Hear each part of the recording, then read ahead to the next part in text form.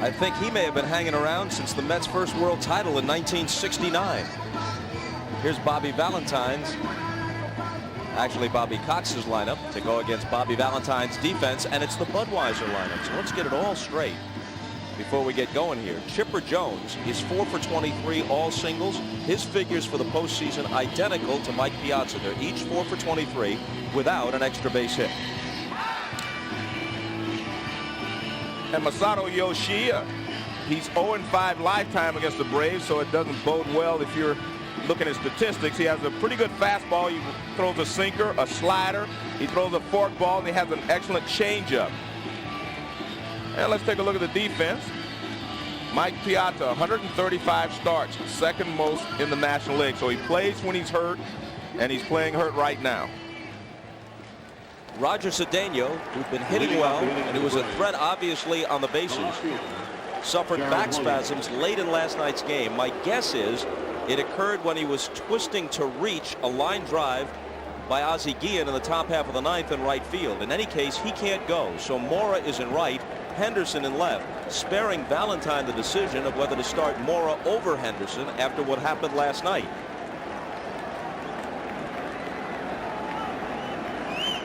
Yoshii works to Williams and starts him with a strike. The plate up is Jerry Lane. At first, Jerry Crawford. At second, Ed Montague.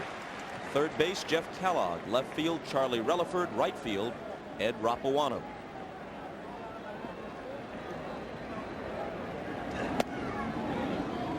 Each of these teams is hitting under 200 in the series. Atlanta, as a matter of fact, has hit 107 in the 2 games at Shea Stadium.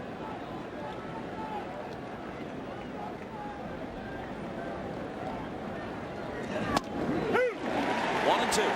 Let's take a look at the scouting report on Masato Yoshii.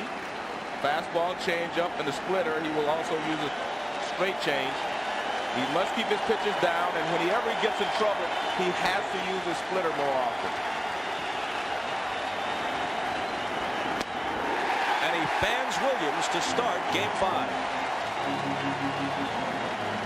Very good pitching there by Yoshii.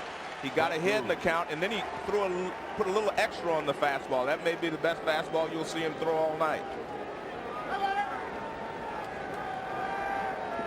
Yoshii is 34 years old, born in Osaka, Japan, resides now in Tokyo, pitched 13 seasons in Japan before coming to the Mets last year. 12-8 this season. Tell you what, he's feeling good, Bob. He's throwing the high fastball, 91 miles an hour on that fastball, up in the zone to Brett Boone.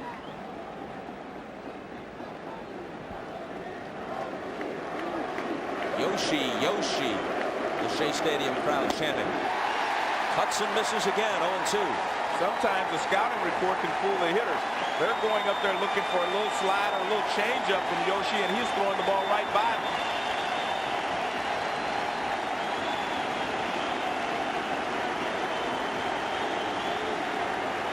And his 0-2 to Boone. Misses outside. A good day for hitters because it's overcast. Ordinarily in the fall, late afternoon especially, you get the shadows across the field. Not the case today.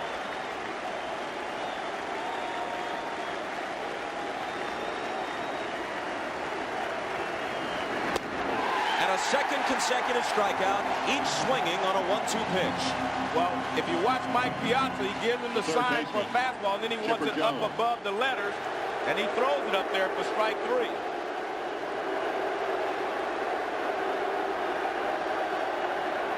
Two Ks in place already. And how they'd love a third here if the victim could be Chipper Jones.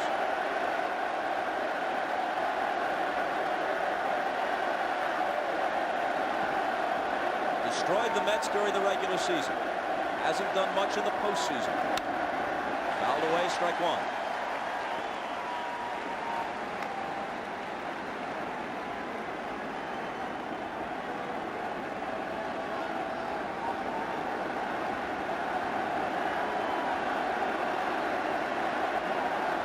I felt that Piazza really tried to help Yoshii in the opening game of this series. See how he gives him that high fastball? You can watch his glove, and he'll give him a little extra there, meaning make sure you get it up. Do not let it stay in the middle of the plate, belt high. I think Piazza's catching is actually underrated. His pitch calling. He gets maligned for his defense, but his pitch calling, I think, is very good. And Jones hits the 1-1 pitch sharply. Alfonso smothers it, recovers, and gets it. That's that Met infield, baseball's best. Now a look at the Budweiser starting lineup for the New York Mets. And again, Piazza with figures just about identical to those of Chipper Jones in this postseason. After being robbed by Alfonso, Chipper is now 4 for 24. And Greg Maddux, 19-9, he uses his fastball. Everything works off of his fastball. He throws a lot more fastballs than people realize. He works it left and right. He'll cut it. He will throw the sinker, and he will throw you the changeup quite often. Henderson 1 for 13 without a steal in the series, takes a strike.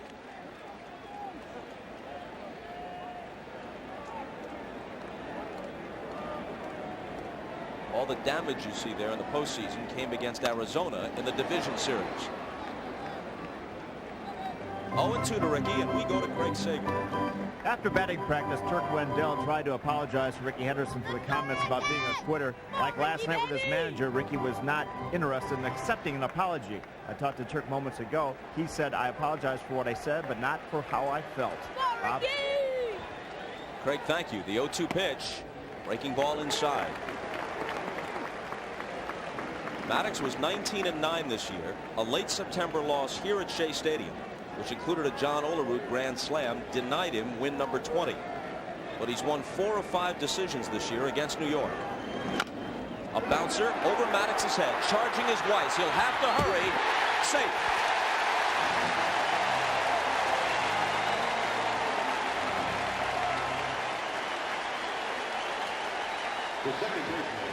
Maddux threw him a sinker. Ricky gets a good start toward first, because watch how he swings at this pitch. See, he's leaning toward first. When he hits it, running down the line, and he beats the throw. Now, and there's Turk Wendell pulling for his teammate. And I'm sure if Turk comes into the ball game today, Ricky will be pulling for him. Provided he's in the dugout or on the field. Wherever he wasn't at the end of the game last night.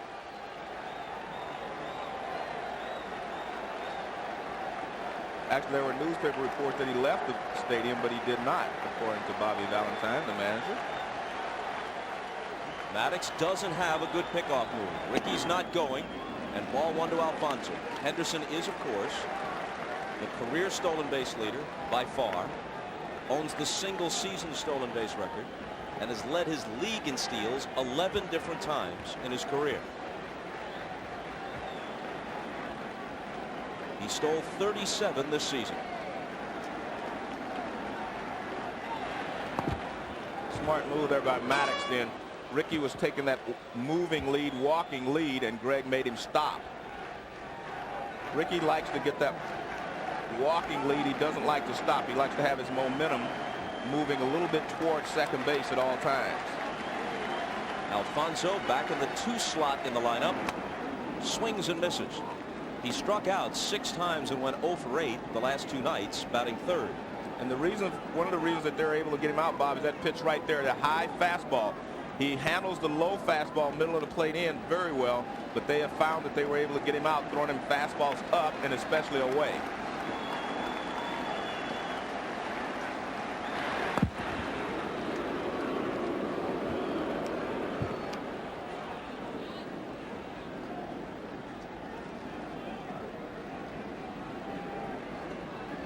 Ricky will be 41 on Christmas Day.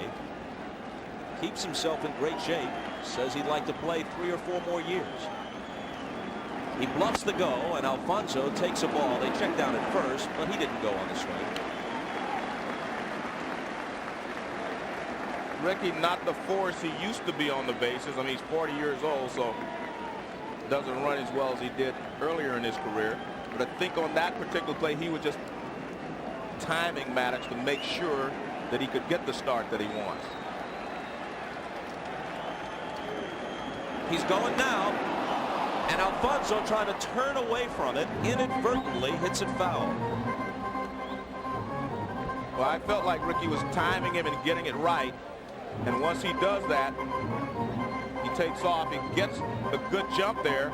See, it's a straight steal because he doesn't even look to see what happens at the plate. And they're trying to keep the ball up on Edgardo, and that one is up and in. He cannot get out of the way. John Olerud, last night's hero, is on deck.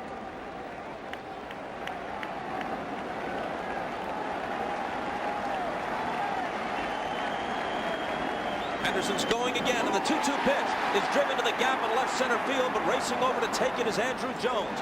Henderson scampering back toward first, makes it.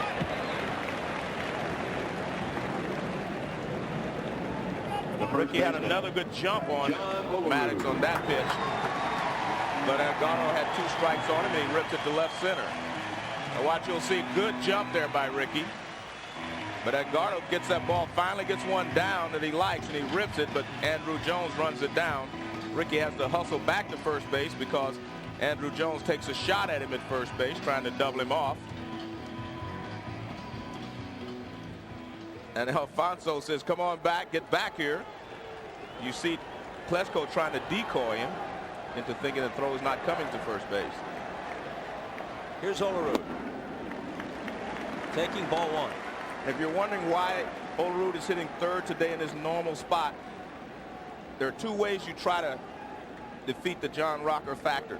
One is to split your left-handers up farther apart in the lineup. The other is to try to have a lead going into the late innings, and that's the tactic that Bobby Valentine chose today.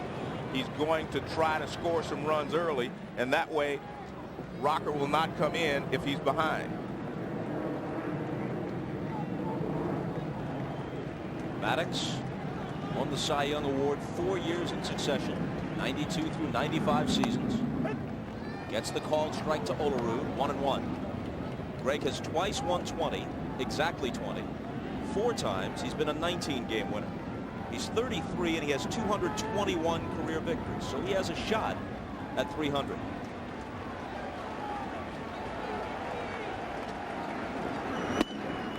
Olerud takes it low. In an offense-happy era, Greg Maddox's career ERA is 2.81.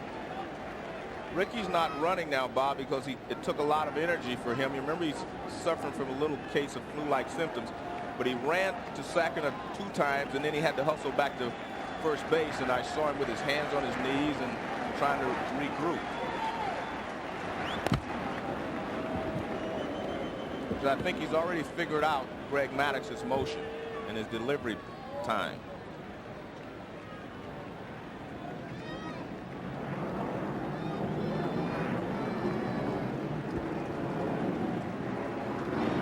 Again, he chases him back. Well, Greg is definitely aware that Ricky's at first base, because I don't think I've ever seen him throw that many times to first base with any base runner.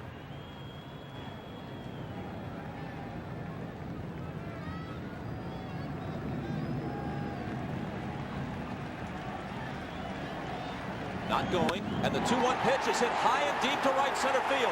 Jordan back to the track. Gone!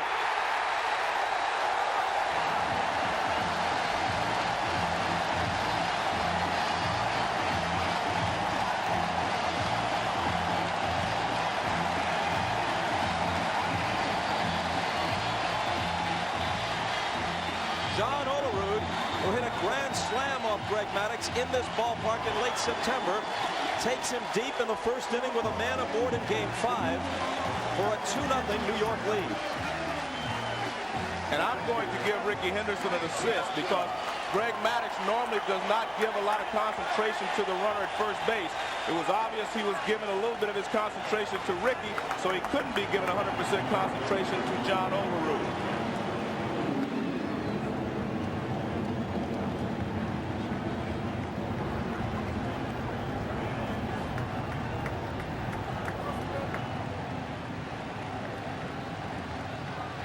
Strike 1 to Piazza,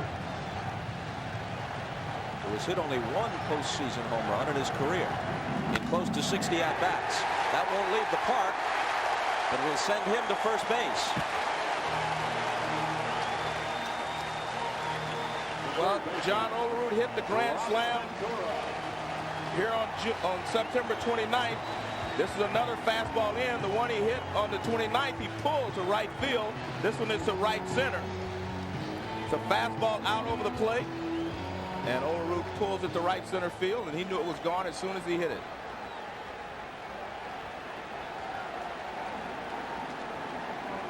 Now Ventura. Still looking to bust loose in the playoffs. Take another look at the home run. Smooth swing there by Olerud, and here's Bobby Valentine. He said, yes, that's what I mean. I want to get a lead here. So I put my third slot hitter back in the proper spot. Ventura pops it up. Into foul ground, Chipper Jones. That's the second out. The right fielder, Melvin Moore. Pitching has been very good in this series, Bob, but these are two pretty good hitting teams, and especially the Mets. So you expect them at some point to break out and score some runs, and today might be the day for both teams to score some runs. The possibility of a Subway Series is still alive, thanks in large part to John Olerud, one of the few New York ball players who at least occasionally rides the subway to the ballpark. Some guys pull up in a limo. He's been known to pull out a token and ride the subway.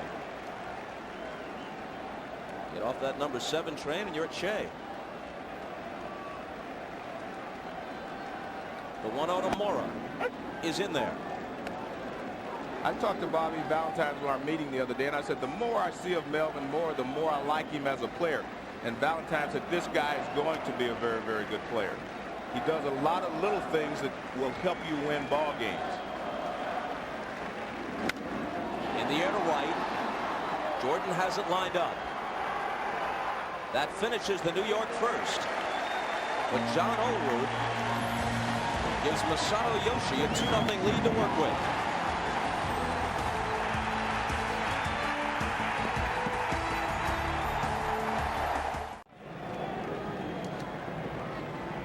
Brian Jordan, who has homered twice in this series, stands in against Yoshi as we move to the second. Strike one.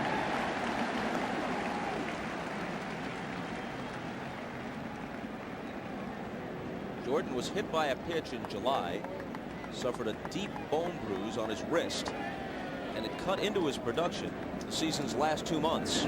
Back in a groove now. Couldn't catch up with the Yoshi fastball. 0-2.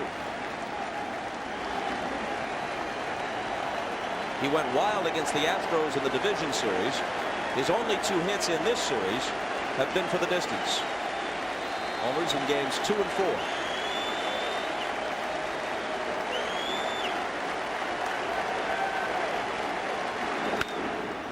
In the air to center, Darrell Hamilton.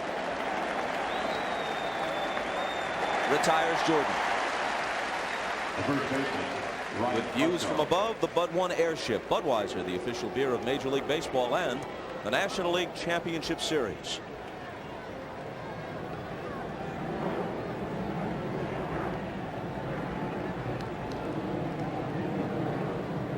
Another packed house at Shea Stadium. There were about 6,000 empty seats for each of the first 2 games of this series in Atlanta.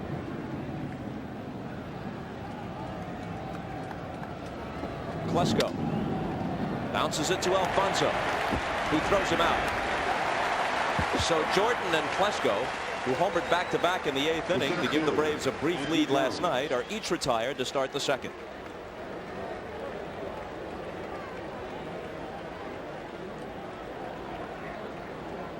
There are many explanations for the empty seats in Atlanta, and we'll see what happens if the Mets win today and we go back there for a game 6, or if the Braves win and the World Series opens on Saturday in Atlanta, in which case I'm sure there won't be a seat to be had. But it's the only one of the 4 parks that hasn't been SRO in the League Championship Series. Yankee Stadium, Shea Stadium, tiny Fenway Park, Scalper's Delight.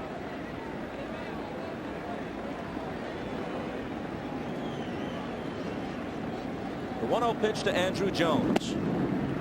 Off speed, inside and low, 2-0.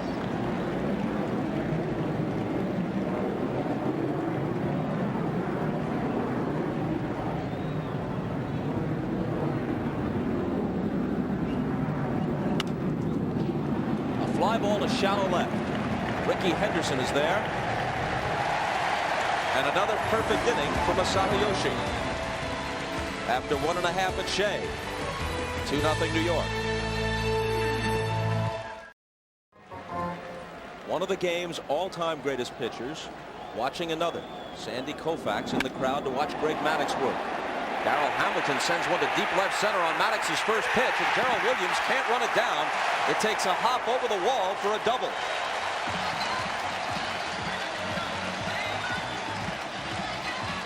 Well, Maddux, who was masterful in 7 innings of work in the opener of this series, has been hit hard so far in Game 5.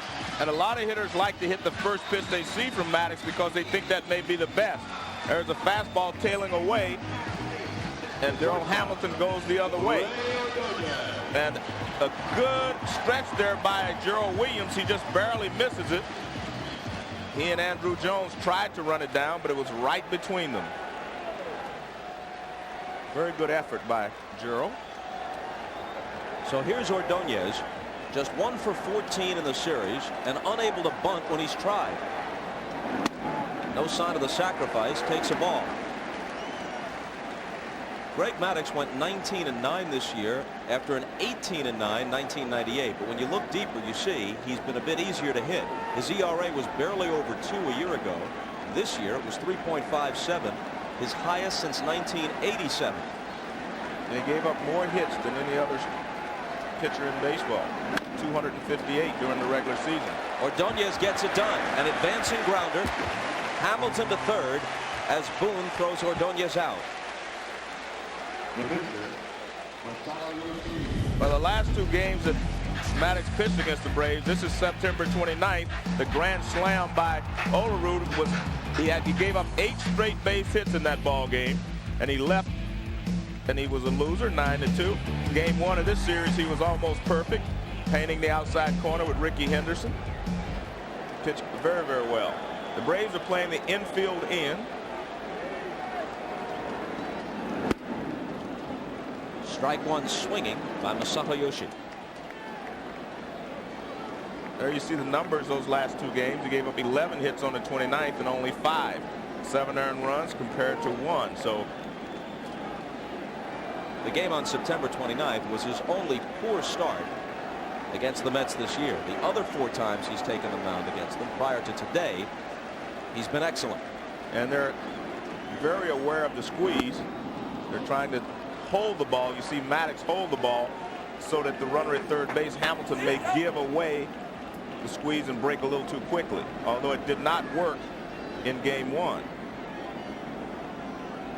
A 2-strike count now, so it's unlikely. But remember also, as you said, Joe, with Yoshi at the plate, they tried the squeeze in Game 1 and Yoshi missed the bunt.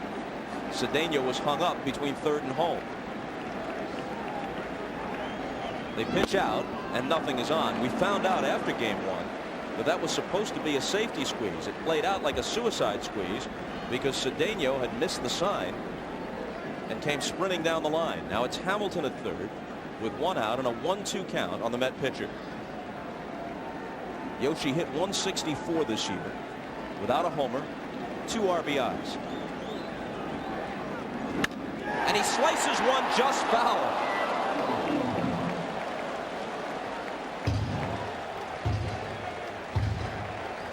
Well, not the pitch that Greg wanted to throw. You can see it's up and in the middle of the plate. He is late on it, but he gets good wood on it.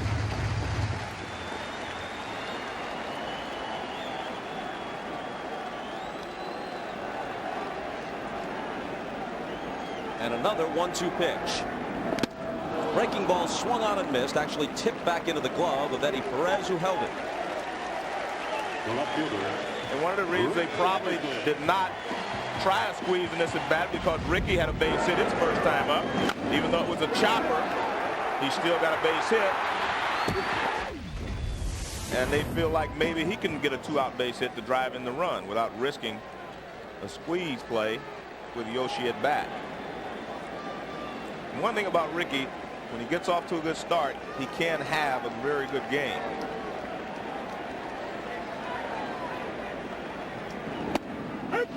He takes a strike.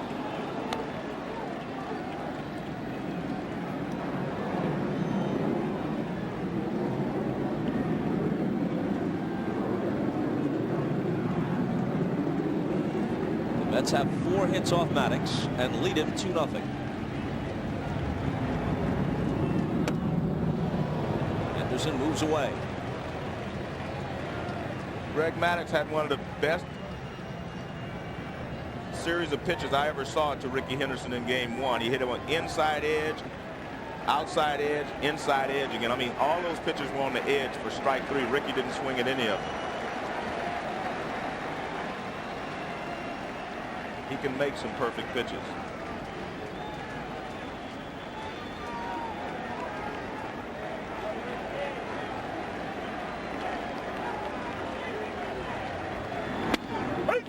One and two. Everything is relative, so we're talking about Maddox falling off slightly from his own lofty standards. But this year, he had his fewest strikeouts in a decade, his fewest complete games in 12 years, the most home runs he's allowed since 1991.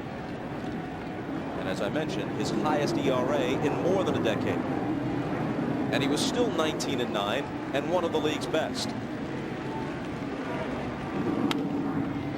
Weiss handles it cleanly. Throws Henderson out, and Hamilton's leadoff double goes to waste. After 2, New York 2, Atlanta nothing.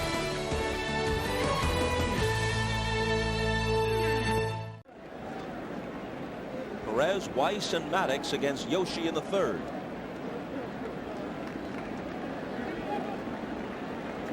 Eddie with 7 homers for the regular season and 2 in this series. Fouls it back. Here's the first of his 2 home runs. Game 1 off reliever Pat Mahomes in Atlanta. And then a huge home run the next day in game 2 after Jordan's homer had tied it at 2-2 with a man aboard. He wins it with this one off Kenny Rogers.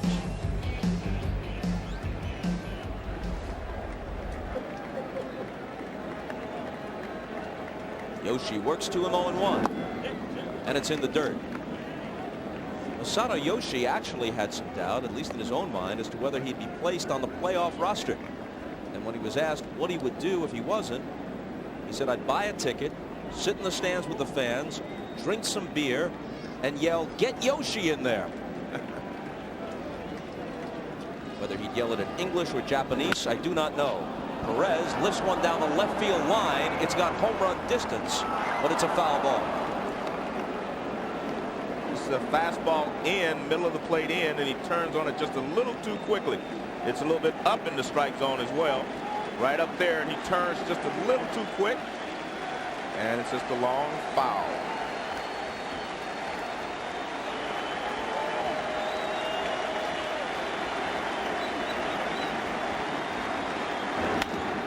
He takes this one to the opposite field, and it will land in there for extra bases. Perez doesn't run all that well. Mora recovers it, fires to second, but he's in there with a double. And as he's running, you can see that his knees are really bothering him. And a catcher with bad knees is probably the worst situation you can have for a player. And you see he's calling timeout. He just wants to stretch his knees. Good pitch actually by Yoshi away and off the plate. He doesn't hit it hard, but he goes the other way with it, and he flips it down the line. Now watch him running. I mean, this just pains you to watch a guy like this run because his knees are hurting him so badly. Look at the grimace on his face, and that is full speed. He doesn't want to slide, and he can't stop. So, but you have to give him credit. He's a warrior. He's in there. He's been in there every day. Javi Lopez is out for the year. Walt Weiss pokes one into center. Darrell Hamilton takes it.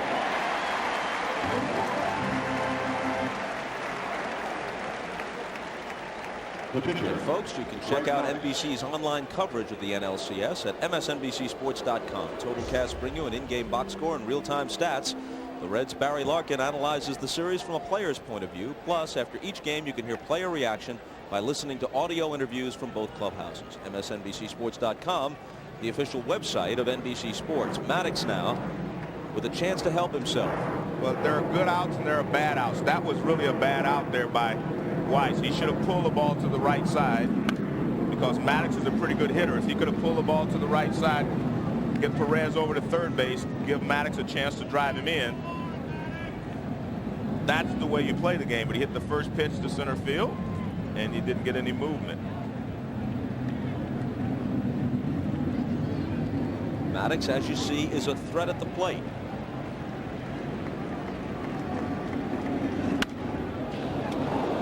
Sends them scattering in the box seats.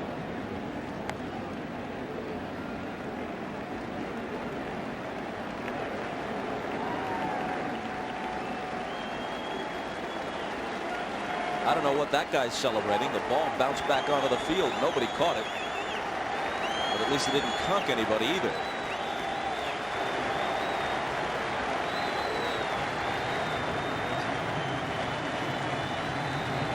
Yoshi's 0-2 to Maddox. High and away. A lot of people were wondering last night about the switch from Wise to Guillen and the ground ball off of Guillen's glove. But we asked Bobby Cox today if he thought Wise would have been able to make the play. And he said they're both about the same as far as range and coverage. So he said he thought Ozzie made a good play on the ball, and he didn't think that Wise would have made a better play. Maddox with a little tap. Piazza lets it roll foul. And that's interesting because he also said that in the minds of some of his coaches, they would actually put Guillen in the starting lineup rather than Wise. He said, you know, they all talk about it because they're very similar. He said, but Wise had a good game, you know, at the beginning of this series, so he stuck with him. But he says that they like Ozzie Guillen just as much as they do Walt Wise. And with Olerud at the plate, with his tendency to go to the opposite field, and with as hard as Rocker throws, you tend to shade people a bit more to the opposite field than you otherwise would. Guillen was way over in the hole and had a lot of ground to cover to get back to the ball, bounced right up the middle. But the problem was he couldn't get his balance to make a dive to knock it down. I think that was the key. If you could have kept it on the infield, it would have been okay. You know, you'd been in a tie ball game.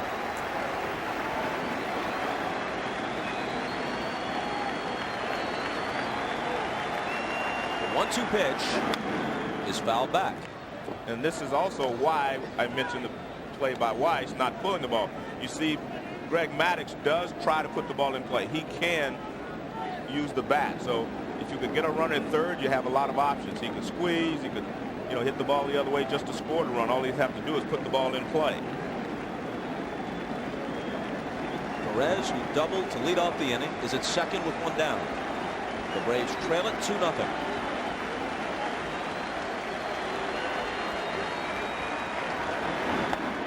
And Maddox strikes out. Piazza has to throw it to first to make it official. Good splitter there by Yoshi.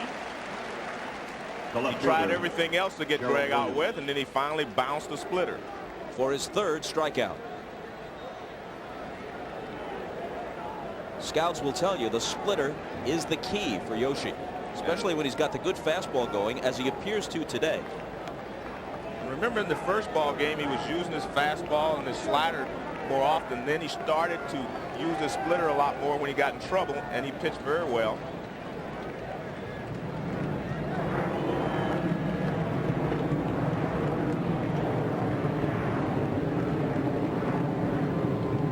Here's Williams, who struck out to begin the game.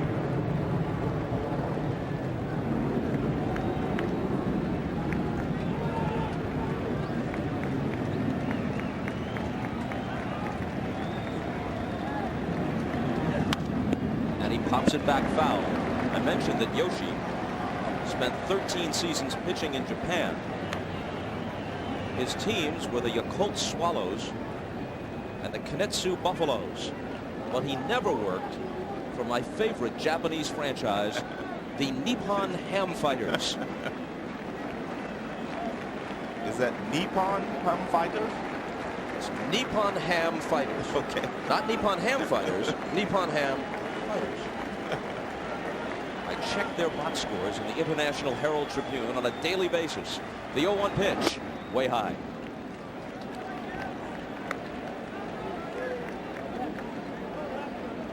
Many of the teams in Japan are named after the company that sponsors them. In this case, Nippon Ham. And then the nickname of the team is the Fighters. And I believe that subject has been thoroughly covered. The 1-1 pitch inside.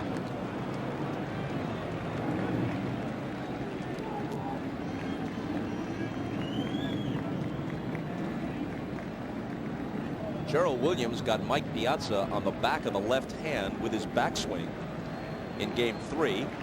Mike had to have the hand x-rayed. The x-rays were negative. And 3-1. So on top of it all, you know, you have Piazza with a bad knee, a bad thumb. He gets walloped by Boone in a home plate collision. He gets his hand cracked by Gerald Williams. You want to grow up to be a catcher? No.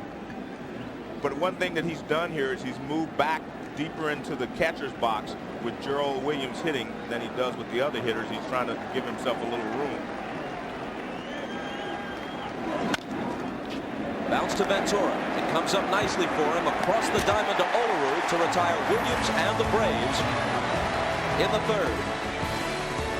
Still 2-0 Mets.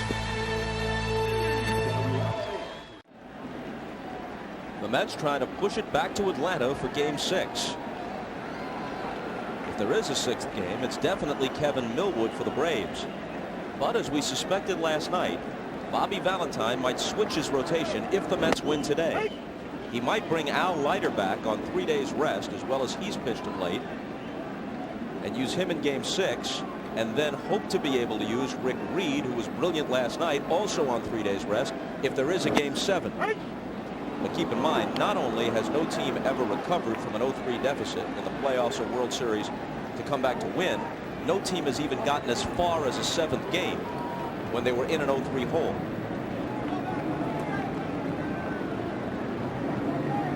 The 0-2 pitch, and Alfonso bounces it foul. In fact, there's been only one team in Major League history that forced a 6th game after being down 0-3. And it was these Atlanta Braves last year.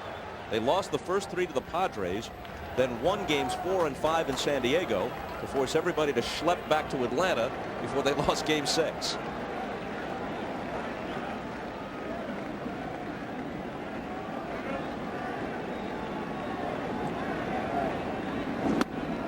And Alfonso fans. Second strikeout for Maddox. The first baseman. And from high above, as you know, aerial coverage from the Bud 1 airship. Budweiser, the official beer of Major League Baseball, and the National League Championship Series.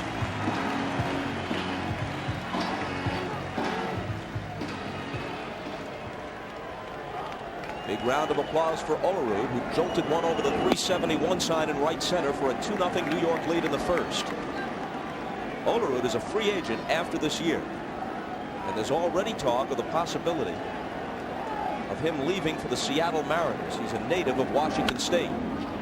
Klesko underhands it to Maddox, and Olerud is gone.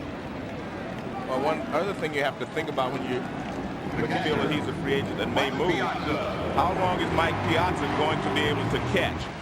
And first base would be a natural position for him to move to. So if they're not able to sign John Olerud, they may bring another first baseman in, but Piazza would start to gradually take some time off from catching and play first base. So the Mets have big decisions to make in the offseason. 2 quick outs in the New York 3rd, and ball 1 to Piazza. He grounded a sharp single to left his first time up. Bob, I just went back through my book, and Edgardo Alfonso is really struggling. He has struck out 7 of his last 9 at bats.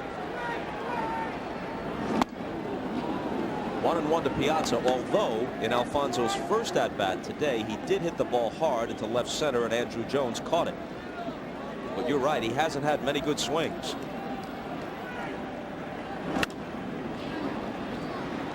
A ball and 2 strikes. And the way he was swinging the bat at the beginning of this series, I mean, you would never think that he would fall into that type of a slump. Most baseball historians say that Mike Piazza, the guy at the plate right now, is the best hitting catcher in baseball history. Not the best with the glove, but the best hitting catcher. But in the postseason, be it with the Dodgers or Mets, he hasn't been able to do it at the plate. And he sits down, strike 3. 2 Ks in this inning for Maddox. It remains 2-0 New York.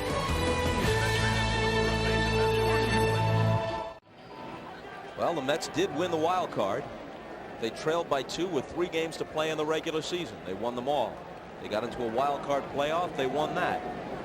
So what they're trying to convince themselves of now is, why shouldn't we be the first team to come back from the brink down 0-3 and advance to the World Series? And Bobby Valentine's feeling is that eventually somebody will. So why not be the Mets? Brett Boone struck out in his only at-bat so far, and he takes a ball. If they do it, they will have to win games started by Smoltz, Maddox, Millwood, and Glavine. If it goes as far as 7. But the one thing that they have in their favor is that the Braves hitters are not hitting well, Buck. You put too much pressure on your starting pitchers just to have to pitch a shutout. I mean, the Braves are a team that's, if they're going to go deep into the playoffs, they're going to have to start getting a little better offense from their hitters. In left field, Ricky Henderson misjudged it, and it sails over his head. On his way to second is Boone. A leadoff double. We have seen balls take off in these gaps. Yesterday we saw a ball hit by Oz again to right field, but Cedeno was able to backtrack quick enough and make the play. Watch what happens here with Boone. He rips his ball hard. It's a line drive. Ricky actually started to cut across, and the ball just sailed over his head. Now watch, Ricky goes this way first and then has to go back, and he can't get back there quick enough. As I said, Cedeno misjudged one yesterday, but he was quick enough to get back and make the play.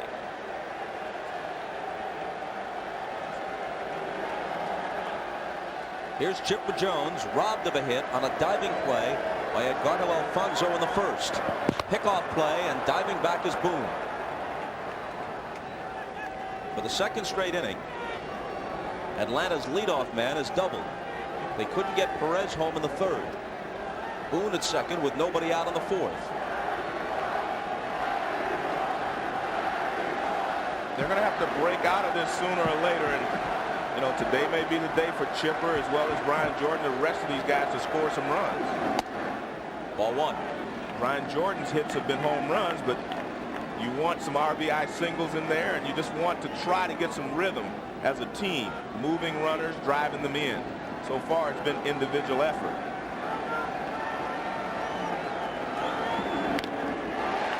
A ball and a strike to Chipper Jones. 45 home runs for the regular season and a batting average of .319. He also walked 126 times.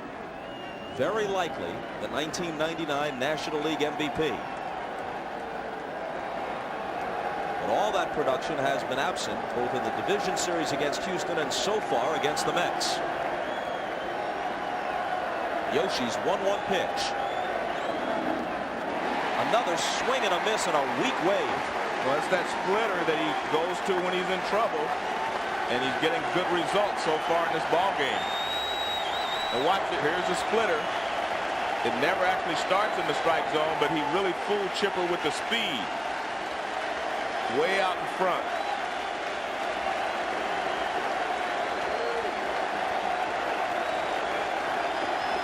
So Yoshi has enough hop on it today to throw it past you upstairs, and then the bottom drops out on the splitter.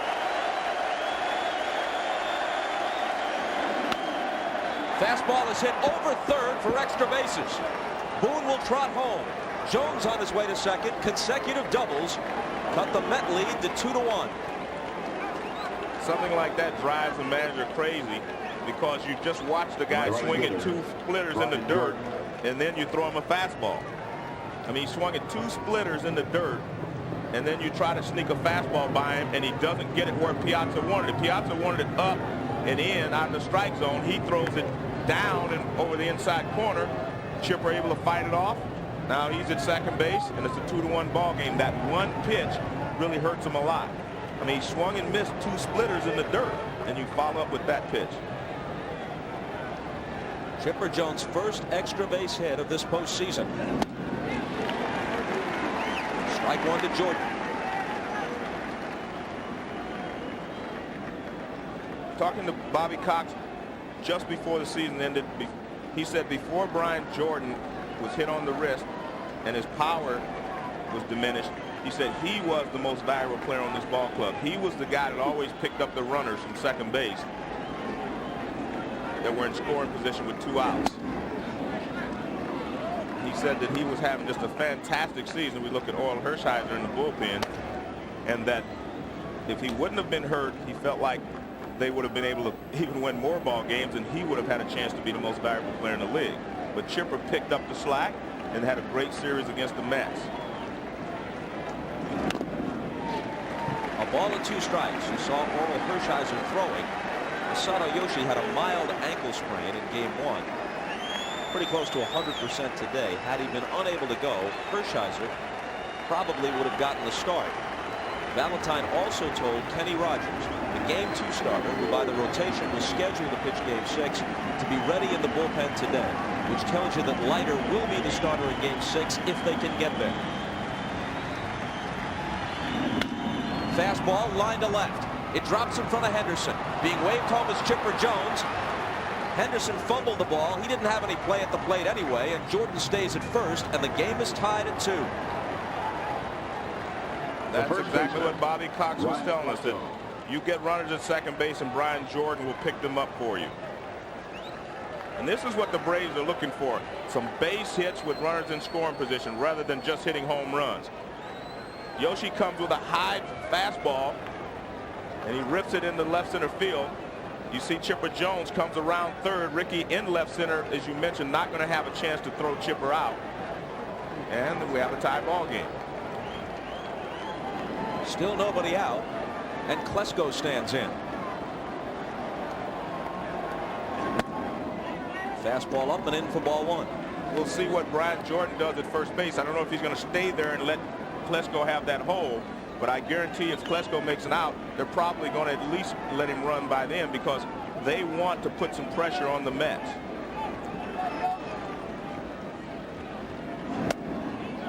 Two and 0.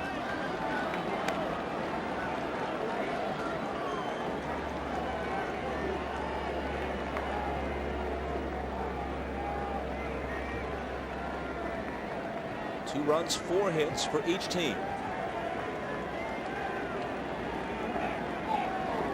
Jordan at first, nobody out. And the 2-0 to Klesko. Way high, 3-0.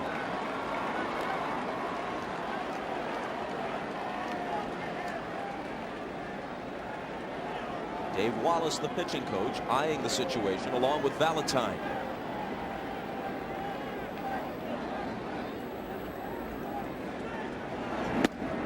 Klesko takes a strike.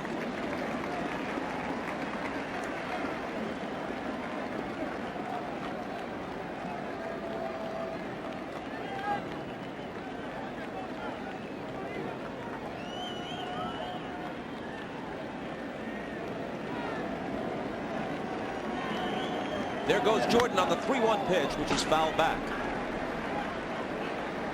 Piazza looked like he got hit again. On the backswing. Had to be. Well, what happens when a runner takes off, the catcher actually moves forward.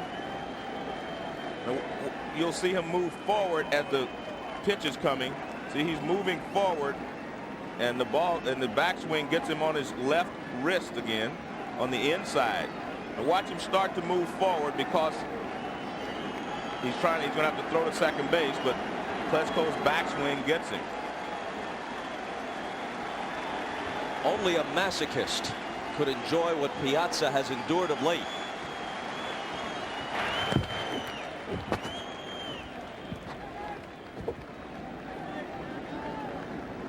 There isn't enough armor in the baseball world to fully protect the catcher from the hazards of his trade.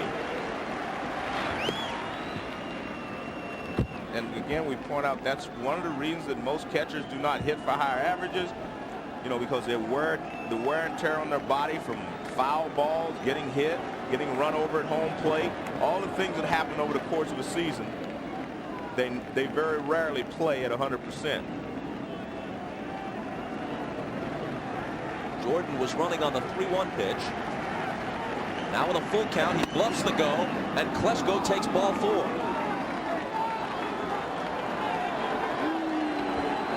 So Boone doubled. Jones doubled him home. Jordan singled Jones in to tie it, and now Klesko has walked.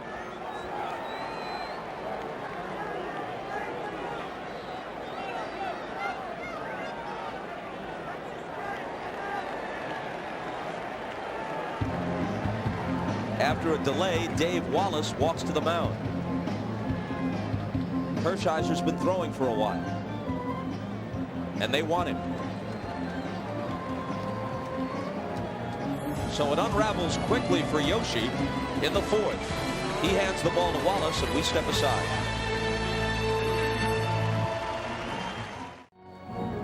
Get a ground ball here, we'll get out of it. Well, that's the plan for Dave Wallace, the pitching coach, and Orel Hershiser. The last time Hershiser faced the Braves, he was the starter here on September 28th. He lasted a third of an inning, gave up 5 hits, 4 runs, and took a very early shower. But what he does have is a good sinker, and that's what they need here. They need the ground ball here.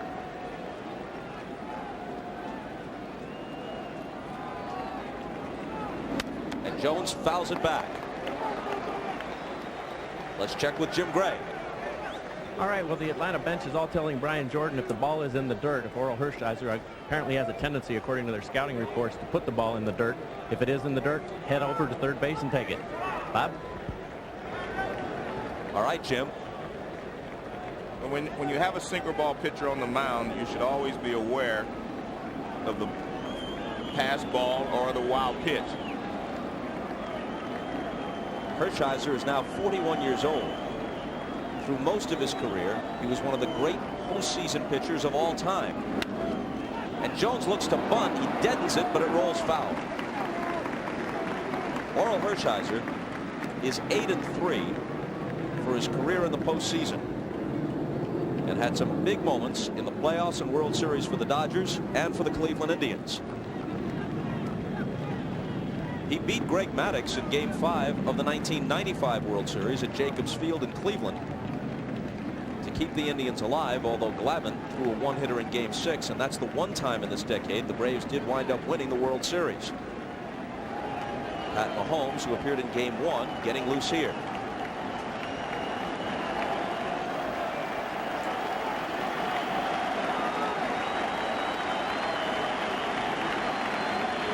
Jordan at second, Klesko at first. 2 already home in the fourth. Still nobody out. And Hershiser steps off. The Bulldog was the MVP of the 1988 World Series. The Dodgers upset the Oakland A's in 5 games, and Hershiser won 2 of them, including the Game 5 clincher. A foul ball that caught the umpire, Jerry Lane. Well, Piazza certainly can empathize. That is no place for the timid back of the plate.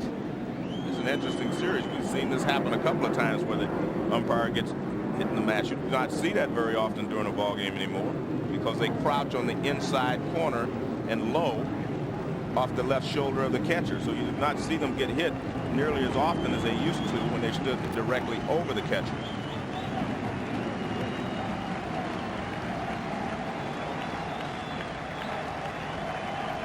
Another 0-2 pitch. Struck him out.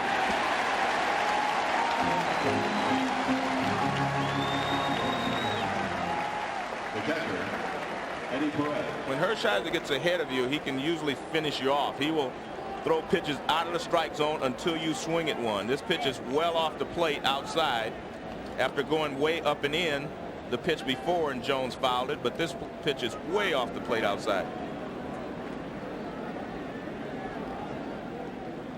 So he fans the first man he faces. One of the Mets' concerns about Hershiser is that in the last 2 weeks, he's worked only 1 inning of relief, and that was kind of a mop-up appearance in a game they had easily won against Arizona. His last start came on the final day, at least the scheduled final day of the regular season against the Pirates, and he pitched very well for 5 1/3, gave up just 2 hits and 1 run. Put them in position to win, which they did, and tie the Reds for the wild card. But he's thrown only 1 inning since then. Perez very slow. If he hits it on the ground, they can double it. A ball and a strike.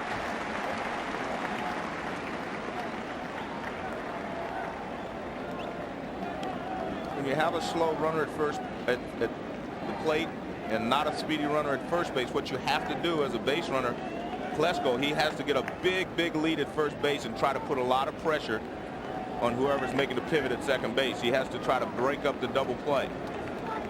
And you'll see that he's able to get a big lead because Olerud is way back. So he can take as much as he wants.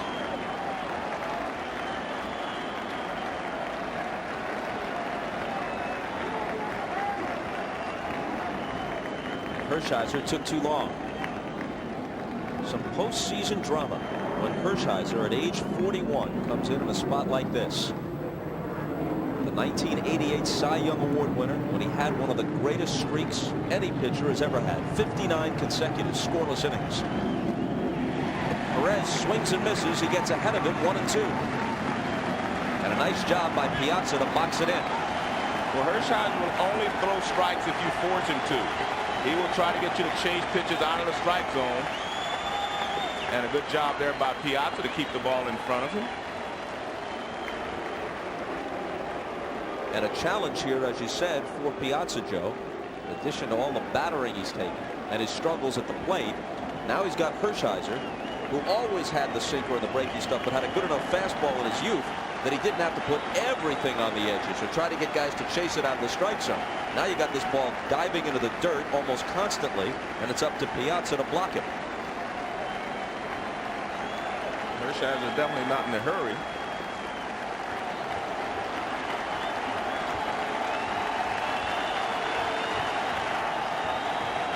Jim Gray tells us they're yelling at Hershiser from the Atlanta dugout, throw the ball, but he's in no hurry.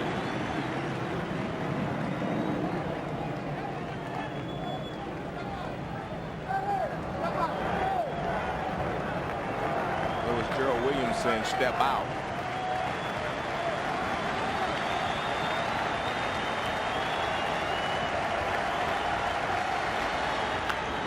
And Perez squibs it foul. They usually yell a few choice things like, if you're afraid, let somebody else pitch. Throw the ball. I mean, they give you a lot of razzing from the dugouts. And if they think that's going to bother the 41-year-old Bulldog, they ought to think again. Probably make him slower. He's been through the wars. I think it was John Heyman of Newsday who said Hershiser used to be able to throw smoke. Now he does it with smoke and mirrors.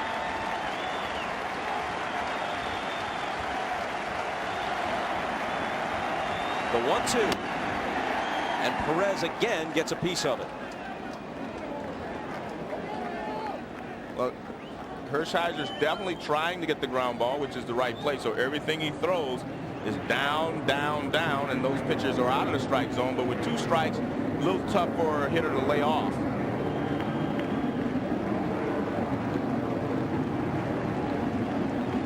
Hershiser seems to be enjoying himself with a smile playing at the corners of his mouth. Going to the full bag of tricks. And locked up with another Cy Young Award winner. Hershiser and Maddox have the ball now.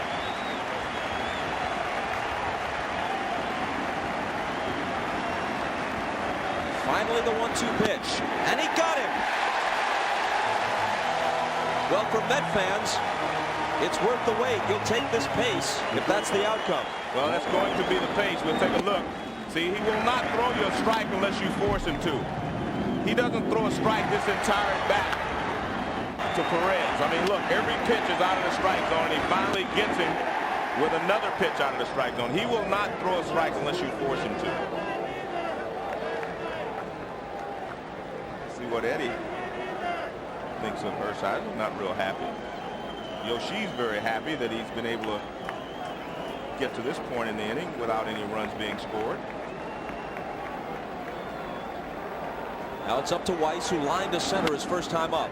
A bouncer, Olerud backtracks, Hershiser covers, and they're out of the inning.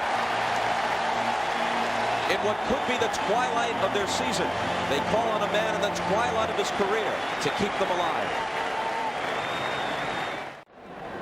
Here's Orel Hershiser. He went in. That little wink is for Dave Wallace, the pitching coach, letting him know I'm on my game today. Ball 1 to Robin Ventura. So the Braves got Maddox even. But Hershiser came on with 2 on and nobody out and got the Mets out of the inning with no further damage.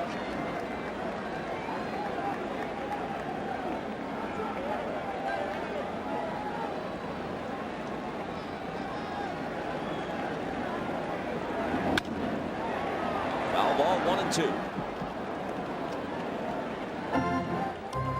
0 for 13 the entire series for Robin Ventura. That counts as 1 at 12. bat today. Yeah, before today, and he's 0 for 1 in this ball game. 2-2 the count. With his loss in the division series against the Astros and his win in the opener of this series against the Mets, Maddox is now just a game over 500 in the postseason for his career at 10-9. A bouncer to Boone. And Brett throws Ventura out. Coming up on NBC.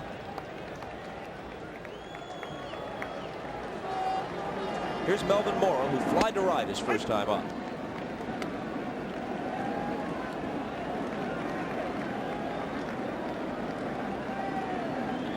Mora in right field today for Roger Cedeno, who was scratched with a bad back.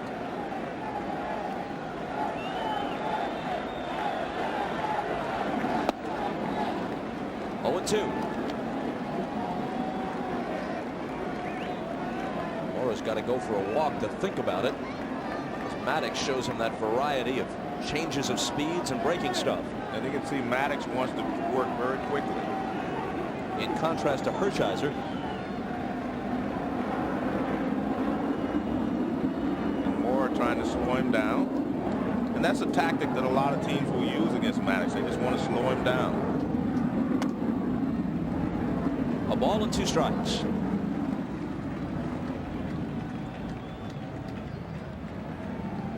Roger Cedeno, we're told, is not even on the Met bench.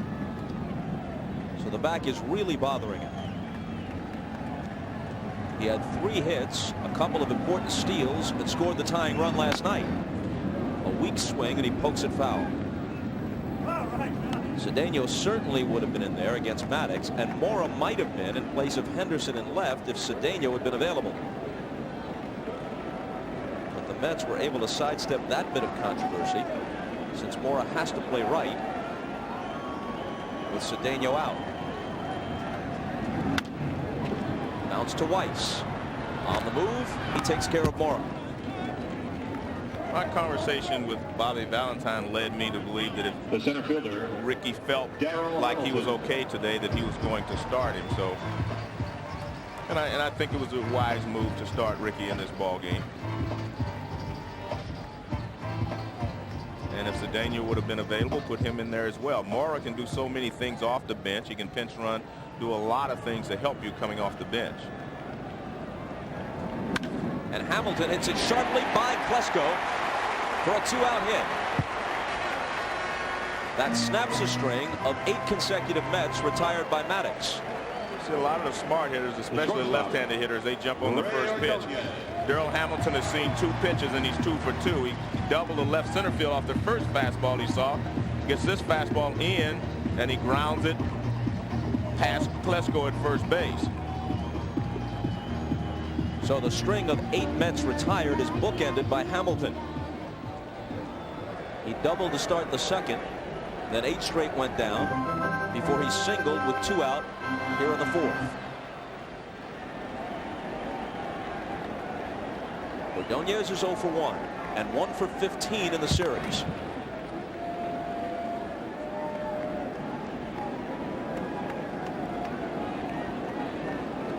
Ordonez's inability to come through has really hurt the Mets. Yesterday, for example, the number 7 slot went 3 for 3.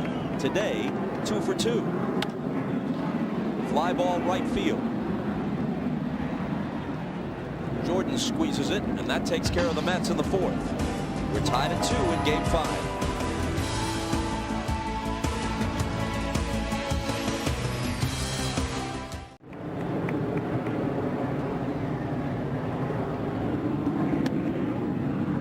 Ball 1 from Hershiser to Maddox as we move to the 5th. Tied at 2. Greg struck out his first time up. That was against Yoshi. 1-1. Prior to this postseason, Hershiser had not had a relief appearance in either the regular season or playoffs since 1989.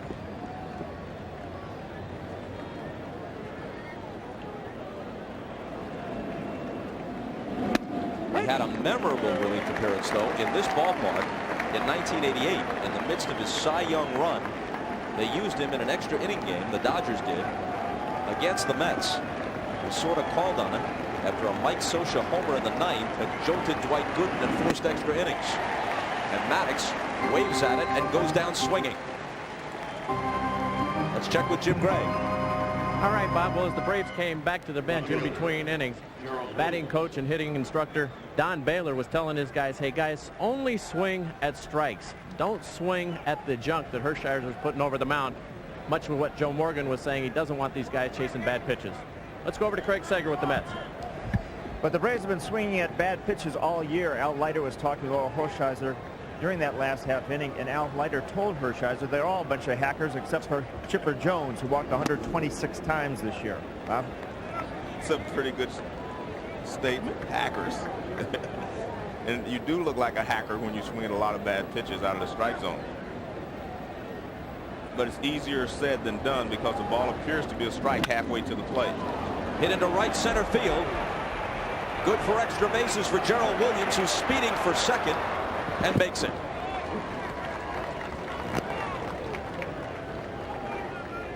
So Hershiser had retired the first 4 hitters he faced. Now a 1-out double by Gerald Williams. Well, this pitch is up a little bit. He has not been throwing strikes to any of the hitters. That's a strike. You see where it is, belt high, and that's what you have to do. You say, I'm going to make this ball start above the belt or else I'm not going to swing. That one starts about belt high and it remains a strike, and Gerald Williams finds a gap in right center field.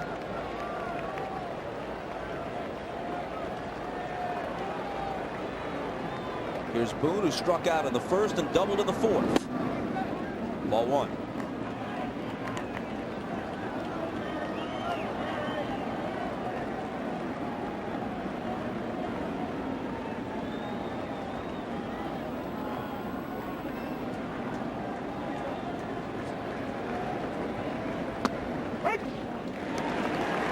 A called strike, and Boone doesn't believe it.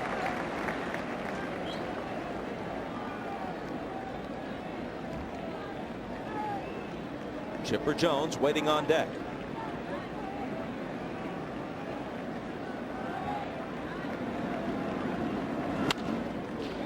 Fouled off 1-2. For the year, Brett Boone hit .252. He has some power, 20 home runs. Although these days, just about anybody who gets 500 to 600 at bats ought to hit 20 home runs by accident.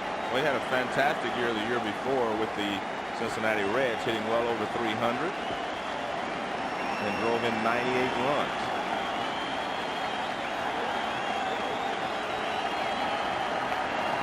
Hershiser's 1-2 pitch swerves outside. Do you know that this year in Major League Baseball, Dennis Cook, the veteran lefty getting ready, there was 1 homer hit for every 30 at-bats. That includes scrubs, pitchers in the National League. That means that if you get 600 at-bats and you're just an average player, not even a regular, do the math. That's 20 home runs for the season. The 2-2. Full count. Glad you did the math because I didn't have 600 fingers.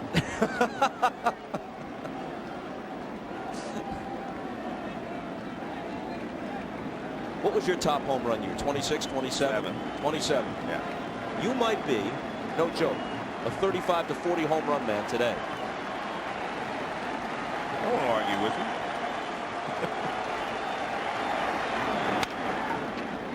Ventura looks Williams back to second and throws across to get Boone. As Chipper Jones approaches the plate, I thought his last at bat was a key at bat in this ball game so far. Now watch how Yoshi gets ahead of him with a splitter right there. Another splitter. Now he tries to get a fastball by him, and that's not a good sign. I mean, he's late on it because he wasn't looking for it, but he still was able to get it inside the back for a home for an RBI. And now they're going to walk him in a tie ball game and pitch to Brian Jordan. This actually surprises me. You would think that Hershiser would try again to get him to chase something out of the strike zone. But Bobby's decided, hey, I saw enough of this guy in the series down in Atlanta, and I'm not going to take a chance. Well, a number of teams have tempted fate by walking Chipper Jones and then dealing with Brian Jordan. And often Jordan has made them pay.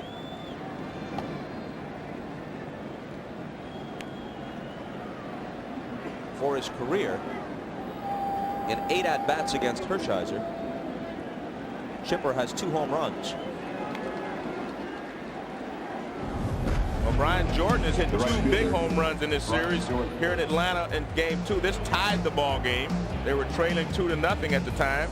Last night they were down 1-0 when he hit this home run to tie the ball game in the 8th inning. And they're at the mound discussing exactly how they want to pitch Brian Jordan. You heard Craig Sager's report from the Met dugout a while ago that Al Leiter was saying that with the exception of Chipper Jones, they'll all swing at stuff outside the strike zone. Yet another reason, coupled with the fact that Jones, despite his recent slump, has been the most productive Atlanta hitter and a switch hitter from the left side against a righty, and his own personal history against Hershiser, which includes 2 homers and 8 at-bats.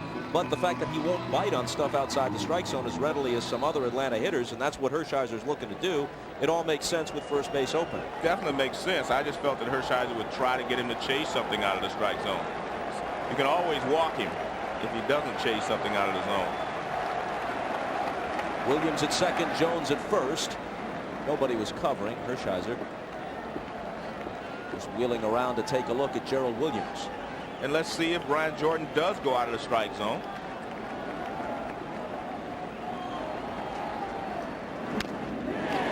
Strike 1 on the foul ball. Jordan has 12 career at-bats against Hershiser with 4 hits. None of them a homer.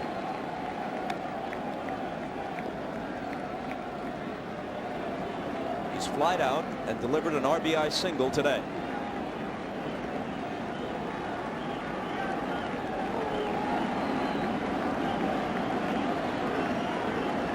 Hershiser trying to preserve the 2-all tie and gets ahead of Jordan 0-2.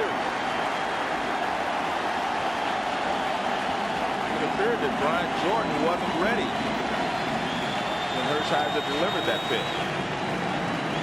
Good pitch by Hershiser. Now he's ahead 0-2. He can try to get him to chase something out of the strike zone.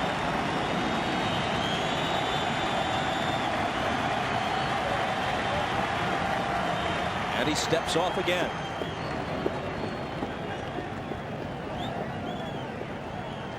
Time of games is a concern for the commissioner's office, but in a situation like this, it is not Hershiser's concern. And he does get Jordan to chase one. It might have been off the outside corner. And Hershiser's out of the inning.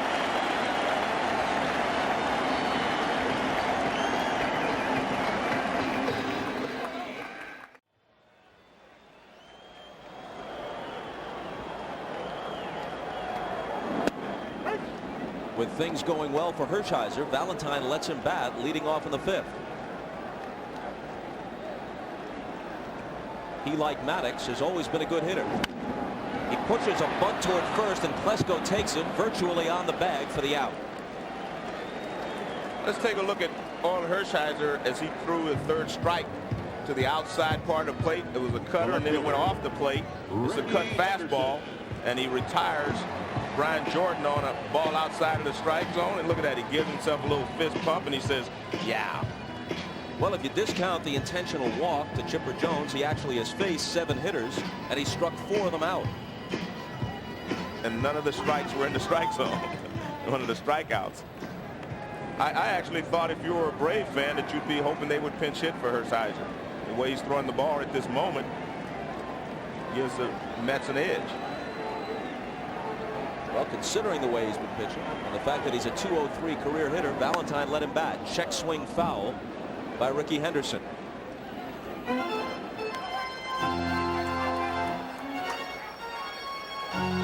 Mets are in a situation where They have to watch him very carefully, though, this late in the ball game, because you do not know when he's going to run out of gas. He hasn't pitched in a while, so you just do not know how much stamina he has for today's ball game.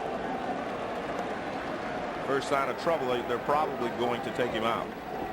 Hershiser seated alongside Piazza, one-time Dodger battery, reunited with the Mets. The 1-1. 2 balls and a strike.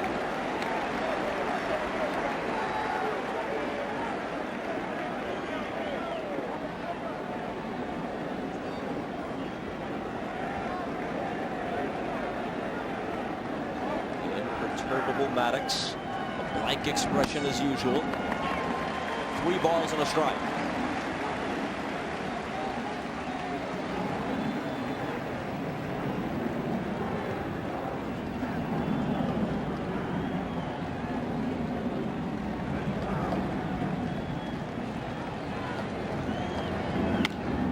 Ricky bounces it foul, full count. Let's check with Craig Sager. Well, Bobby Valentine obviously would like to lose Roger Cedeno with his speed or pinch hitting in this game. He has joined the rest of his teammates in the dugout, but he just told the manager that he would not be available to pinch hit. Well, if the Mets win, off day tomorrow, game 6 would be Tuesday in Atlanta. Roll toward the middle, White's to his left. Pegs it to Klesko to get Ricky. And Greg Maddux is so good. I mean, he can even get Ricky Henderson to go out of the strike zone. Ricky has one of the best eyes in all of baseball. Now watch this pitch just off the plate, just close enough that Ricky has to go get it. See, it's a little sinker outside, but Ricky says, I've got to go get that. And you can see he has an off-balance swing. Watch, you'll see this is off the plate outside, but Ricky has to go get it because he knows that Greg usually hits the outside edge. And this one is lined to center. It drops for a hit. A 2-out single for Alfonso. And he's 1 for 3.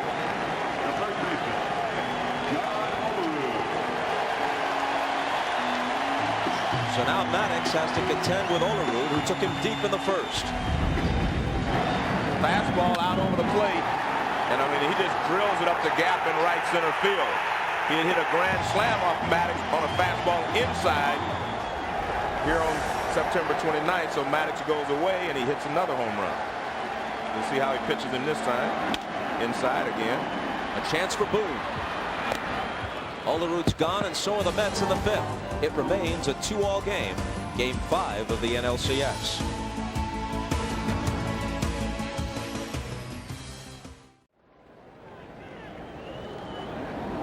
Whitestone Bridge in the distance. Darkness settling over Shea Stadium. The lights have been on for a while. Some rain in the forecast. We haven't experienced any yet. 2-2 game as we go to the 6th. Hershiser to Klesko for ball 1. We received word that it's at least sprinkling in Manhattan. We haven't experienced a drop yet in Queens, but it could be on its way. Broken bat roller, foul. Well, Orel Hershiser is never going to get into a hitter. You just have to force him to throw a strike. He was up and away with a fastball out of the strike zone. Then he comes off the plate with a cutter inside, and Ryan Klesko breaks his bat.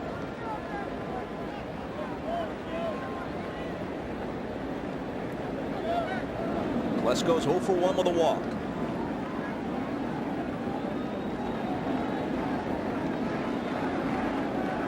Homers in the regular season. An 8th inning blast last night off Rick Reed that gave the Braves a brief lead. Ball strike 1 and 2.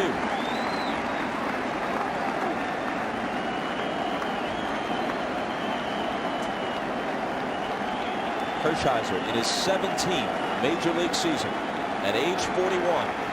Dueling now with Maddox. 2 and 2.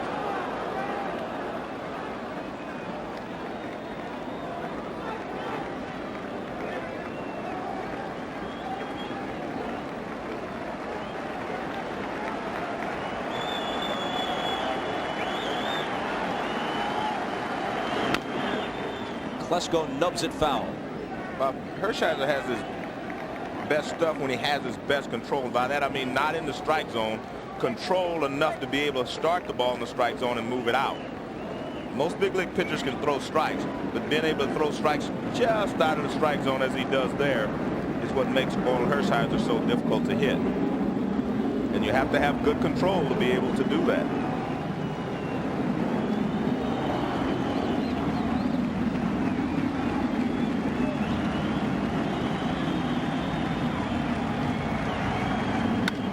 Hits sharply. Olerud has it handcuffed him. Alfonso picks it up. Hershiser covers, but the toss pulled him off the bag.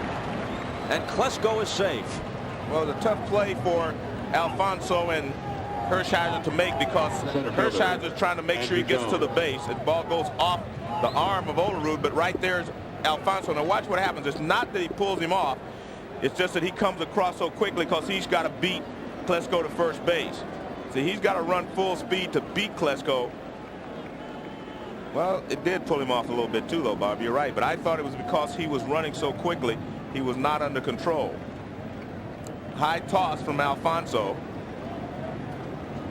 And Hershiser barely off the bag, but his momentum just carried him right off the bag. E3. Jones looks to bunt. It's a beauty. Picked up by Ventura, who throws him out as Klesko takes second. Catcher, Eddie Perez. Good job. This sacrifice here by Andruw Jones when called upon. I mean, pretty good bunt. Good play here by Ventura. I mean, to get in that quickly and to throw Jones out at first base.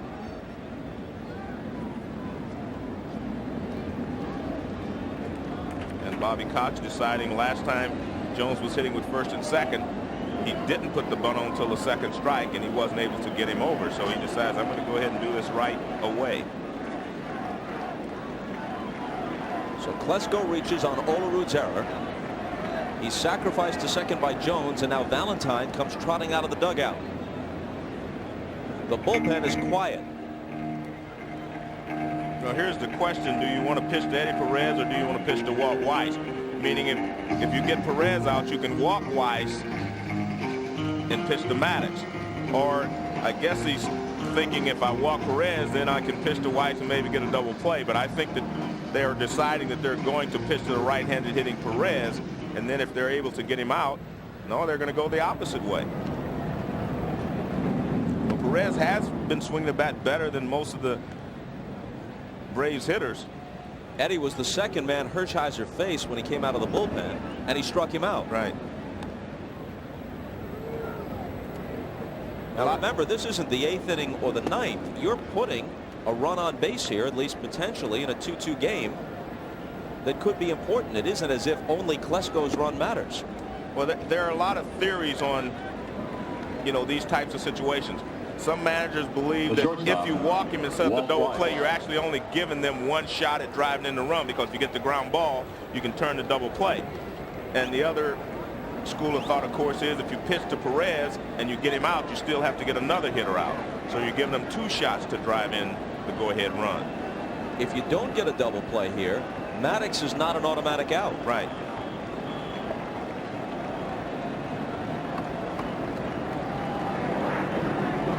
All right, so here's Weiss. He's lined to center, grounded to first. Ball 1. Most of the time you would do it the opposite. You'd pitch to the right-handed hitting Eddie Perez and try to get him out, and then you'd walk the left-handed hitting Al Weiss and then pitch to Greg Maddox.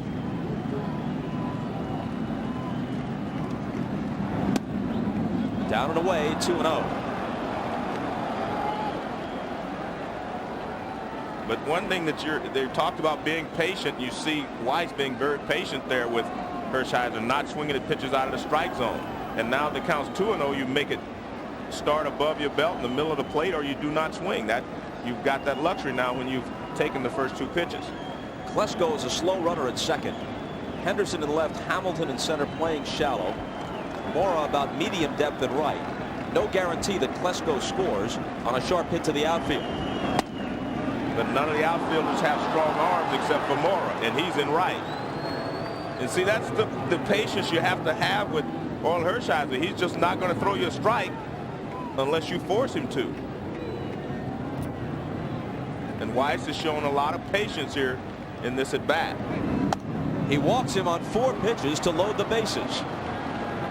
So a quite unintentional walk following the intentional free pass to Perez. The pitcher. And the one thing that Greg Maddux did last time that I like, he squared around to bunt, which means you're not going to swing at a bad pitch. He was trying to force Hershiser to throw him a strike. And if you do that in this situation, they may think it's a squeeze, and he may throw it out of the strike zone. Ricky Henderson's buddy Turk Wendell gets up, and some light rain begins to fall.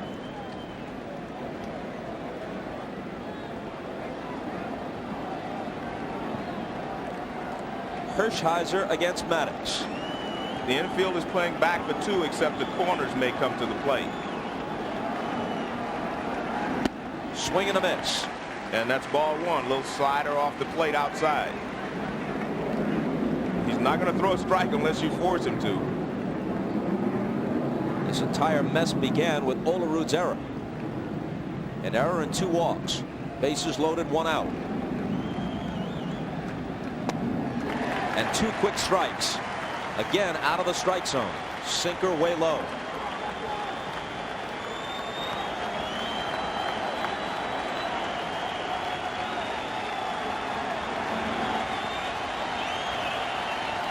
Gerald Williams on deck. Hershiser needs the strikeout. And Maddux hangs in. Piazza gets it again, but just a glancing blow. That's nothing compared to the punishment he's come to expect. Yeah, this one is like nothing. Just a little flicker off the mask.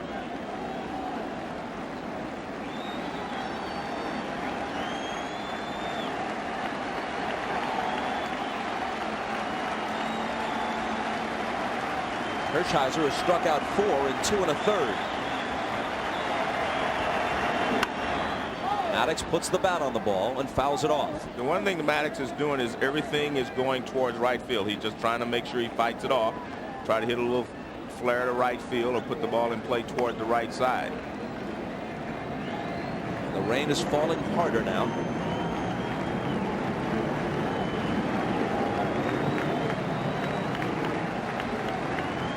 Maddux and Hershiser with so much in common. Not only has each been a great pitcher, they're excellent all-around athletes. They're both good hitters. They both field their position well. They're both as crafty as they have been talented. And now with the game on the line, the Bulldogs 0-2 pitch. And he serves it down the right field line, and it lands foul. And you see the difference here in this inning in Hershiser when he pitched in the last inning with runners in scoring position. He's not throwing the ball where it's hitting the ground. He's throwing the ball just trying to get him to chase something out of the strike zone. You see it curves foul because there's a runner at third. He has to be careful of the wild pitch.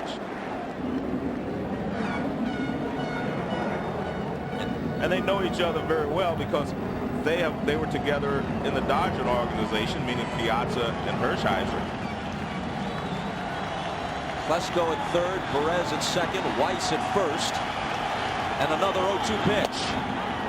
Taken for ball 1, and it didn't miss by much. Well, he tried to go upstairs, tried to throw it out of the strike, or get him to chase something upstairs, because that's easier to catch than the one that might bounce in the dirt. So he goes upstairs, which is very unlike Hershiser. He normally, as a hitter, you look down in the strike zone. You do not look up in the strike zone. Of the 3 base runners, only Weiss runs even fairly well. And another foul ball from Maddux. Great job by Greg Maddux, just fighting to stay alive and hope that he may get a pitch that he can put in play. Klesko at third. Perez at second. Weiss at first. Glenn Hubbard, the first base coach. Ned Yost coaches at third for Atlanta.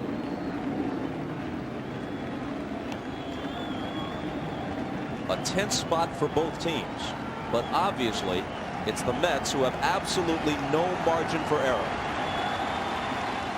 Trailing 3 games to 1. Tied in this one 2-2 in the 6th. Here's the squeeze. He misses the bunt. They're going to be out of the inning. Klesko being run toward the plate. It's Hershiser who's covering. He has to take a jolt. And he applies the tag. He spun out of the way as he made the tag to avoid most of the contact from Klesko. They tried the squeeze with 2 strikes, a double play. And watch, everyone does their job properly. Klesko doesn't break too quickly. Maddox doesn't square around too quickly. But Hershiser made a pitch off the plate outside. Now he has the cover, and Ryan Klesko is coming down on him. And they were lucky that they got the ball to Hershiser enough time that he could avoid the collision at home plate there with Klesko. It looked to me like he was screaming to Ventura, give it to me now, because if Ventura had held it just a little bit longer, Klesko, the much bigger man, could have splattered Hershiser and perhaps knocked the ball free. Maddox to Piazza. And you definitely do not want to run the guy toward home plate, Bob. So if he could have given it to Hershiser quicker, he could run him back to third base. You always try to run the runner back from the base from which he came and not forward. Maddox was battling him, and the ball was off the plate outside. Is the reason he wasn't able to bunt it. 1-2 to Piazza. The umpire gets drilled again. And it's raining harder still at Shea Stadium. Now watch the play. He doesn't break too quickly. See, Hershiser didn't know that the squeeze was on until he saw Maddox square around, but he'd already released the pitch. Now here's where you should have given. He gave it up to him, but he was able to tag him. But you just normally in a rundown, you do not want to run the guy toward the base that he's going to. Bounce to Chipper Jones. He's got time with Piazza running. Low throw, and Klesko can't handle it. Now Piazza took a tumble. Man, but considering all the bumps and bruises he's endured, he says that's nothing. And he's on. I don't know if the fans are cheering because he's on or cheering because Chipper made a bad throw. Both. You see the chopper by Piazza. He's hustling down the line. He leaps for the bag at that last step, and that's why he trips. And Klesko cannot come up with the low throw, and he actually trips over Klesko's leg. Yeah, Piazza trips over his leg, and he goes down in a heap, but he's okay. Now here's Chipper. He backs up. He gets the good hop. And I'm telling you, that ball probably should have been caught by Klesko, even though it was a little bit low. Let's take another look. See, that ball actually gets there in the air. Well, we know it's an error. They haven't made it official yet, whether it's E5 or E3. Ventura takes a ball from Maddox. First base. So the error on the first baseman. Charge to Klesko. Now the ball did get there in the air. It appeared to me that he should have caught it.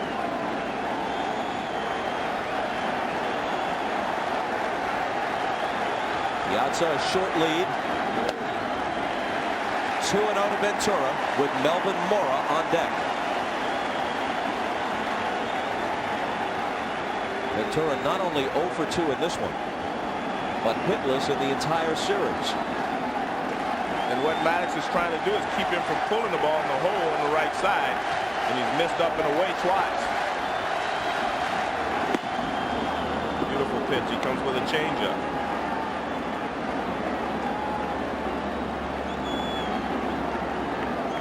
Changeup's a good pitch in that situation because it's 2-0. And Ventura is looking for a fastball that he can pull in the hole. And now they're going to put Ryan Klesko behind Piazza at first base. Try to cover a little of that hole. Makes sense, doesn't it? Makes a lot of sense because it allows Maddox a little more latitude in the pitch selection.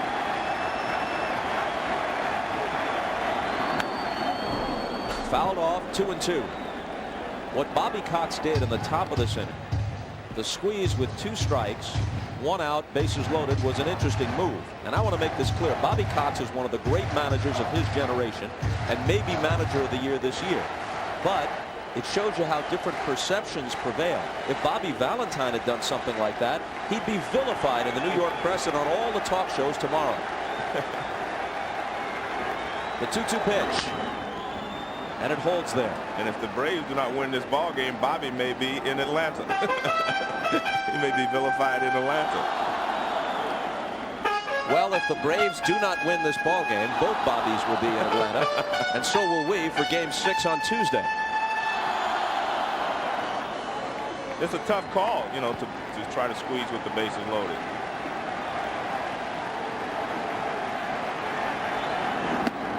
A called strike 3, and Ventura still can't figure Atlanta pitching out.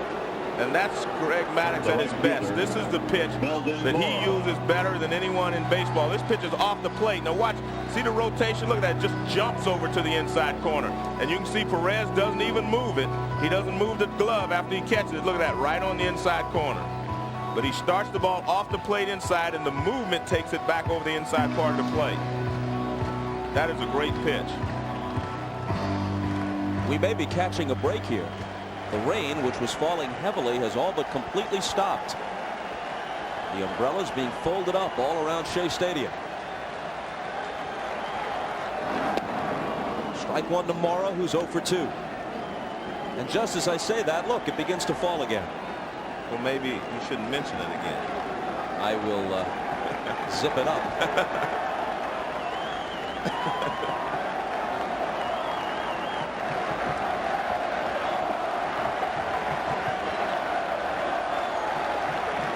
Mora bunts one, and it hit him. It hit him as he came out of the batter's box.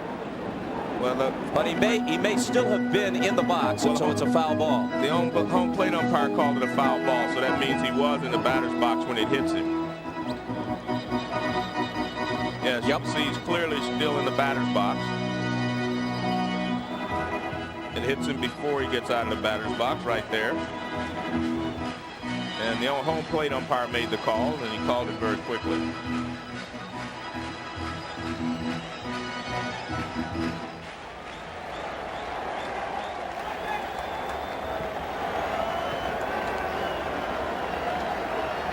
Looks like this one led to the late innings, just like the first 4. A tight chess match between Valentine and Cox.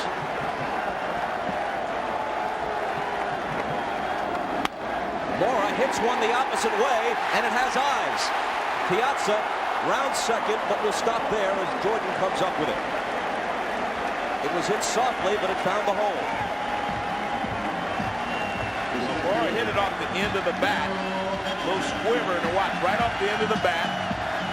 And he gets enough of it to find that hole on the right side. When they're holding the runner at first, you do not have to hit the ball hard to get it through the right side, because your second baseman is moved towards second base to make the double play. So the old adage, you have to give up something to get something. They're giving up range to get the double play. Hamilton's 2 for 2. A called strike. He's hit the ball hard twice off Maddux, a double and a single. The Mets have 7 hits. The Braves with 5 against Yoshi and Hershiser.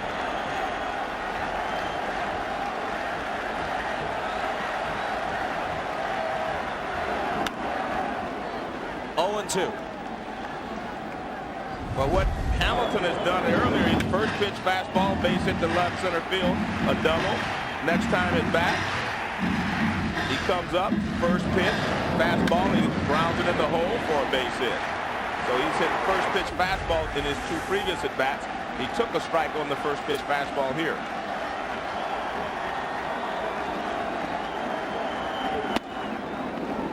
This is the inside corner, 1 and 2. And that was the different fastball than the one he threw to Ventura. The one he threw to Ventura, he had the movement back over the inside corner. That was just a straighten me up fastball.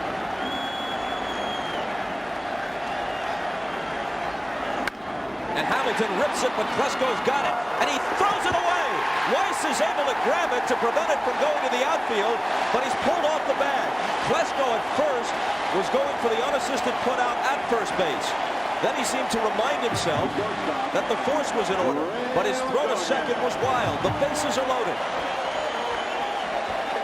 Well, this ball is smashed down to Klesko, and he was coming to first base. Now he realized, I've got to go to second, and his off-balance throw pulls Weiss off the bag. Good job by Weiss to keep the ball from going into the outfield. Now this is a tough play because the ball was hit sharply, but you see him take a step, and then he throws it to the outfield side. Just an excellent play there by Weiss. And Bobby not happy. The second error of the inning by Klesko.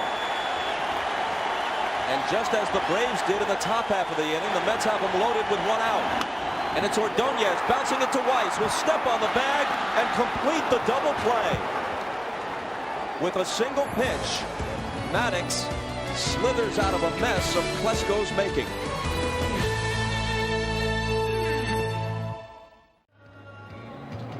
Two errors by Ryan Klesko wind up not hurting the Braves, and Andres Galarraga, who would be their first baseman were it not for his illness that took him out for the entire season, and Klesko would be in left. It's Galarraga who comes over and says, hey, don't let it bother you, which is easier to say after the double play got them out of the inning. Yeah, but as a team, you don't think of individuals making mistakes. You say, we're a team, we'll pick you up. You're supposed to pick each other up, and you have to give Greg Maddux a big pick-me-up there because he got the ground ball from Ordonez to get out of the jam.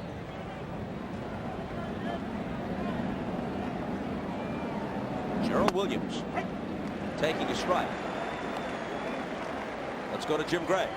All right, Bob. Well, through all of that inning, Ryan Klesko hurt the left side of his leg and the lower part of his left ankle. It's being looked at right now by Jeff Porter. He's going to try and stay in the game and doesn't want to draw too much of an attention to it, but he's in some obvious pain over here. We'll keep an eye on it. Bob? Thank you, Jim. A breaking ball from Hershiser is strike 2 to Williams. Well, Piazza tripped over his leg when he was running to first base. So that could be the reason that he's having problems with his leg. Williams reaches for it, lifts it in the shallow right. Mora comes on to take it. The second baseman, Brett Boone. Coming up later this evening on Fox, Game 4 from Fenway. Headed for the Yankees, Saberhagen for the Red Sox. Tomorrow night it's Game 5, same place. And if the Red Sox can win at least one of those two, they'll come back to Yankee Stadium for Game 6 and maybe 7, and we'll be in Atlanta on Tuesday night if the Mets win this one. And Brett Boone is hit by the pitch. Hershiser's claiming that he didn't try to get out of the way and the ball didn't hit him, and Piazza is saying the same thing. The third baseman, Chipper Jones. And Bobby comes out to question home plate umpire Jerry Lane. And he's telling him, yes, it hit him. And Bobby says, okay, finally. Let's take a look.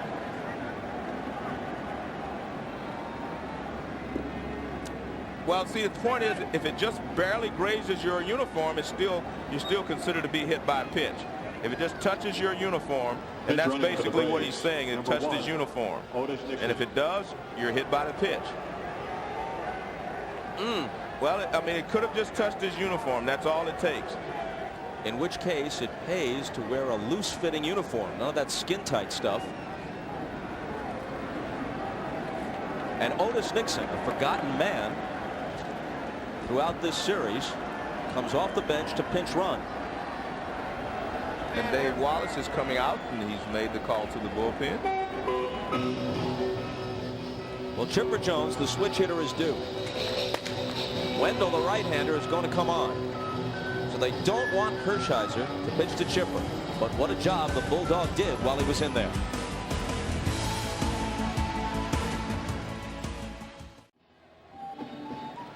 As always, to greet Turk Wendell's entrance at Shea, the PA blares the Trog's Wild Thing. And as he does, before each batter he faces, he grabs the rosin bag and slams it to the back of the mound.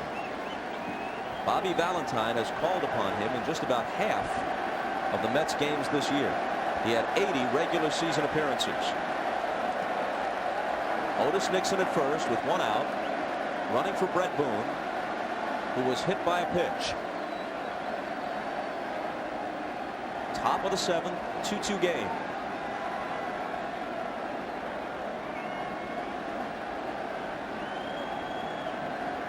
Chipper Jones robbed of a hit by Alfonso in the first, doubled in the 4th, walked intentionally in the 5th.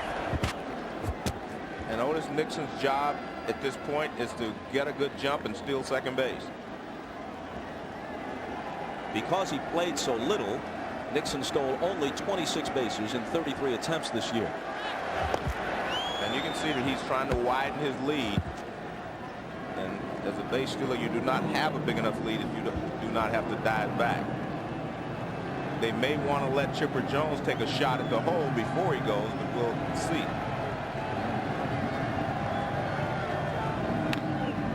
Strike one.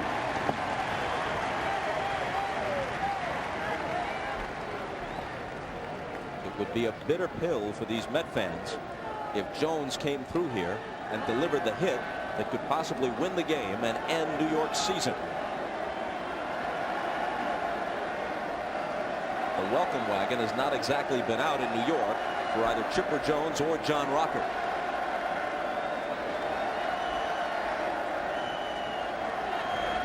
Nixon bluffing, almost got him leaning. Yeah, he was trying to go on that pitch. He felt like he had him timed, and Wendell does a good job of holding the ball a little longer. Watch Nixon. He starts right there, and then Wendell throws to first base. And there's a proper way to get back to first base. Pivot step. And Wendell gets ahead of Jones 0-2. Nixon down at first base, still retains much of his speed at age 40. He once was one of the game's premier base stealers, swiped as many as 72 in a season. This is his second tour of duty with the Braves, was with them in the early 90s.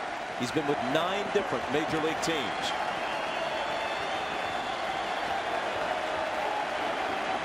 Wendell's 0-2 to Jones. There goes Nixon. And he swipes it.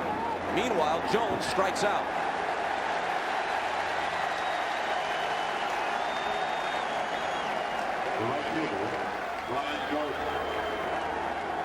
A lot of times you will not run 0-2 because they may pitch out. He gets a good jump. It's a breaking ball down and in. Tough pitch for Piazza to throw on, and he beats the throw easily. Now watch this, down and in. Tough for Piazza. Chipper tried to stop his swing, but home plate umpire Jerry Lane said he went through with it, so he's out. Number 2. Another RBI spot now for Jordan, who singled home a run on the 4th. He's 1 for 3. Ball 1.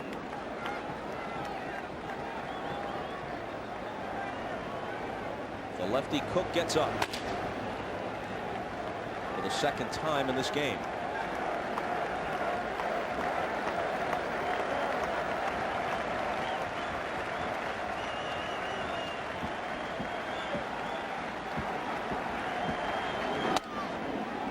Two and 0.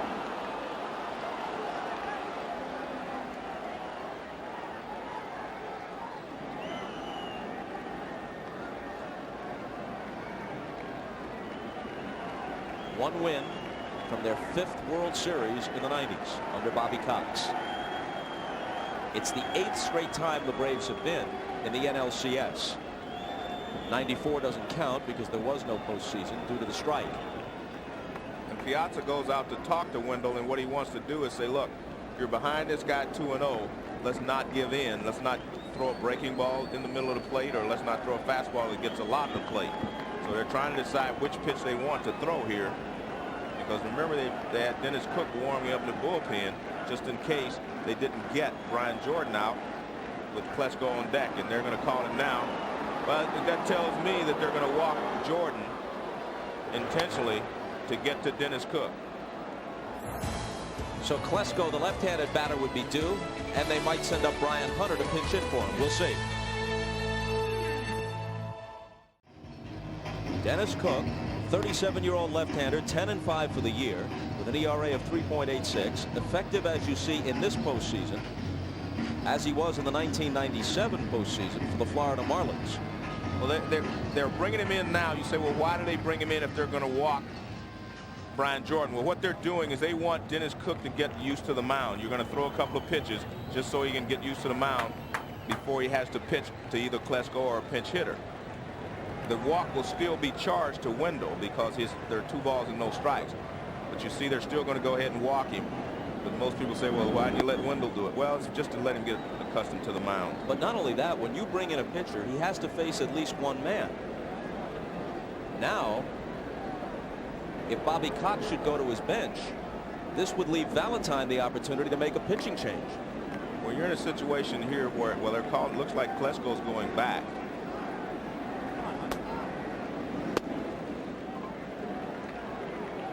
I think that he's going to pitch to whoever they bring in. I don't think Bobby's going to waste a lot of pitchers in this situation. I think Dennis Cook's the guy he wants in there at this time. Unless this doesn't count as a batter faced, having inherited a 2-ball count. Have to get an interpretation on that. In any case, Cook is standing out there.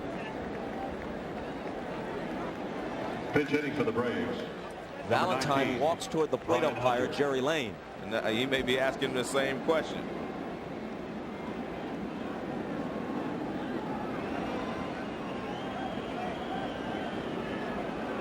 Is he in? Is he in?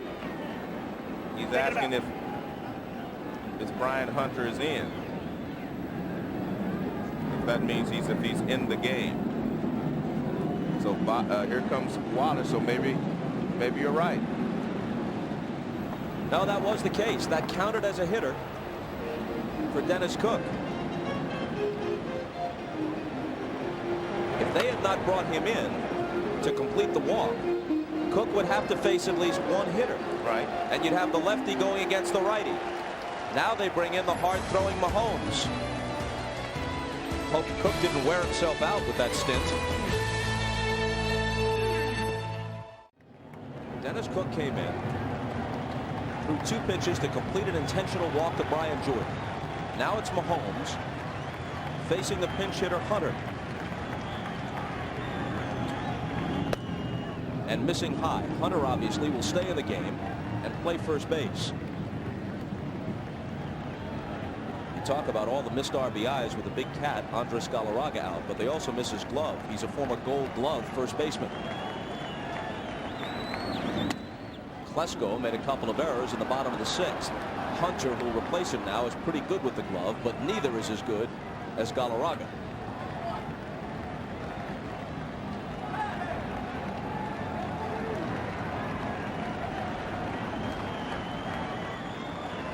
Two on, 2 out.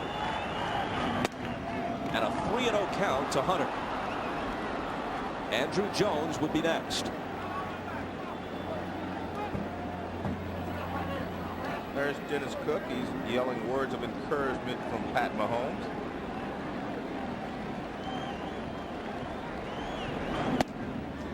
And he misses with all 4 of them to load the bases. No hits in this inning. Boone was hit by a pitch. Nixon ran for The him. center fielder, Andrew Jones. And after Nixon stole a base on strike 3 to Chipper Jones, which was the 2nd out of the inning, they walked Jordan intentionally.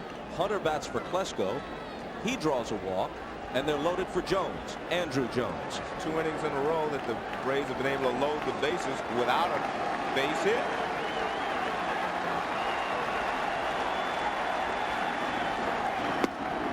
And there's a strike.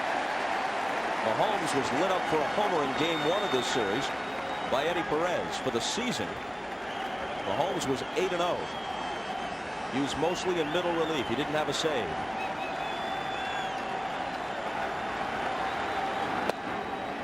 A ball and a strike. Go figure on this. Mahomes pitched in Japan last year with the Yokohama Bay Stars. He was 0-4. Comes back to the big leagues. Goes 8-0. Previously with the Twins and Red Sox. Here's his 1-1. Down low, 2-1. Mahomes has a pretty good fastball. He likes to throw you change-ups and curveballs to get you out. But with the bases loaded and the count 2-1, he's just about has to come in with a fastball to Andrew Jones, who is a very good fastball hitter.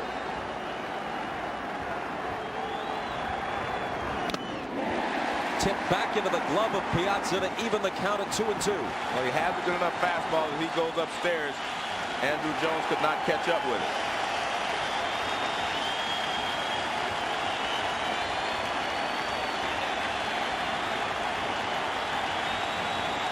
Two out, bases loaded, and the 2-2 pitch.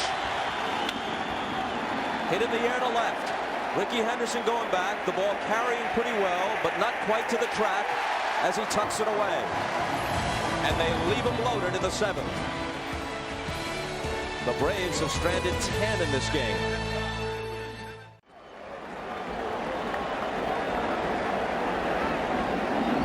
Fans settle back into their seats following the 7th inning stretch. Pat Mahomes, who got Andrew Jones to end the inning, is allowed to lead off in the bottom of the 7th. And a strike from Maddox. Ryan Hunter, who batted for Klesko, stays in the game and plays first base. Keith Lockhart now at second. Mahomes trying to bunt, fouls it off. Brett Boone, the starting second baseman, was hit by a pitch and Otis Nixon ran for him, so that's why Lockhart is at second base now. And this is Mahomes as he got the final out in the top of the 7th inning. And he knows it gives the Mets a chance to go ahead here in the bottom of the inning. And Mahomes is 5 for 16 as a hitter, so it's not a lost cause when you're sitting up there to hit for himself here in the bottom of the 7th. By the way, those 16 at-bats this year are his entire career total because he was in the American League with the DH before this year. And he's hit 3 doubles those 16 at-bats.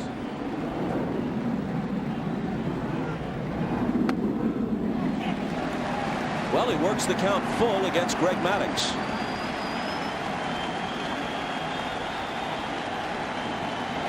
Ricky Henderson on deck.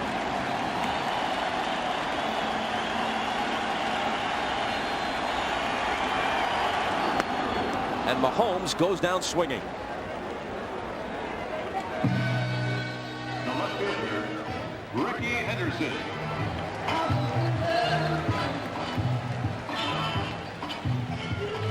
There you see the Mets offense here compared to their season numbers.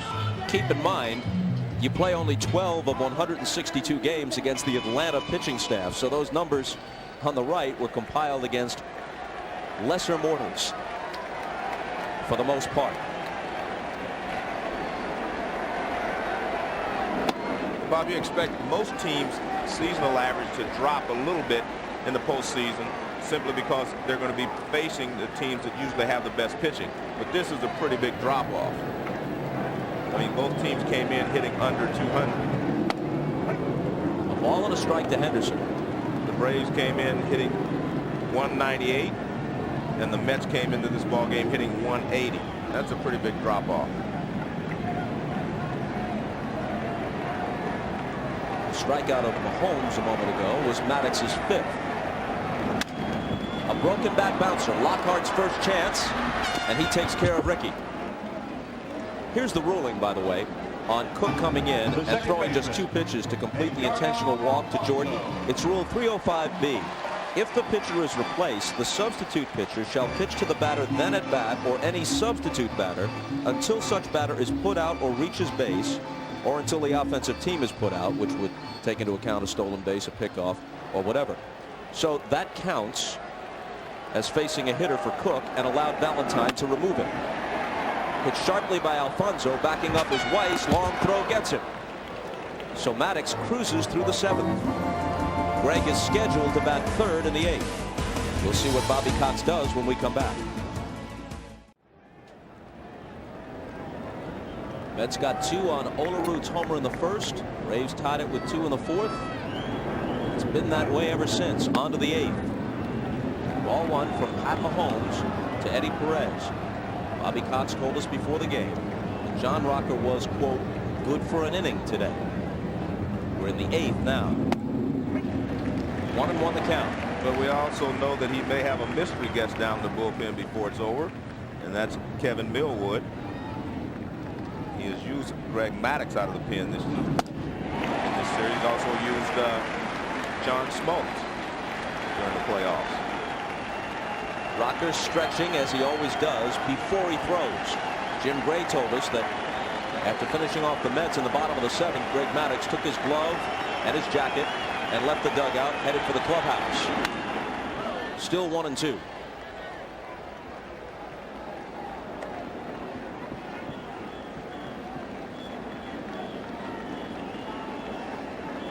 Meanwhile, in the Met bullpen, John Franco has begun to toss.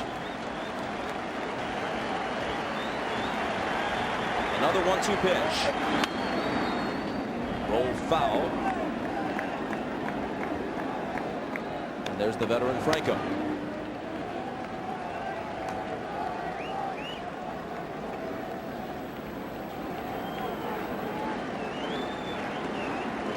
Three of the first 4 games of this series were one-run affairs. The other was decided by 2. Hit toward the hole. Ventura to his left. Pops back up. Has trouble getting it out of his glove, but with Perez running, they get the out. Anybody else just about. And it's an infield hit. Well, they're guarding the line a little bit.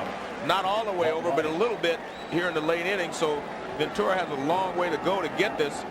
And then, like you say, they had trouble getting it out of his glove, but with Perez running, he had plenty of time. Nice play here by Ventura, but you see how far he has to go to get to the ball. Then he gets up and makes a good throw.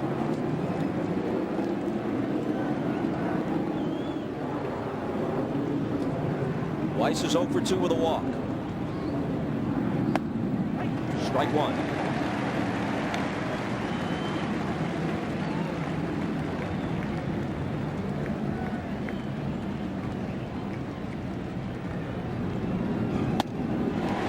Quickly 0-2. Terry Mulholland gets up.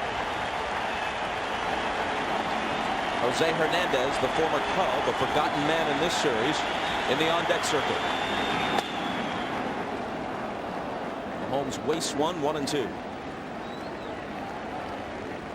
Well, with 2 outs, Hernandez would be a very good choice because he is capable of hitting the long ball.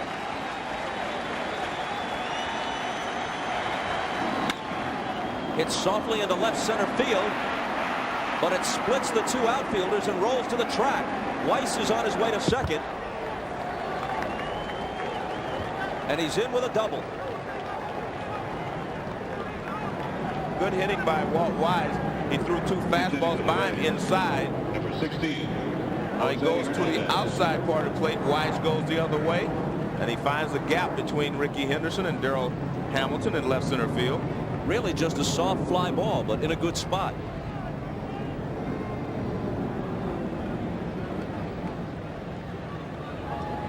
And he goes into second base with a double. Dave Wallace, the pitching coach, arrives in a hurry.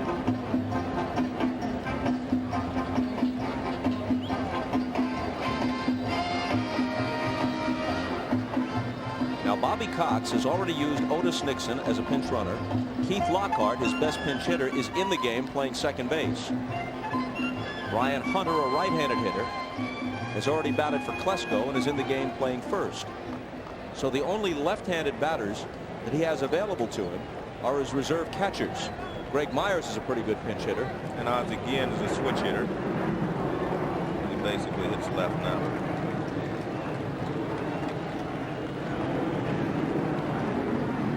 Hernandez has 2 at-bats against Mahomes. 1 for 2. The hit was a homer.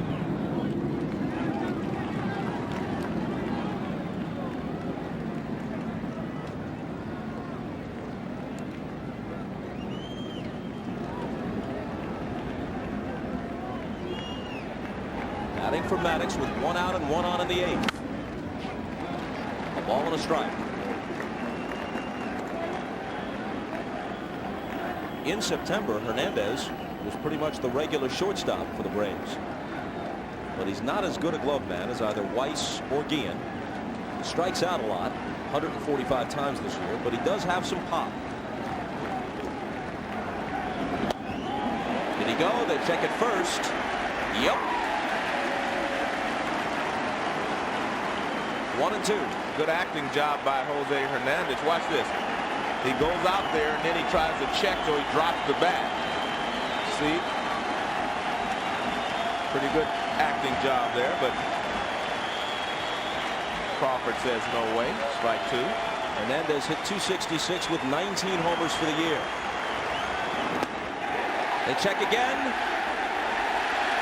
Jerry Crawford. And they punch him out. Doesn't have to do it this time. Home plate umpire Jerry Lane says he saw this one himself, so he doesn't ask. the left fielder. Jerry Lane is one of those delayed call guys. Piazza was asking for the look. See, says, please check. And Lane says, no, I'll take care of this.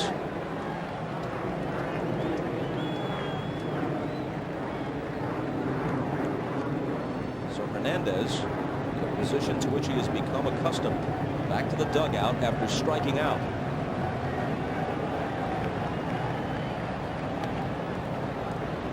Well, they're going to walk Gerald Williams. Keith Lockhart is on deck. And they're going to go to Franco with the left-handed hitting Lockhart due. I'm not going to say that yet. Bobby's been real tricky today. But let's put it this way. That's what seems likely. Yeah, exactly. And you got to give him credit. He got the matchup he wanted by making that move.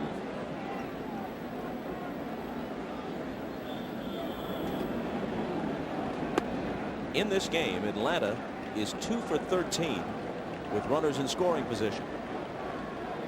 The second baseman, Keith Lockhart. They've already stranded 10 and had an inning end with the bases loaded on a double play when a squeeze backfired.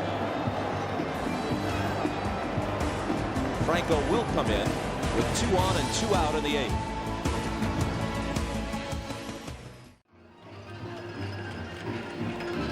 The view of Shea from the Bud 1 Airship Budweiser, the official beer of Major League Baseball and the National League Championship Series.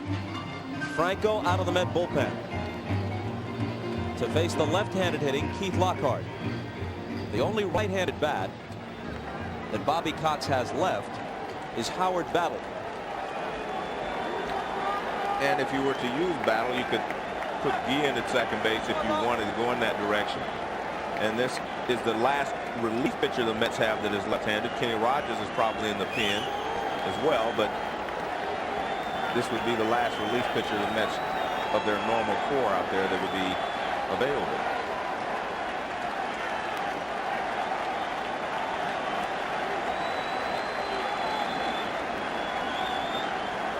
Lockhart has never faced John Franco.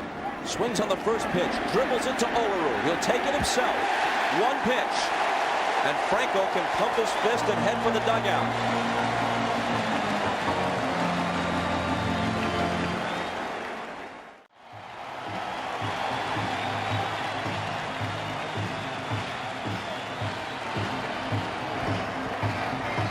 Orel Hershiser and John Franco, 80 years of age between them, have helped to keep the Mets in Game 5 to keep it 2-2. Now Terry Mulholland, a veteran himself at age 36 in his 13th year in the majors, finally makes his first appearance of this series, although it seems he's always been up and throwing in the bullpen. And he starts Olerud with a strike.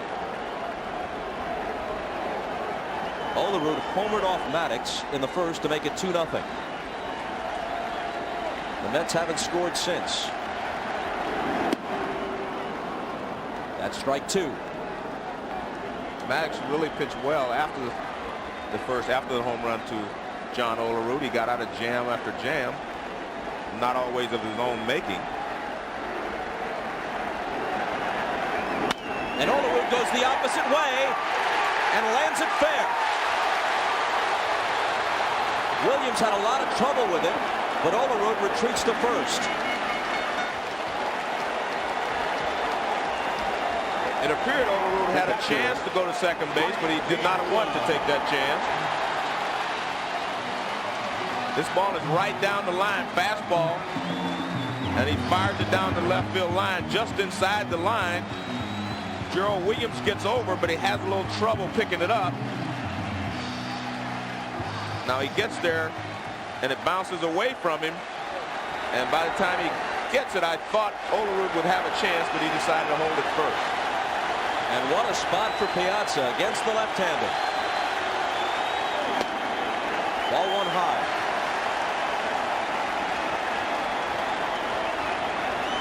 To close the book on Maddox, 7 innings, 7 hits, 5 strikeouts, no walks, and the 2 runs on Olerud's homer in the first. Now it's Mulholland. Throwing it by Piazza, 1-1. Mike is singled, struck out, reached on an error. 1 for 3.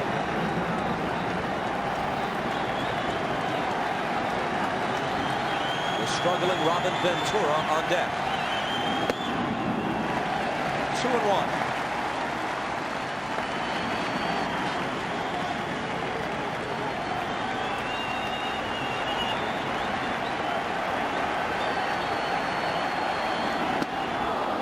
Hudson misses 2 balls and 2 strikes. 2 real good fastballs from Mulholland. That one down and away.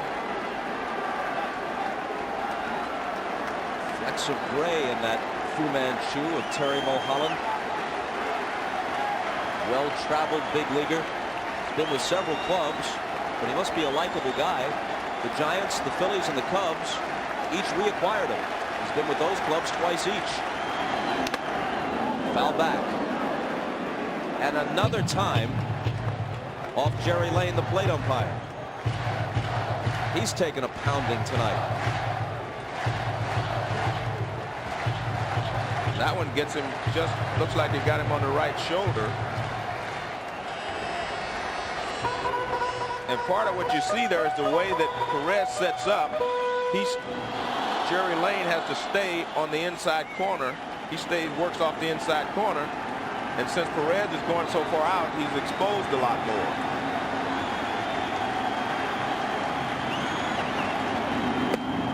Full count.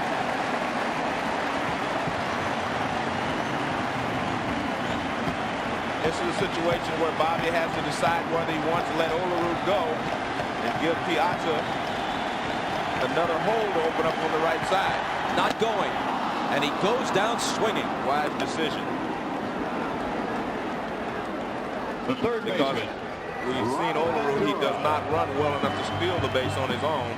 And another really good fastball from Mulholland just throws it right by Mike Piazza. You don't see that too often during the season. Someone throwing a fastball by Mike Piazza and won it back.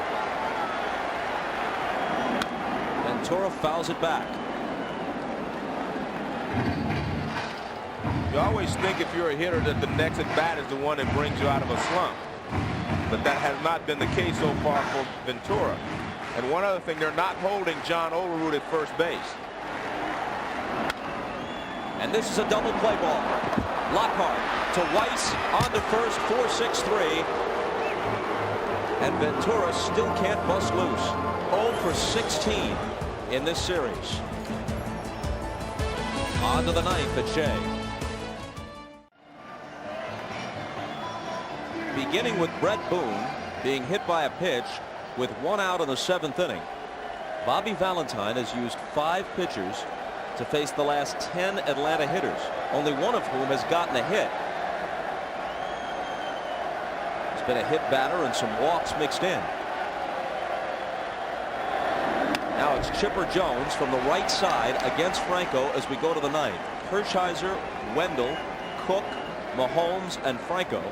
5 pitchers for 10 hitters. Franco stays in to start the ninth. And he has to face the heart of the order. Jones, Jordan, and now Hunter, who's in the 5th spot, having replaced Klesko.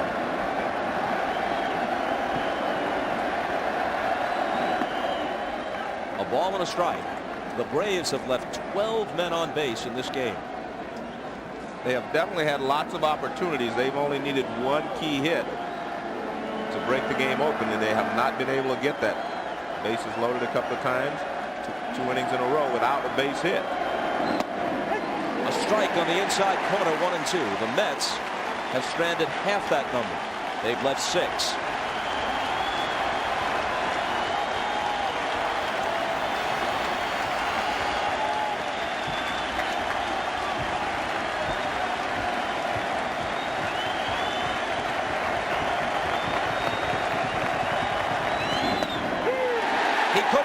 Trigger, and Jerry Lane punches him out. Good job of pitching there by Franco. He started him off with a fastball away, and then he went away a couple of pitches, and then he came inside the last 2 pitches. And you can see Chipper can't pull the trigger. Look where Piazza set up on the inside part of the plate, and he gets it there. Good pitching by John Franco.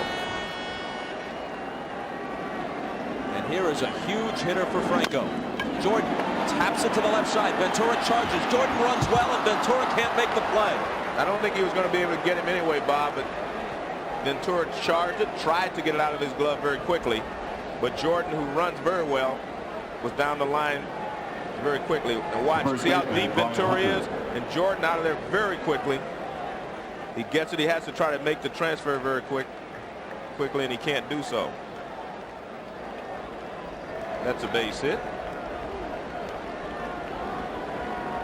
In a game like this, tied in the ninth, you have to be alert to the possibility that Jordan could run. He stole 13 in 21 attempts.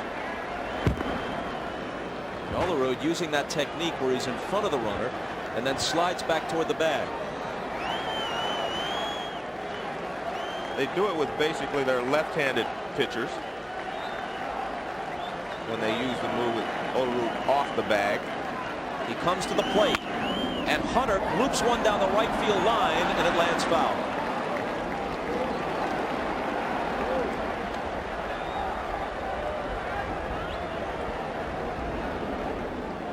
This ball is hit right off the end of the bat. That sinker from Franco down the right field line. It looked like it had a chance at first, but then it really started to curve, and it lands about 8 feet foul. The well-traveled Brian Hunter hit .249 this year with 6 homers and 30 RBIs. Off the bench and occasional duty at first base. Often a late-inning defensive replacement for Bobby Cox. And one time, Bobby, he was the guy they thought was going to hit 30 home runs a year.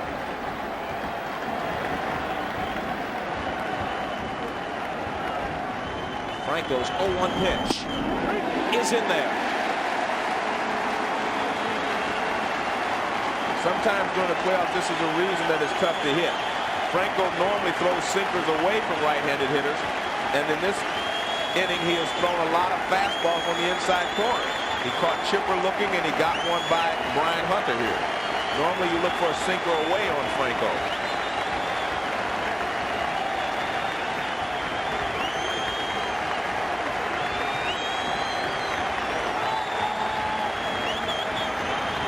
Jordan is chased back.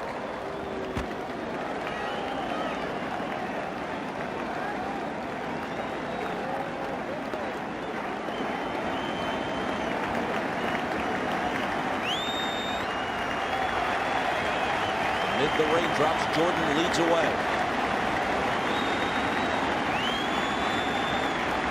Not going. Inside. A ball and 2 strikes. Do you think Bobby Valentine gave any thought to using Armando Benitez in a tie game in the ninth? Well, I'm sure he gave it some thought, but he figures he hasn't used up all of his arms out of the bullpen yet, and you don't want Benitez into an extended period. But, I mean, they may use him in the 10th if it goes that far.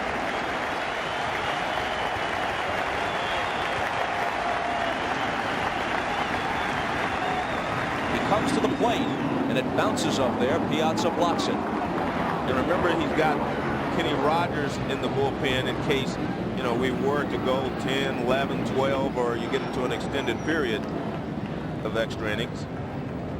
Bobby Bonilla holding a bat just in case. The pitcher's spot would come up if they could put one man on in the bottom of the ninth. The 6, 7, and 8 hitters are due.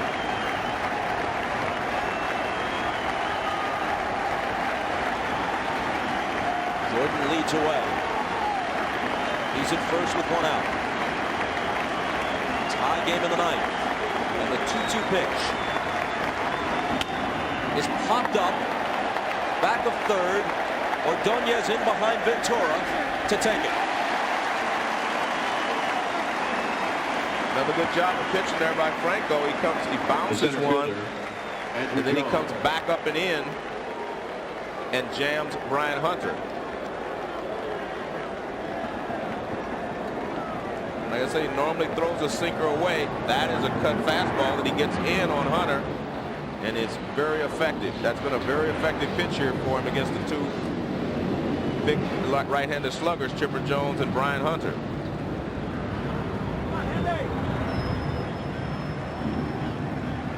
Andrew Jones, who flied out to left with the bases loaded in the 7th his last time up. Earlier, he struck out against Hershiser with 2 men on.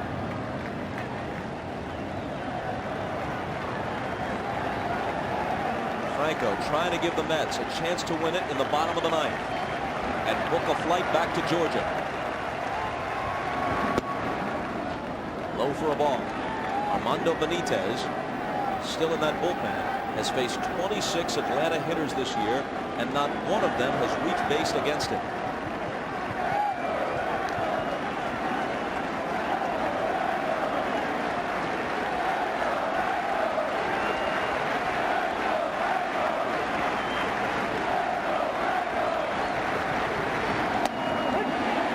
Inside edge, a ball and a strike.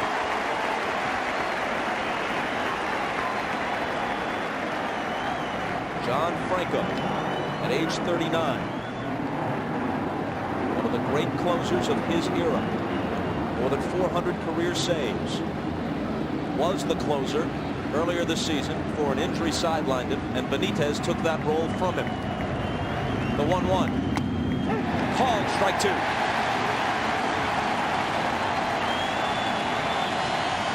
As I said, John Franco pitching opposite of the scouting report that teams would have on him. Pitching right-handers inside, and he's been able to get the call or get the guy to pop it up. He waited his whole career. Speaking of Franco, to be in a spot like this, 16 years in the majors before making the postseason for the first time. And he fans Jones to send it to the bottom of the 9th. Which will come your way following this word from your local stations. Last night, the Mets did find a way to force a Game 5. Now, if they can score here in the 9th, they can push it to Game 6. Tuesday at Turner Field.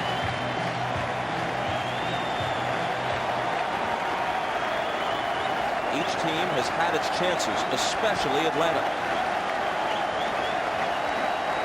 Mulholland to Mora. Strike 1.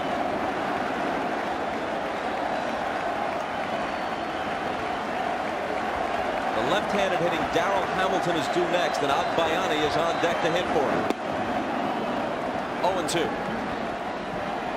There's Benny. Well, if Melvin Moore could figure a way to get on, they may let Hamilton hit the sacrifice instead. But if he doesn't get on, you're probably looking at Agbayani getting a chance to pinch hit.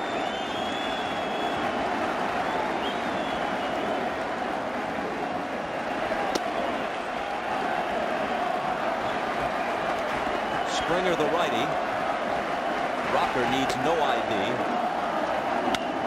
And Mora stays alive.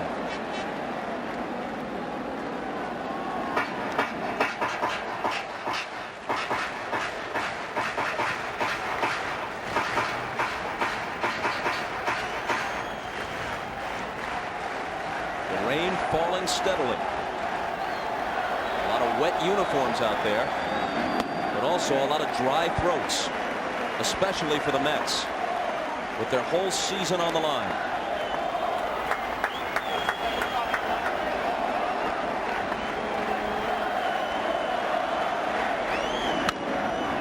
Bounce foul. Chipper Jones guarding the line very closely. Not going to give up an extra base hit. That's a ground ball, and this late in the ball game.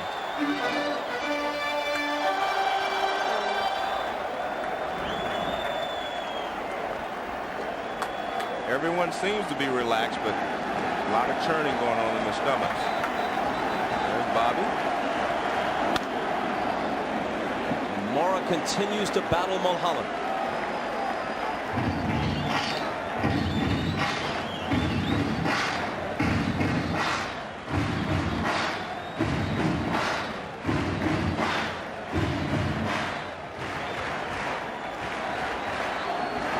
The 1-2 pitch to the rookie.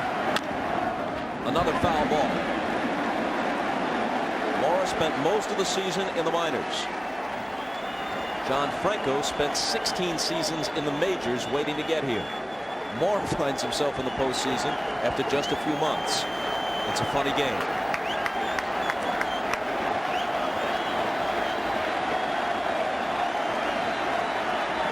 And he steps out. As we move to the bottom of the ninth and possibly extra innings, you wonder whether Roger Cedeno is available to Bobby Valentine even as a pinch runner. We think not. That'll make the seats too.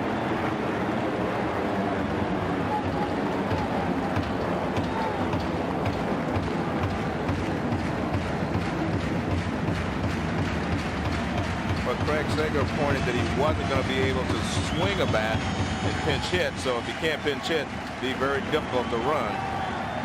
Got to back it. Mora strikes out.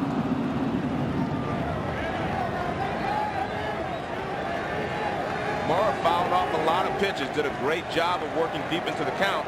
But then Mulholland finishes off with a high fastball up and out of the strike zone.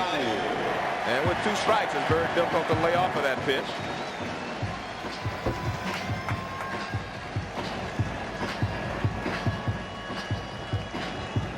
So it will be Agbayani for Hamilton. Taking the strike. If the Mets don't score here, chances are Mora moves from right to center to replace Hamilton, and Agbayani goes to right. Hit to the right side, Hunter. He says, I'll take it myself, waving Mulholland off. The shortstop. 2 out, nobody on for Ordonez. Sorry, Joe. It's pretty easy to say that, you know, the hitters aren't swinging the bats well, and that's why they're not scoring a lot of runs. But a lot of these pitchers are making great pitches, and they're staying out of the middle of the plate.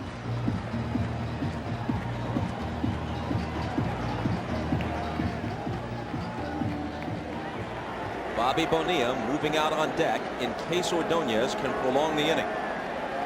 But he's just 1 for 17 in this series.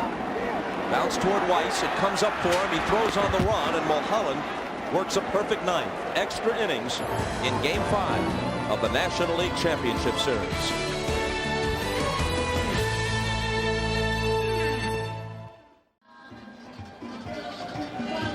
Agbayani, who grounded out as a pinch hitter, as expected, stays in the game and plays right.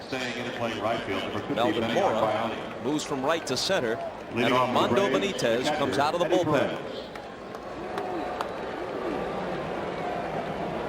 If he retires Eddie Perez, he will have worked the statistical equivalent of a perfect game, 27 up and 27 down over the course of this season and playoffs against the Braves.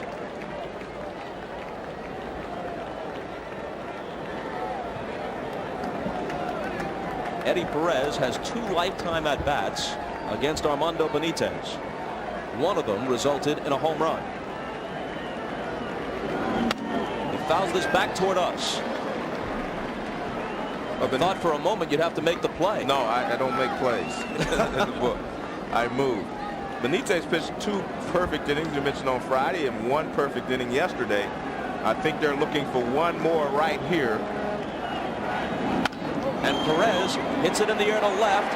Henderson comes on and drops in front of him, a soft single, and the first time any Atlanta Brave has gotten as far as first base against Armando Benitez in 1999. Well, first of all, Henderson's playing deep because you do not want a ball hit over your head. And this is not a hard line drive. It's kind of a little soft line drive. And Henderson comes in, and the ball actually hits way in front of him. And if you try to make that play and the ball skids past you in a game like this, you can lose the ball game. So I think it was a good play by Ricky Henderson to make sure that he didn't get more than a single. Perez is removed for the pinch runner Howard Battle. So now Bobby Cox has Ozzie Guillen and the 2 catchers, Fabregas and Myers, on his bench. Valentine still has Dunston, Pratt, Matt Franco, and Bobby Bonilla. We're not counting Roger Cedeno as available. Weiss looking to bunt and pushes it foul. Well, the one thing you have to do if you're trying to bunt a real hard thrower is make sure you get the barrel of the bat out front.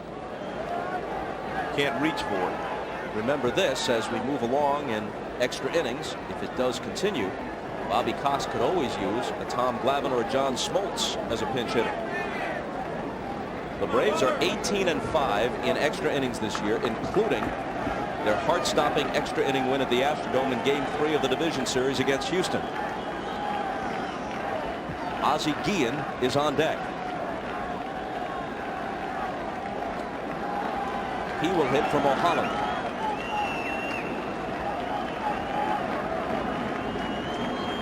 Weiss wants to bunt again, and he's in a 2-strike hole now. Well, you take a look at this. The first pitch was out over the plate. He fouled it. This is down and in.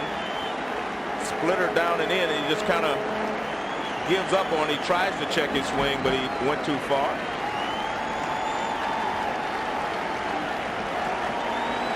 A hard thrower like Benitez, very difficult to bunt to begin with. Now with 2 strikes, we'll see what Cox decides to do.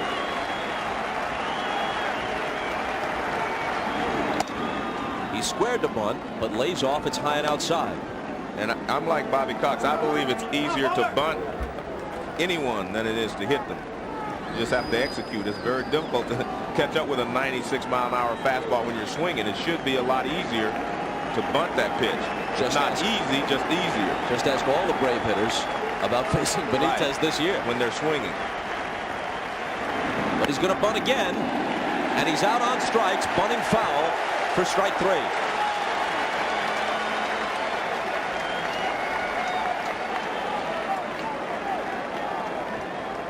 Pitch hitting for the Braves. And of course, Bobby not real happy with that. Ozzie Guillen.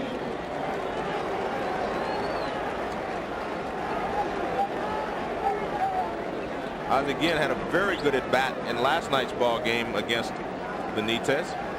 He hit a ball that looked like it was going out of the ballpark, and then it really hooked foul at the last moment. Then he hit a hard line drive that Roger Cedeno had to go back and make the catch on. So he's a pretty good fastball hitter. He takes ball 1. He's had 3 career at bats against Benitez. The one Joe mentioned, and the other 2 were strikeouts, so he's 0 for 3. Actually, the next 2 hitters in this Braves batting order are real good fastball hitters. Gerald Williams and Keith Lockhart are also good fastball hitters. 1-0 pitch is popped up. Piazza off with a mask. Plenty of room. And he takes it for out number 2, staggering to a knee to get it done.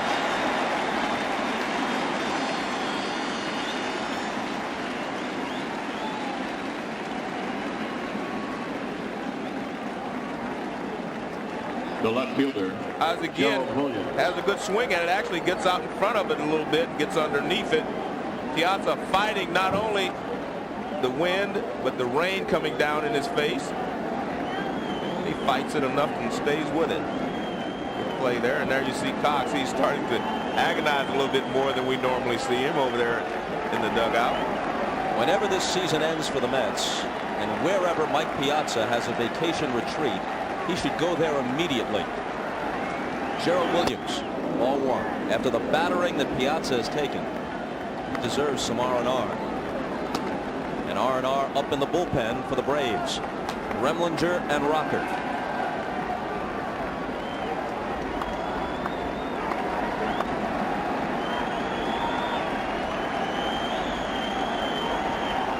There goes Battle from first. Piazza uncorks the throw, and Battle steals it. Man, a late slide there by Battle. I hope he's okay. A real late slide by Battle. I mean, he gets a great jump. Benitez never stops him. And he's lumbering down to second base with a late slide there. I mean, could have hurt himself, but the throw by Piazza, he really didn't have a shot at it because he had such a great jump on Benitez. And the 1-1 pitch to Williams. Pop back again. Piazza to the screen. No play. With Remlinger and Rocker getting ready in the Atlanta bullpen, it reminds us that having lefties late in the game come on in relief really messes up the Met bench. Their best pinch hitter is Matt Franco, a left-handed hitter whom they don't like to use against a left-handed pitcher. And Bobby Bonilla is a switch hitter who's much more dangerous from the left side than the right.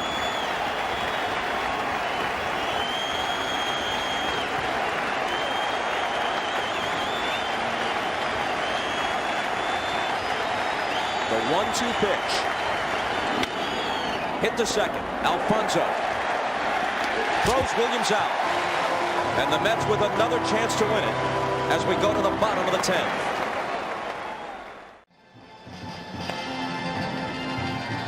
Sean Dunston will lead it off in the bottom of the 10th, batting for Armando Benitez. So Valentine asked Benitez to work only one inning and then hope his team could win it in the bottom of the 10th.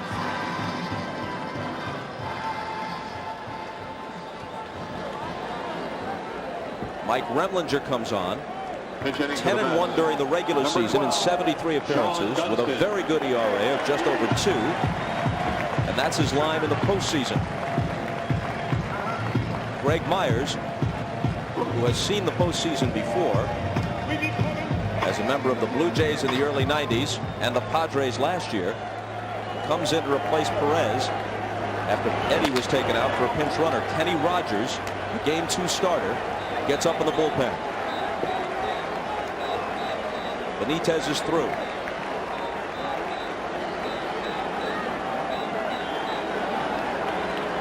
First one to Dunston. There's a ball down and away. Started the year with the Cardinals. Mid-season deal with the Mets. 321 overall. Slightly better than that, 344 in New York. And a good guy for this spot because he can hit the ball in the gap. He runs well, and he has a pretty good eye at the plate.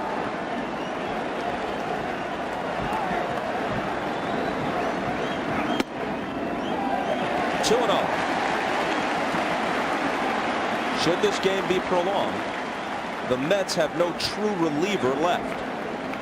They've got Rogers out of their starting rotation warming up, and Octavio Dotel, whom we haven't seen in the postseason, but who was a starter and a long man at other times during the year, hasn't been used either. The 2-0 is in there. Well, both teams are reaching a point, Bob, where they're going to have to go with one guy until the game is won or lost. They're reaching a point where you're going to say, okay, this is the guy I'm going to use for 3 innings. This is the man I'm going to use for 3 innings on both sides. And something will have to happen in that time frame. They've all been in there. Cook, Franco, Wendell.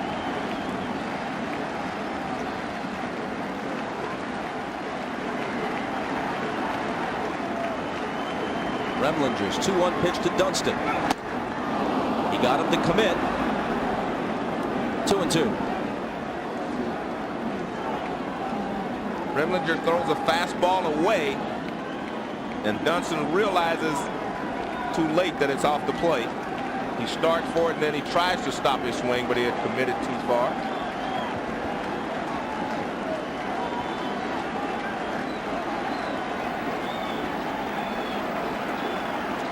The 2-2 pitch. Tipped back into the glove of Myers, and Dunston is down on strikes. The left fielder. Another Ricky fastball Henderson. up and out of the strike zone, but with 2 strikes, it's hard for Dunston to lay off. And he becomes the first out here in the 10th inning.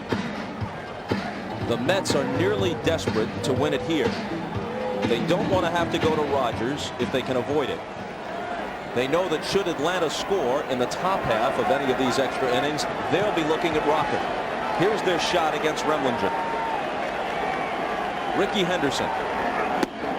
Strike 1.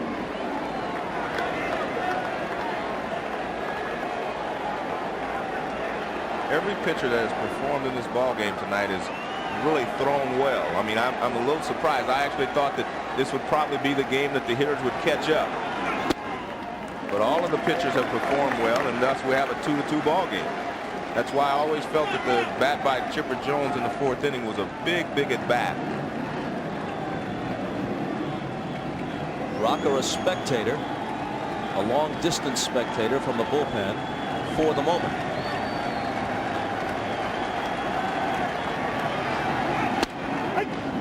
Strike 2 to Ricky, who didn't think so. Ricky thought the ball was off the plate outside, but Remlinger has been throwing it out there. Well. And Bobby, you can see Bobby's reaction, and he had that reaction without the overhead camera we use. Here's the 1-2. Edgardo Alfonzo waits on deck.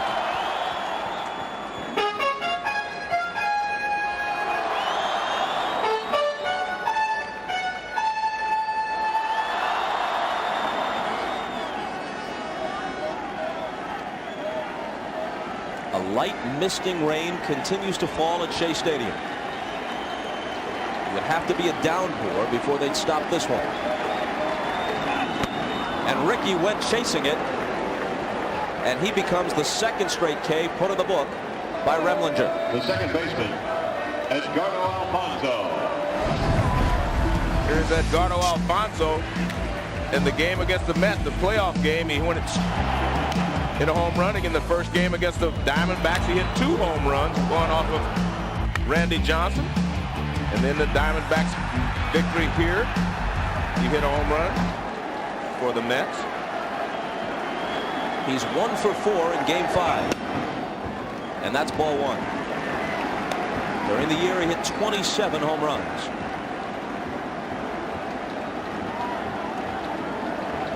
Three more in the playoffs.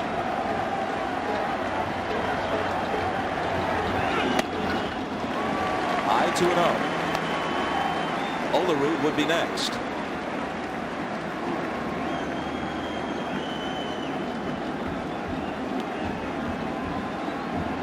Remlinger struck out Dunston, the pinch hitter. Then Henderson chased one outside the strike zone, and he fanned 2. Alfonzo fouls it off.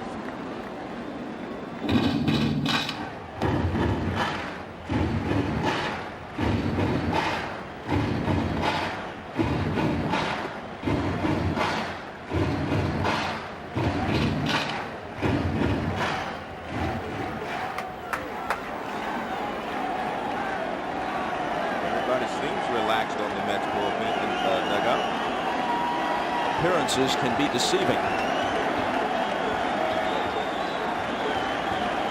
The 2-1 pitch is skied to right center field. Jordan in and calling. On to the 11th.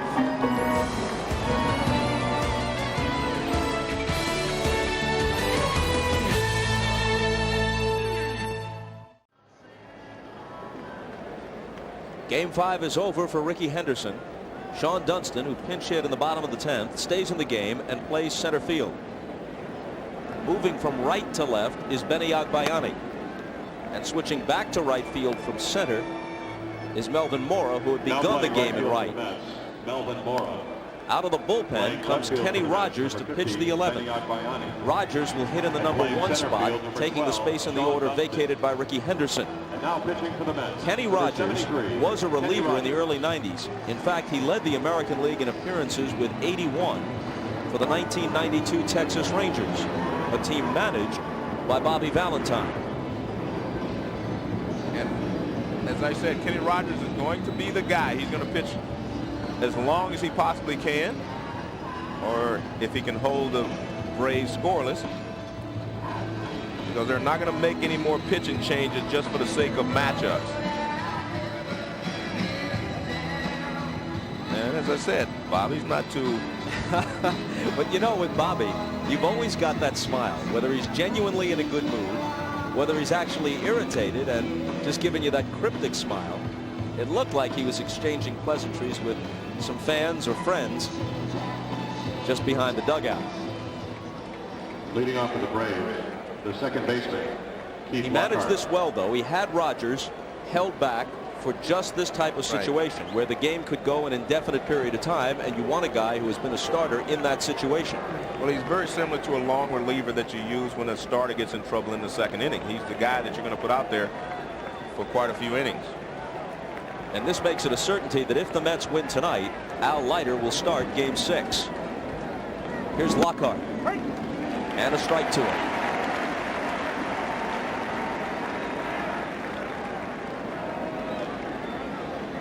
He's 0 for 1 since entering the game.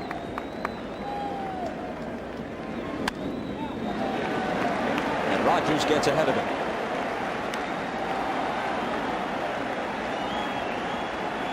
Since the trade from Oakland, Rogers went 5-1 with an ERA of just over 4 for the Mets. He lost Game 2 of the division series against Arizona. He lost Game 2 of the LCS against the Braves. He's in relief with Game 5 on the line. Still 0-2 to Lockhart.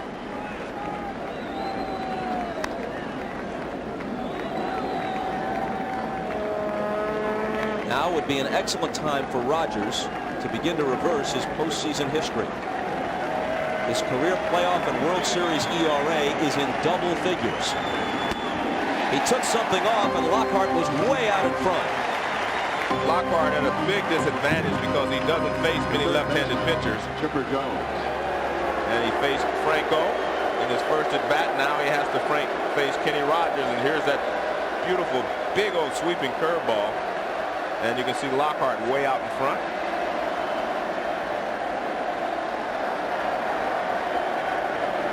Now here's Chipper. Still hearing it from the crowd at Shea. And lacing one to center field. Dunston had it played deep. And it drops for a single. The right fielder, Brian Jordan. Second hit of the game for Chipper Jones. Well, remember, in the game that Rogers pitched in Atlanta, he was picking runners off, so I don't think you're going to see Chipper take too many chances over there at first base. So his base is going to be up to Brian Jordan, maybe Brian Hunter, who follows him. I don't think you're going to see anyone attempt to steal off of Kenny Rogers in this ball game. Just for the record, Jones stole 25 and was caught only 3 times. The last swing Brian Jordan took against Kenny Rogers resulted in an opposite field home run. That tied Game 2 at 2 apiece. Shortly thereafter, Eddie Perez launched a homer of his own, and the Braves were up 4-2.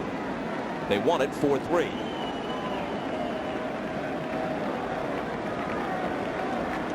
The 1-0 pitch. Fouled out of play. And he had Chipper breaking back to first base on that pitch to the plate. And they've got Olerud holding him at first base, not in his customary position off the bag and moving back to first.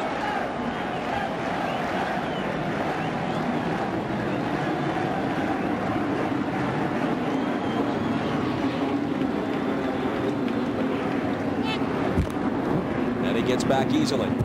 Brian Jordan has flied to center, singled home a run, struck out, been walked intentionally, and beat out an infield hit.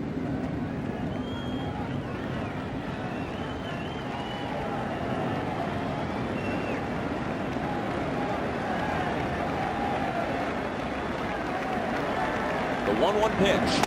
High.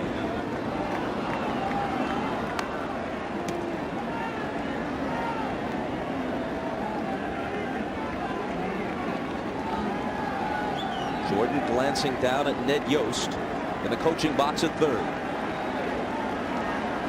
We're in the 11th.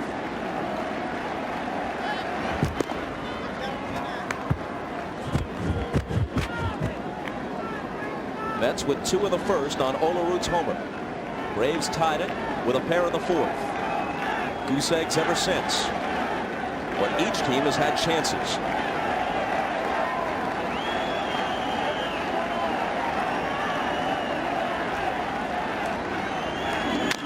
And Jordan bounces it foul. 2-2. Raining a bit harder now.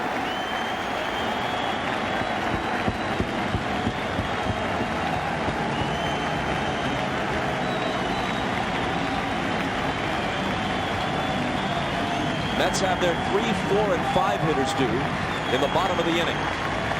Olerud, Piazza, Ventura. So both of these teams have their best chance of scoring here in this inning. Jordan trying to wait on the off-speed pitch, rolls it into the Atlanta dugout. breaking ball from Kenny Rogers. There's a curveball. You can see that knuckle tucked under a little bit. Brian Jordan out in front, but he fouls it off, which is all he wanted to do.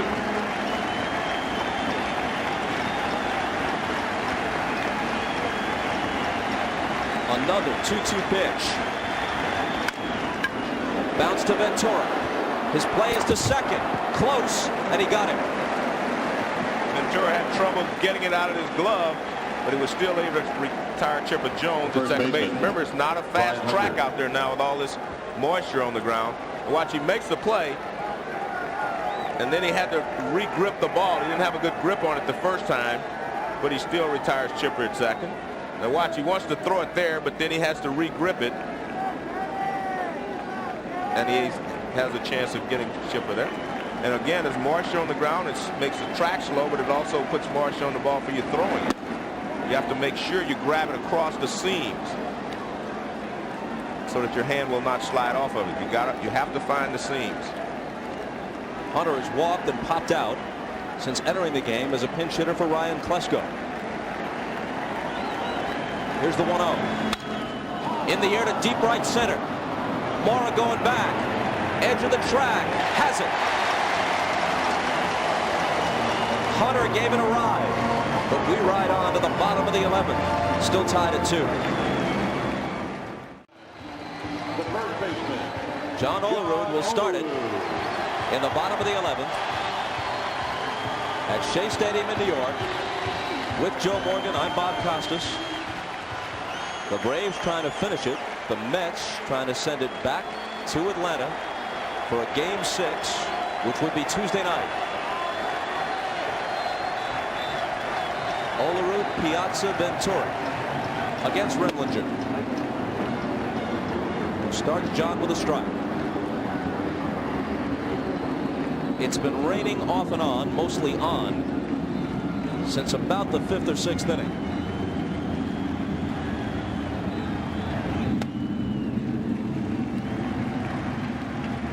The last 5 runs the Mets have scored have all been driven in by John Olerud. 3 last night, and a 2-run homer way back in the 1st inning when it was still daylight in Game 5.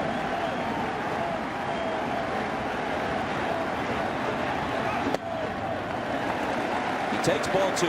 John Olerud, very patient hitter. He had 125 base on balls during the season, so he's a very patient hitter. Makes you throw strikes, and leading off the inning here, he'll take it any way he can get it. But he tries to get you. He's got him in a hole here where it's 2-1. He can basically sit on a fastball.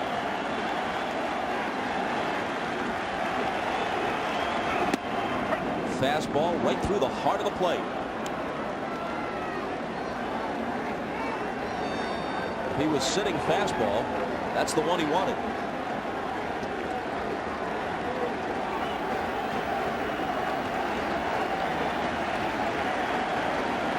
The 2-2.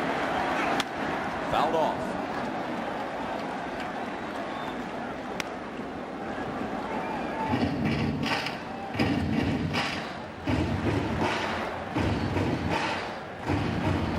Bobby Valentine, the owner and the general manager, say he'll be back if he wants to be. Valentine has deferred that question until after the season ends. The question is, does it end tonight for New York? Here's a drive to right. Brian Jordan over toward the line. He didn't get all of it. And Jordan takes it. Well, it got in on the hands a little bit. He had a beautiful swing at it. He just got in on its hands a little bit. the catcher. Well, it's a 2-2 fastball. It's in a little bit. As you can see that the ball got on the handle. He didn't quite get enough of it to get it out. Had a good enough swing. Well, they thought they had a chance, but they didn't realize that he got jammed just a little bit. That was very close.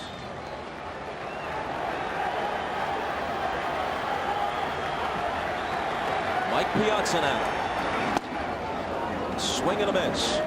He had a single in the first. Since then, he struck out, reached on an error, fanned again. 1 for 4 in this game. 5 for 27 in this postseason. Hershiser, who pitched well earlier, talking with Olerud.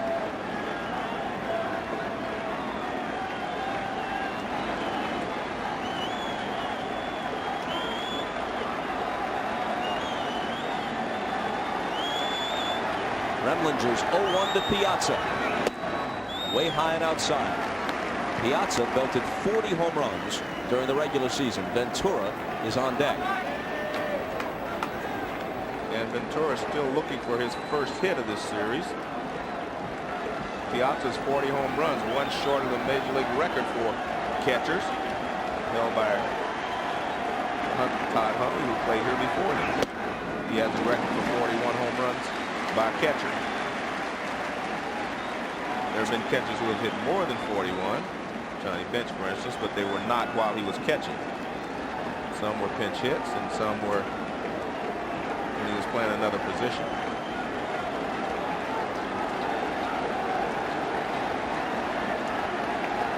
Remlinger in his second inning of work. With one out and nobody on, his 2-1 pitch is lined to left. Williams takes it.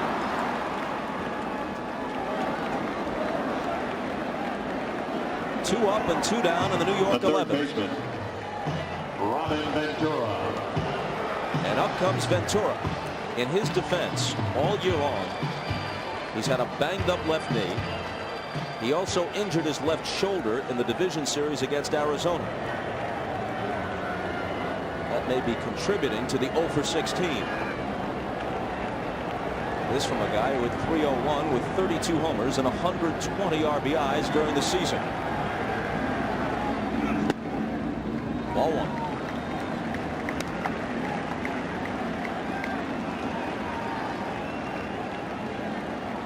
In the 12th, Andrew Jones, the new catcher Greg Myers, and then the shortstop Walt Weiss are due. If we get that far. 2-0. I think you have to be pretty careful with these next couple of pitches to Ventura because he does have the power to hit the ball out of the ballpark. And you do not want to give in to him at this moment.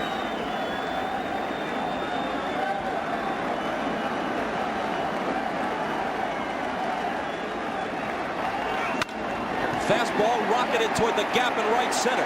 Jordan cuts over and stops it before it can get in the gap, and Ventura has his first hit. A ringing line drive to right. Well, he got a 2-0 pitch. He hit it hard enough. He just didn't get under it. 2-0 fastball away, and he lines it to right center field. Good job by Jordan to cut it off. Because on the wet grass, the ball sometimes will skid, but you see Jordan goes a long way to get there to cut it off and hold Ventura to a single.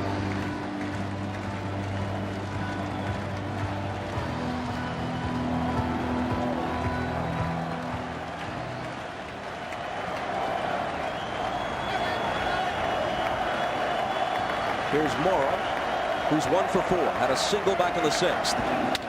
Hits it hard. Chipper Jones goes to a knee to stop it, gets up and throws him out. Nice play by Chipper. On to the 12th, still tied at 2. The Braves have left 15 runners on base. The Mets have left 7.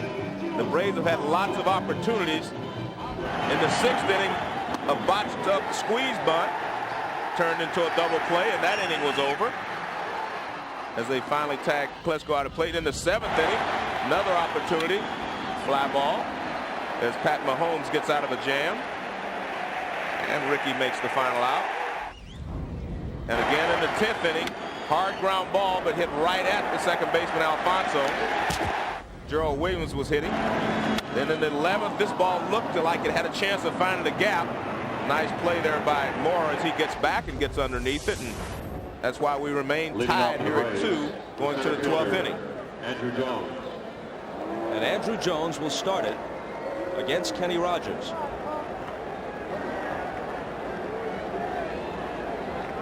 Rain continues to come down. Umbrella's sprouting all over Shea Stadium as it picks up in intensity. But in order to delay this game, it would take a torrential downpour.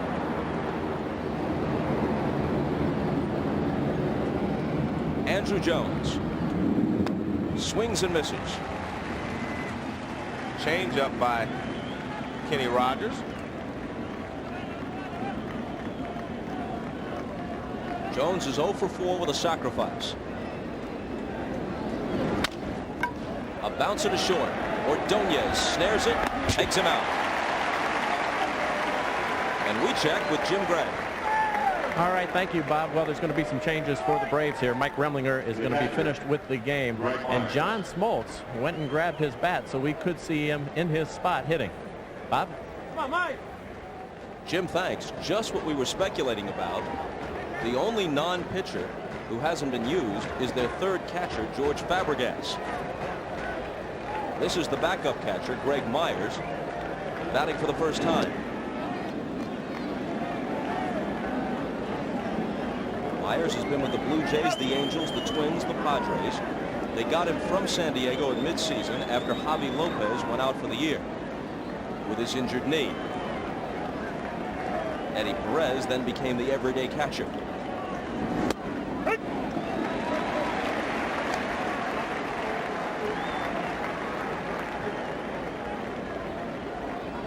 Well, Valentine has a bit more to choose from than does Cox. We're in the 12th. Valentine's actually in pretty good shape there. He's got Pratt for the right-hand side, Franco from the left, and Bonilla a switch hitter.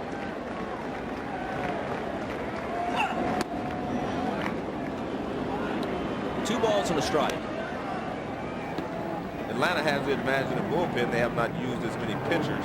And they haven't used Rocker.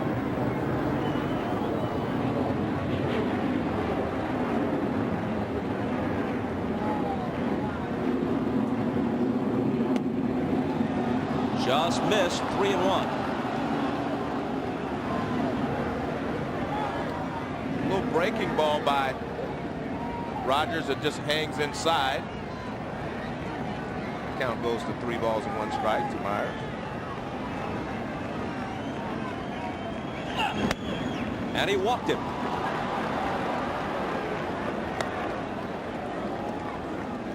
So Myers to first and Walt Weiss to the plate.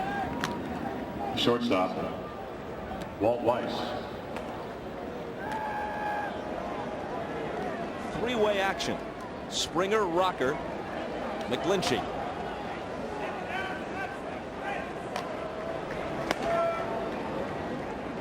John Smoltz, just as Jim Gray tipped us off, is in the on-deck circuit.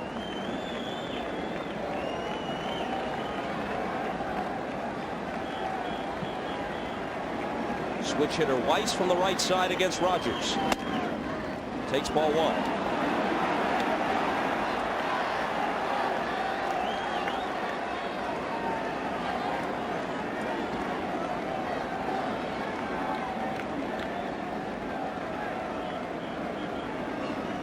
Weiss is 1 for 4 with a walk.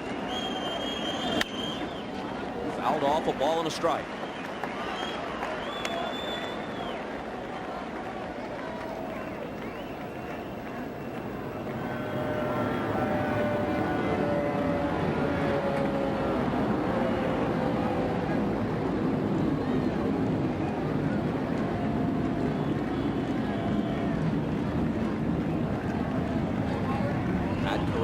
Longtime coach, managed 4 different big league teams.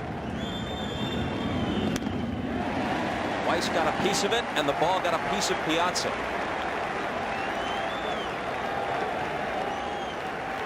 Breaking ball from Rogers. He gets a piece of it, just enough for it to foul off the ground and bounce up and get Piazza. Hit the ground first.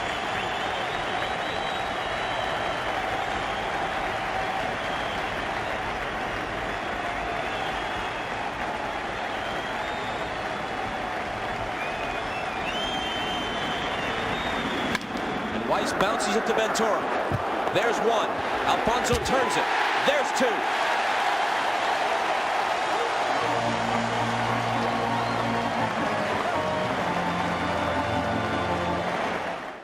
It seems that every time the Braves get an opportunity to do something, they're not able to capitalize. Nice 5 to 4 to 3 double play turned in by the Mets infield, and a hustling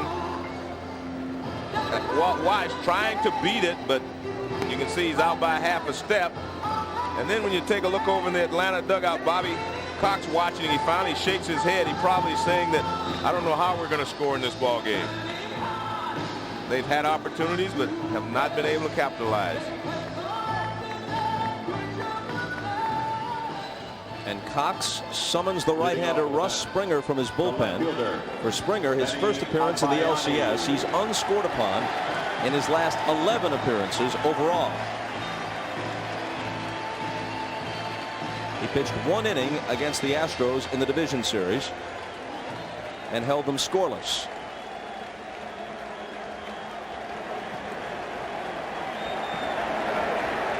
The Braves are Springer's 6th team since 1992. Nadbayani fouls it back. Springer went 2-1 during the regular season. His ERA about 3.5.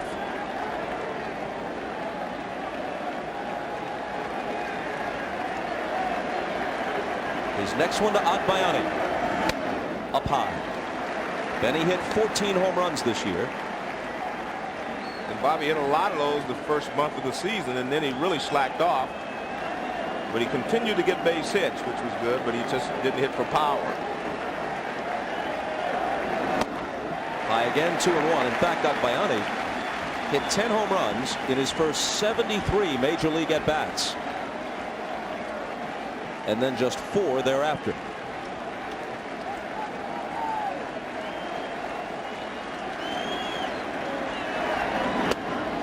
Three balls and a strike. You start to get the sense, Bob, that either of these two offenses, if they're going to score, they're going to have to get some help. And so far, the pitchers have not given them a lot of help.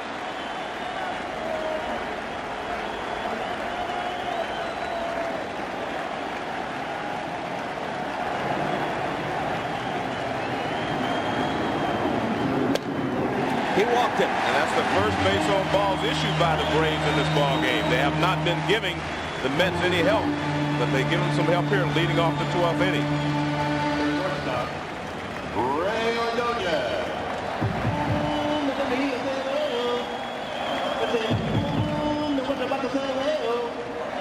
So here's Ordonez in a sacrifice situation. The pitcher spot is not next. Dunston, who pinch hit earlier, stayed in the game, so he occupies the 9th spot. But if Ordonez is successful in bunting him over, they would probably walk Dunston, and then Kenny Rogers' spot would be due. And the Mets have action in their bullpen. He squares. He bunts it up in the air again. That is 3 times in a row that he has tried to sacrifice and has popped the ball up. I mean, that's hard to believe, because he did have quite a few sacrifices during the season. He led the team in that department, but every time he's tried it in this series, he has failed miserably.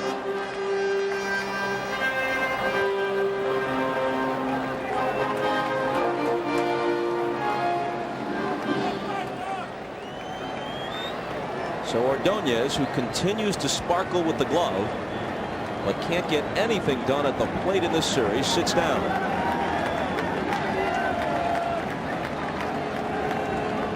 Dunston struck out as a pinch hitter in the 10th. 1 out, 1 on in the 12th. And Dunston pops it up. Chipper Jones backpedaling. 2 gone.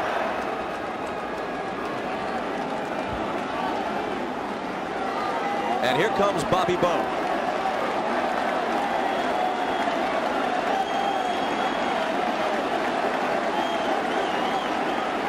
Bonilla, a 6-time All-Star, a 4-time 100 RBI man.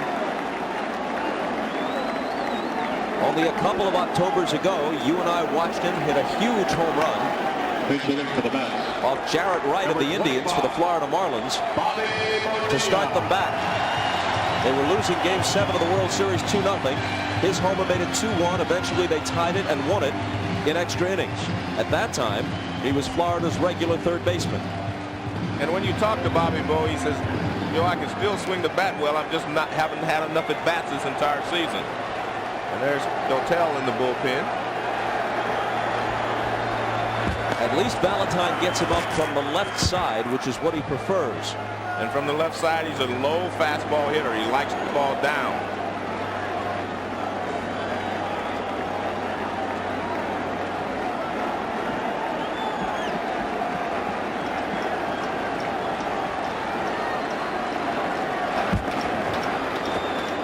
This is Bonilla's 5th postseason.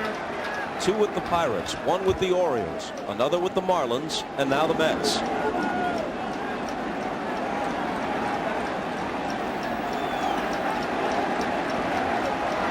Springer works to him. And there's a strike. And even if the Mets did want to try to steal a base with Agbayani, it's very difficult to try it, because if he gets thrown out, then what do you do with Bonilla?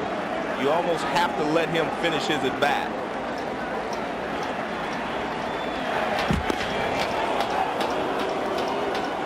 Bonilla got only 119 at bats this year and managed just a 160 average with 4 home runs.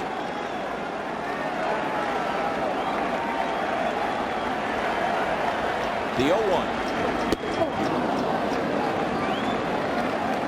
Well, that's his zone right there. Down around the knees. He likes the ball down.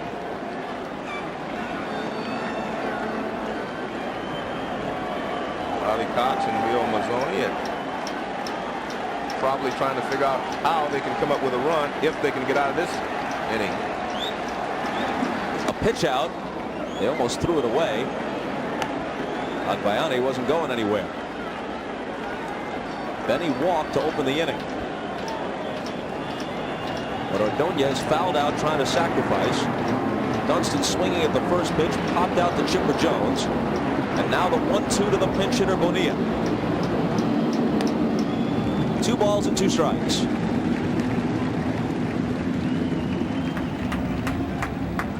Well, if you're the Braves, you want to make it happen before the count goes to 3-2, and you give Agbayani a running start, where he could score on a ball that finds a gap. And Bonilla fouls it off. Springer is the 4th pitcher used by the Braves tonight. The Mets have already used 8. And if they don't score here, Dotel will become the 9th.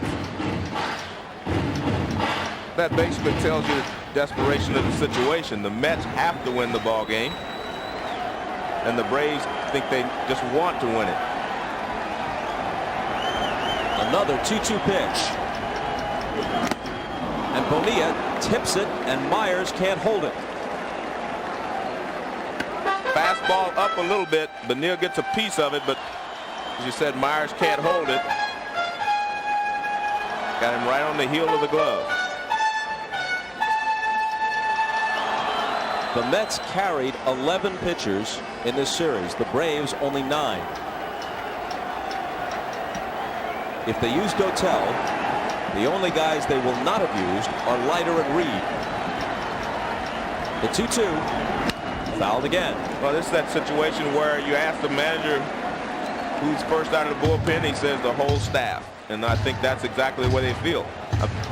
If they go a little longer, they may even use Leiter, or not Leiter. They probably use Leiter for a while if they have to. I mean, you're in a situation where it doesn't matter.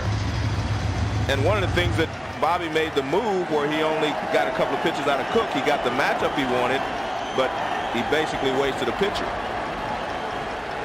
Another 2-2 pitch, and this time Myers holds it as Bonilla tips it back into his glove. So Bobby Bo fans, and we'll play the 13th.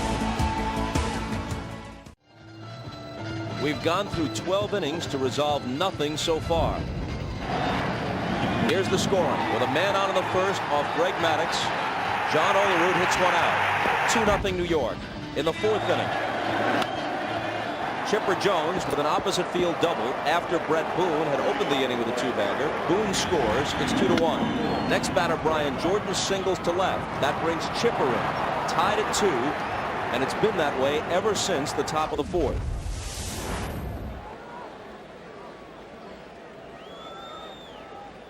And that has been the entire pattern of this series. 3 one-run games, and the opener was 4-2.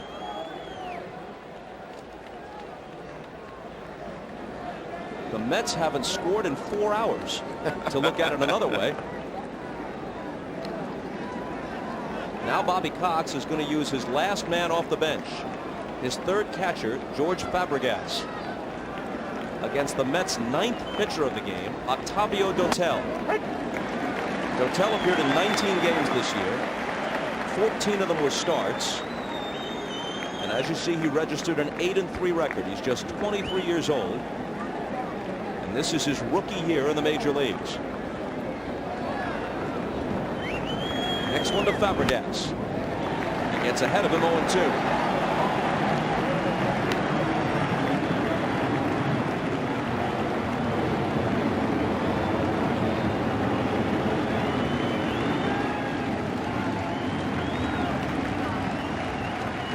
The slender right-hander from the Dominican Republic moves Fabregas away. 1-2. And Dotel is one of those guys that they think is going to be a big-time winner in the major leagues once he gets his feet on the ground as a starter.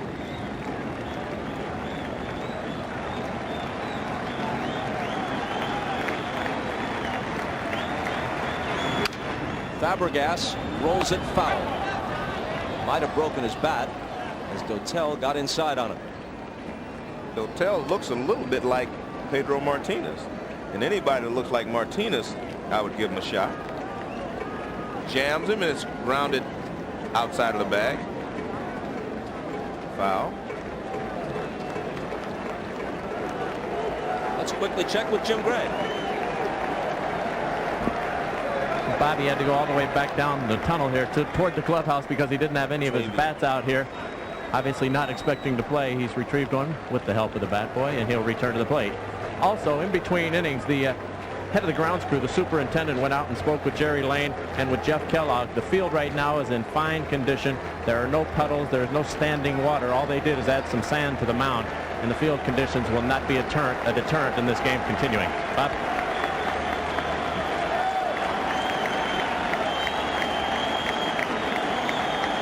Dotel's 1-2 delivery.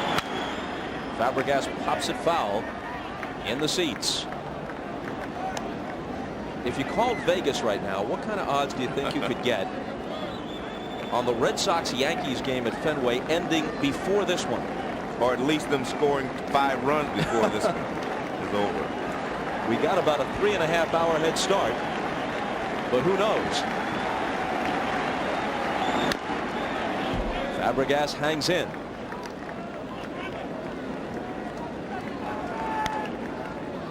It's been a rough night behind the plate for Piazza. And in this situation, he starts to flinch a little bit. He's just trying to protect himself. He has been hit in so many different areas tonight.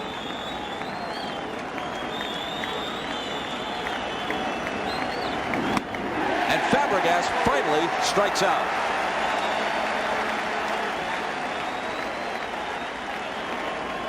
The left fielder. So now Bobby Cox's bench is empty.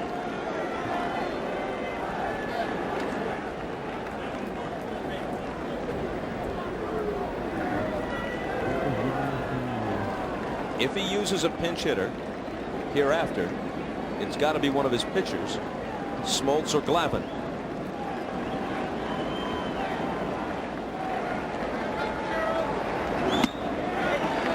For those of you who note this sort of thing, Gerald Williams is the 100th batter in this game.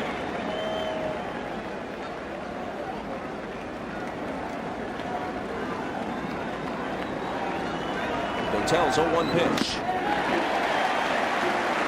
Tap foul 0-2. Well, you start looking at matchups here. Williams a good fastball hitter, so Dotel throws him a good breaking ball down and away.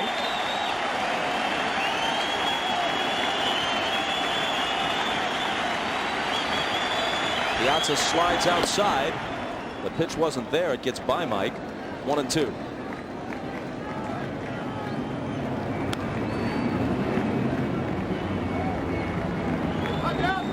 Game like this has Walt Weiss scratching his head. Brian Jordan hoping for his first trip to the World Series.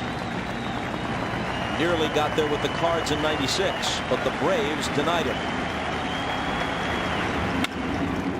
Ordonez, with that patented skidding move, pops back up and throws Williams out.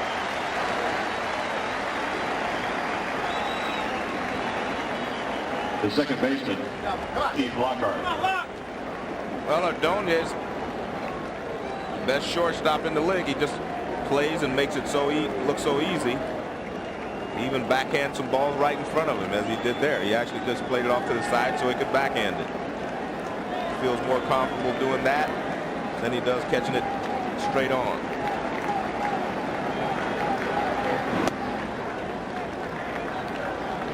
A ball to Lockhart, who entered the game in the 7th.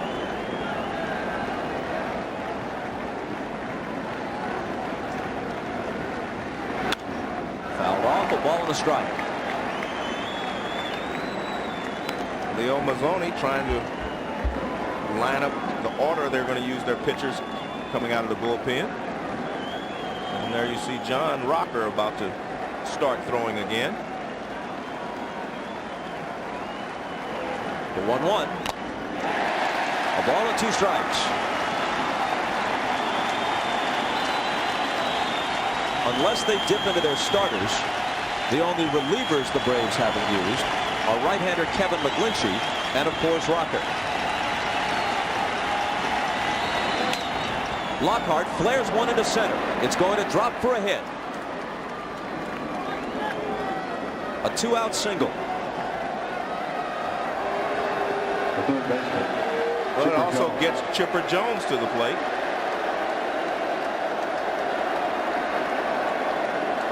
And gets some of the Shea Stadium wise guys going. Razzing Larry Chipper Jones.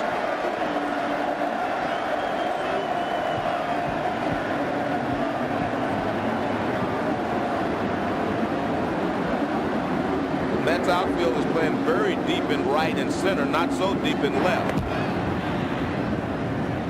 But now Agbayani moves over toward left center field. You cannot afford to have a ball hit over your head. That's why they're playing so deep. You want to keep everything in front of you.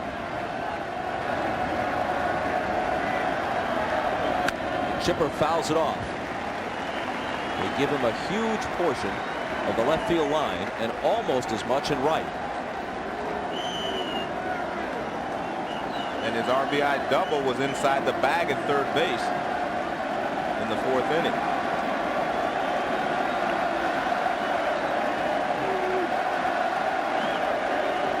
There goes Lockhart, and Jones wraps it down the right field line. Racing over is Mora. He cuts it off. They're going to wave him home. They're going to try to score Lockhart. And Piazza's got it. Takes the collision and tags him out.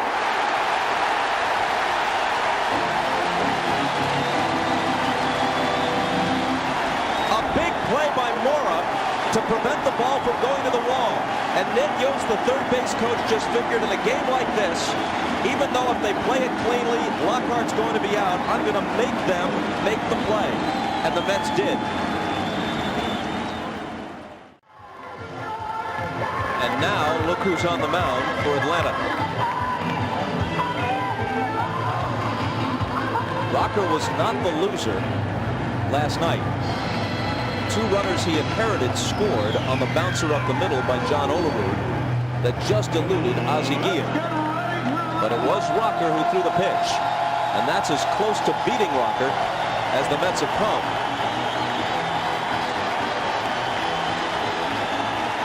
Bobby Cox told us he can give us an inning, but now we're in extra innings. If he gets out of the 13th, you wonder if he'll work another.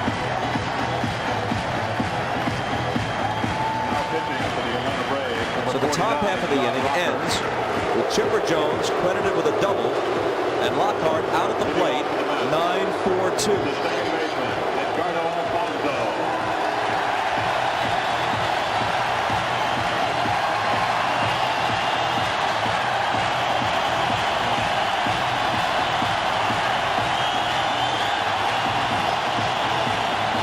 after the Mets won last night.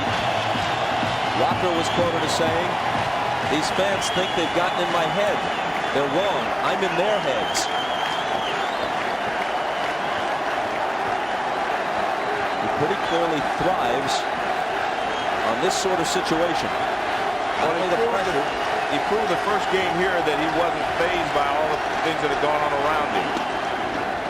And he starts Alfonso with a strike. Because if he was going to be phased at all, the first game he had the pitcher, after all the comments, he would have either come in and overthrew the ball, or he would come in aiming it, and he did neither. He came in and he was the John Rocker of old. Works from the set. And Alfonso wraps it foul, 0-2. Edgardo is 1 for 5, a 5th inning single.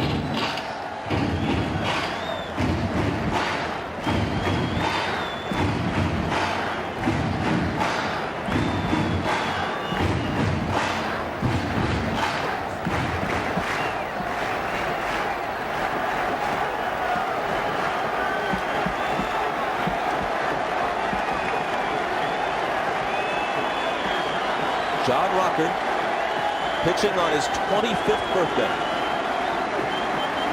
Delivers the 0-2 and fans Alfonso. The first baseman. Well, this is the pitch he didn't use last night with runner at third base, but he comes with this good overhead curveball. He's got a good one. That ball breaks down and into the dirt almost, and I think that's why he didn't throw it last night with a runner at third. He's a little more cautious. But a very good start here to the 13th inning for John Rocker.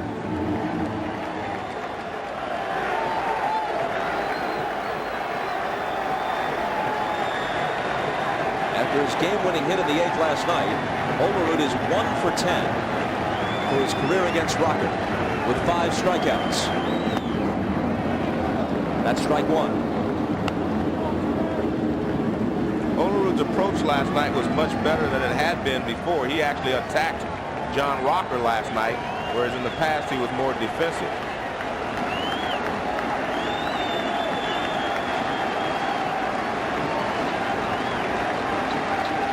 Olerud's 2 for 5. A home run and a bloop single. Other than starters, Millwood, Smoltz, and Glavine, all that's left in Cox's bullpen is rookie right-hander Kevin McGlinchey.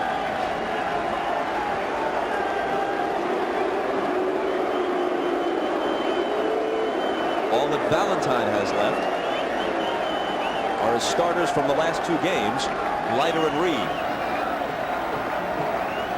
who would be his pitchers in games 6 and 7 respectively if the Mets get that far. 1-1.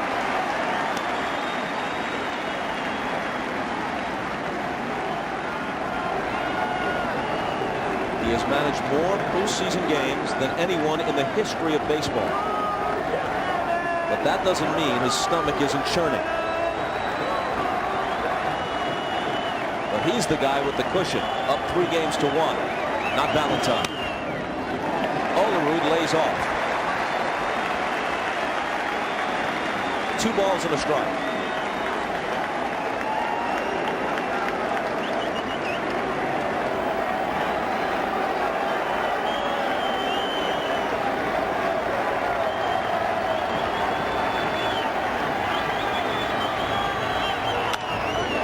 In the air to center field. In left center, it's Andrew Jones. Williams also there, and it's Gerald Williams who takes it. The catcher, Mike Piazza.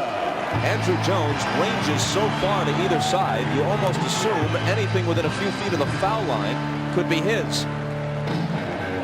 Let's check in with Craig Sager. After that collision at home plate, Mike Piazza came into the dugout. Fred Pina, the trainer, came over to him and said, "Are you all right?" He said, "Yeah." He said, "How about your shoulder?" He said, "It's fine. I just want to end the game here." Well, he's got a chance to do so right here. 40 home runs this season, and he would love to get his 41st right here.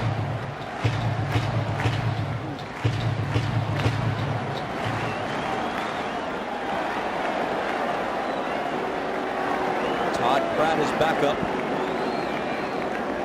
8 days ago, hit the homer that won the division series against Arizona in extra innings. And if you're John Rocker, you have to be pretty careful here with Mike Piazza. You have to remember Ventura's on deck, and he has been able to handle him easily. Tougher pitching to Piazza in this situation than it would be pitching to Ventura. Doesn't mean you walk him, but you have to be careful. Swing and a miss for strike one. Since singling in the first, Piazza has struck out, reached on an error, struck out again, and lined hard to left. He's 1 for 5. Ventura waiting on deck is 0 for 5 lifetime against Rocker. All of them strikeouts.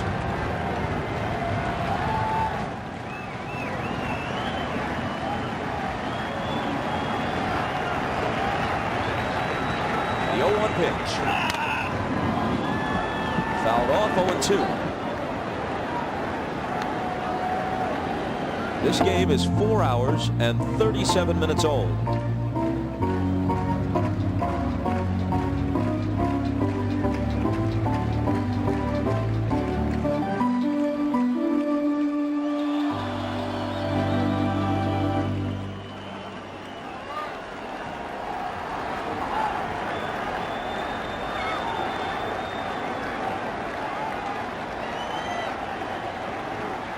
Rocker's got his sign from Myers, and the 0-2 pitch.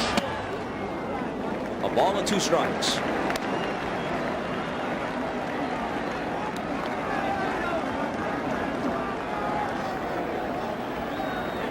The Braves are going back to Atlanta after tonight's game. The question is, do these guys go with them?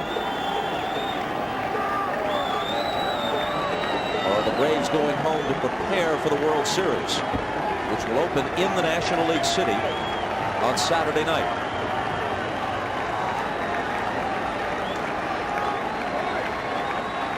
The 1-2 struck him out with high heat. Rocker comes in, sets them down in order, striking 2 of them out, and will play the 14th at Shea Stadium. Let's go to Craig Sager. Well, Mike Piazza has a strained right forearm. I don't know if it happened on that swing when he took a hard cut at the first fastball or if it was in the collision. But he told Fred Heenan, the trainer, before that he was all right. He just wanted to end it right there. And when he wasn't able to in the bottom of the 13th, he can no longer continue. He is coming out of the game. Bob? And that means the Mets go with Todd Pratt.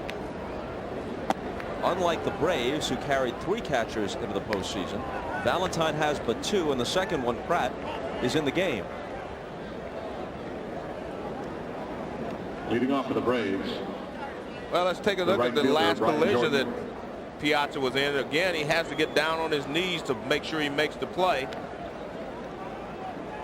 And you can see Lockhart grabbed his arm and kind of twisted it a little bit. And there you see Piazza, as he goes back to the dugout, he's flexing his right shoulder.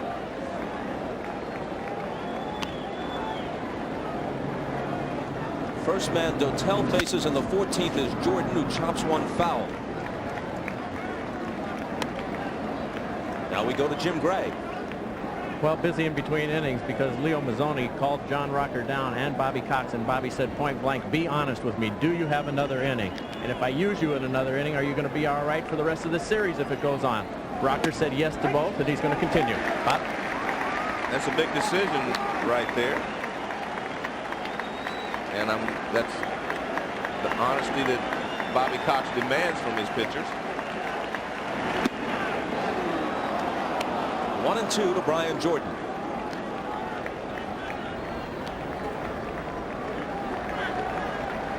Craig Sager tells us that Al Leiter has gone to the bullpen. Jordan fouls it, and the count holds 1-2. So Leiter will pitch game 3 and pitch brilliantly as they work on Rocker's arm, just trying to keep him loose. And that was Friday night. Just 48 hours ago, Leiter goes to the bullpen just in case. Down goes Jordan. If you have to use Leiter, you use him. You can't worry about having a starter for game 6. Valentine would like to plan for Tuesday, but first he's got to get there. So all the plans go out the window as this one moves along. One out in the 14th. Hunter's 0 for 2 with a walk.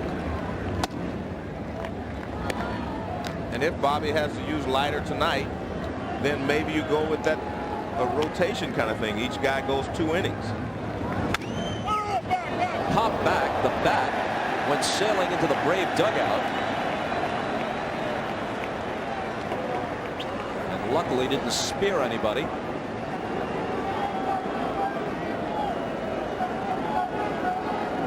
Well, Hunter with a big rip, but the bat slips out of his hand. And remember, it is raining out here, so handle gets very slippery. Perez avoiding the bat.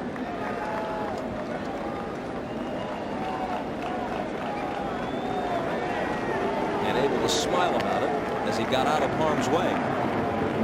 The 1-1. Foul to the screen, a ball and 2 strikes.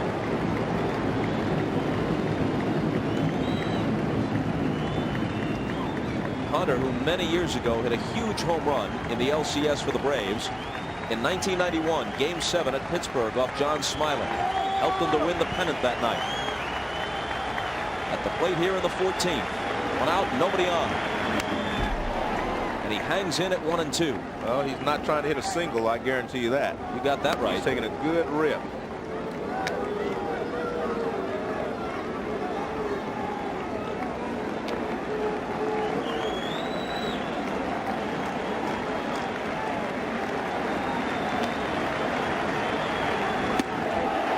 Wouldn't chase it. 2-2 because Valentine had to use Pratt.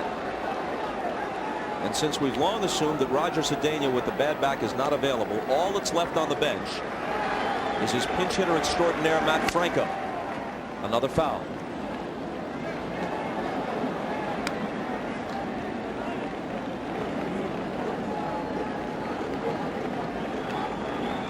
Truth be told, one of his better hitting pitchers is Rick Reed, who pitched last night. If he wants to get cute here. The 2-2. Full count.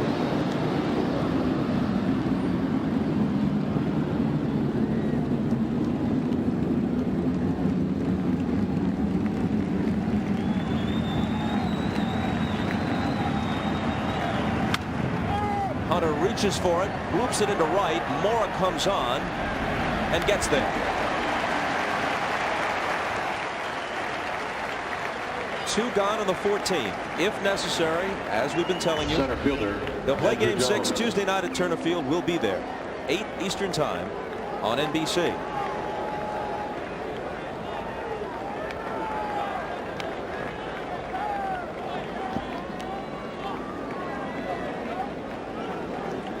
Here's Andrew Jones. 0 for 5 with a sacrifice.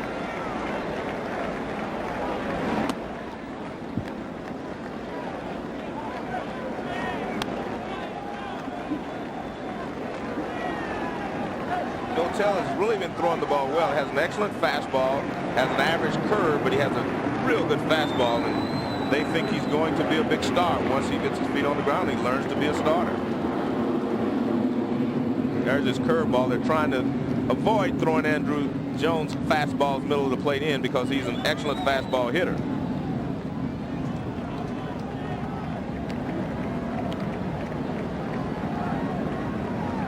Andrew hit 26 home runs this year.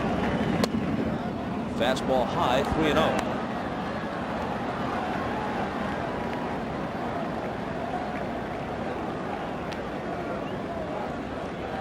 Walt Weiss was clean shaven when this game began.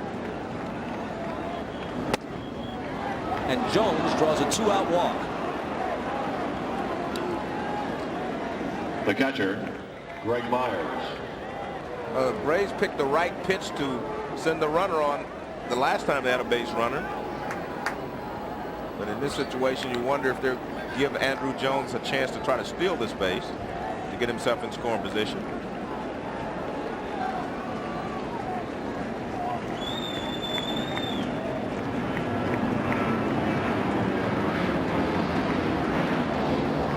This game is at 4 hours and 49 minutes.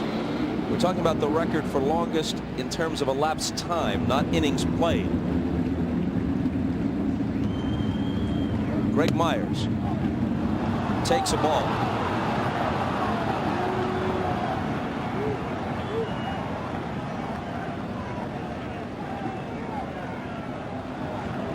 Met fans remember that one. A marathon that finally took them to the World Series. And Dotel all of a sudden can't find the strike zone.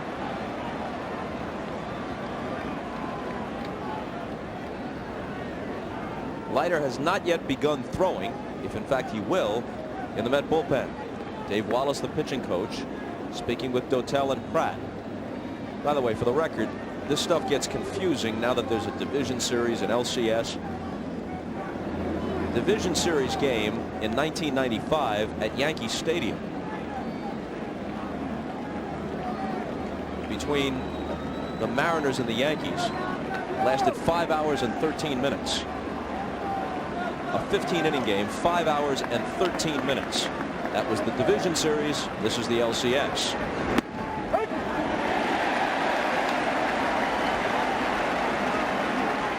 Two and one.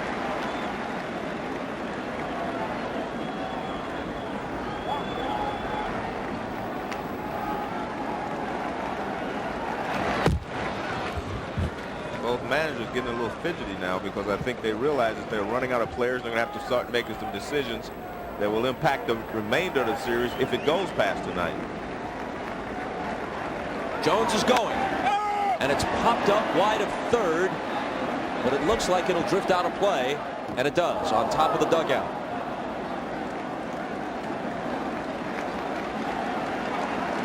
So Andrew Jones returns to first. He stole 24 bases during the regular season. By the way, that 5 hour and 13-minute game in the 95 division series between the Yankees and Mariners was at the Kingdom.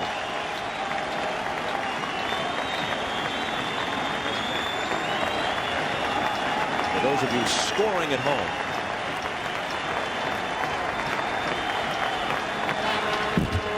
Jones gets back.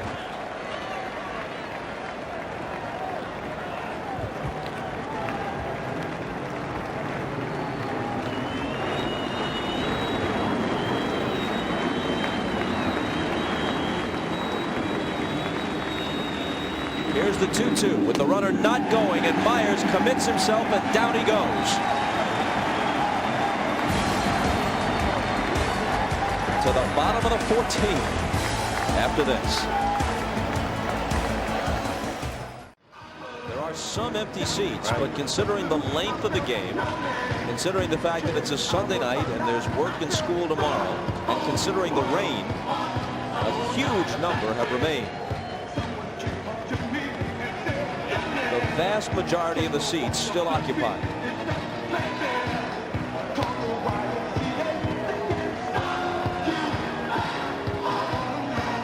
So now in the bottom of the 14th, Robin Ventura will try to do what he hasn't done so far. Solve John Rucker. He's yet to put the ball in play against him. 5 at-bats, 5 strikeouts. He roped a single to right in the 11th, his first hit of this game and his first hit of this series.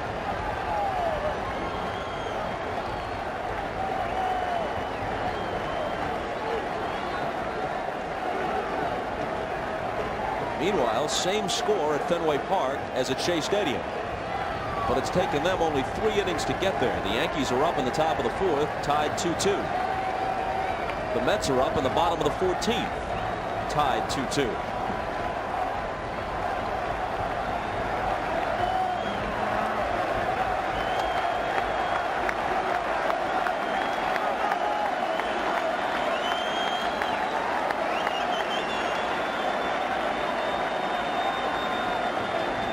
Rocker's finally set, and he begins the bottom of the 14th with strike 1 to Ventura as he bounces it foul. If anyone thought that the Mets would roll over after being down 0-3, they thought wrong. They come back to win game 4 in heart-pounding fashion last night. And they battle to the 14th here, when any misstep could spell the end of their season.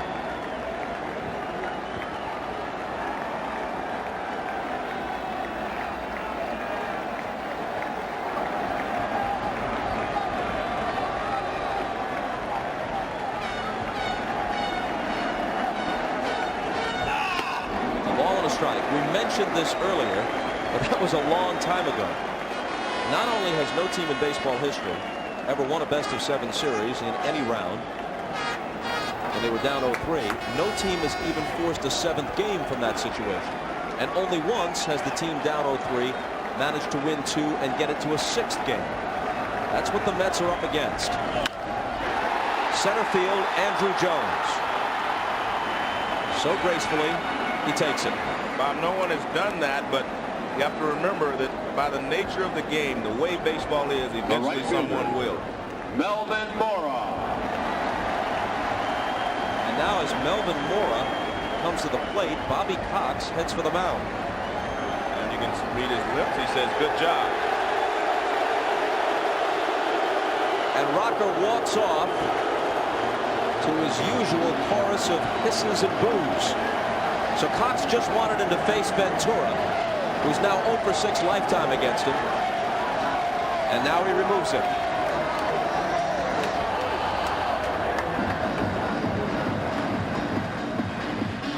Yes. Okay.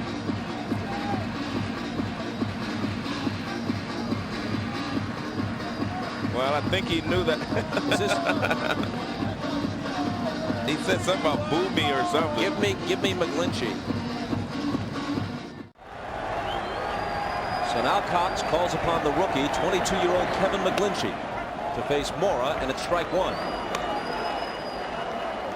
Well, Rocker is a self-proclaimed huge wrestling fan, and for him, a lot of this is like the theater of wrestling, and he's the bad guy. He heard another serenade from the Shea Stadium crowd as he headed to the Atlanta dugout. I'm pretty sure it wasn't happy birthday, even though this is Rocker's 25th. Just looked at Ventura, the man he retired as the last hitter he faced. At least Ventura put the ball in play against him for the first time in his life. First 5 times he'd struck out. This time he flied to center.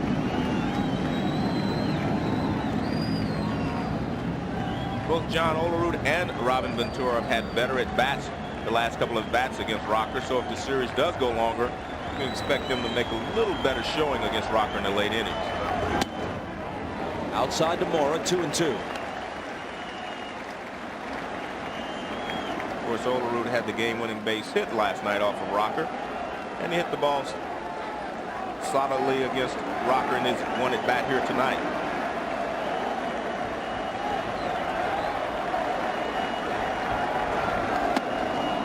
And McGlinchey strikes Mora out. If you're just joining us and you're a little bit confused, as can be the case with the postseason television schedule, which games are at which times, which networks have which leagues, this was a day game originally. We're in the 14th. 2 out, nobody on. And here's Agbayani. Bob, you know, the most amazing statistic, if you're looking at the Braves side, is that they have only issued 1 base on balls in 13 2/3 innings. That's amazing pitching.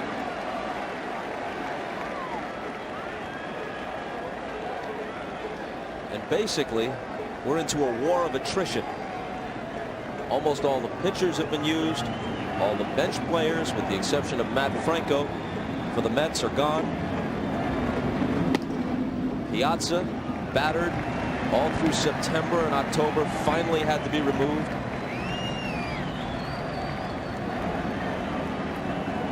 And the game is in the hands of 2 rookies, McGlinchey and Dotel.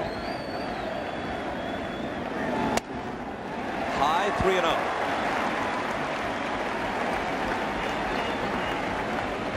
Atlanta pitchers have registered 13 strikeouts and just the 1 walk Joe Morgan mentioned.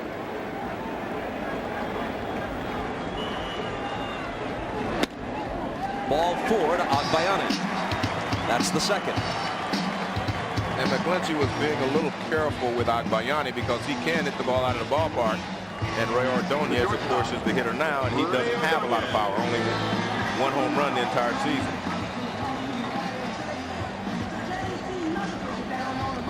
Oh for 5 there and 1 for 19 in the series. And 3 of those outs were on bunt attempts. He also hit into a double play with the bases loaded in the 6th. Swinging at the first pitch and killing the rally.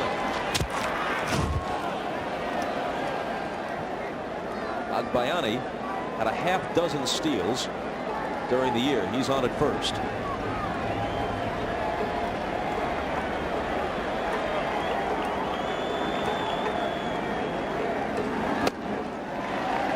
Ball 1 to Ordonez.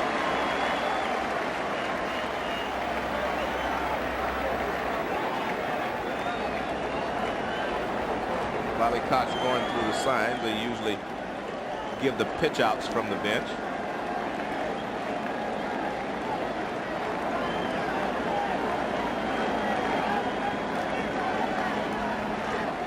Runner's not going. And Ordonez takes high. Myers heads to the mound to talk it over with McGlinchey.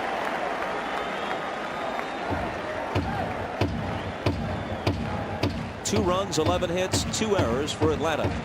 2-9-1 for New York.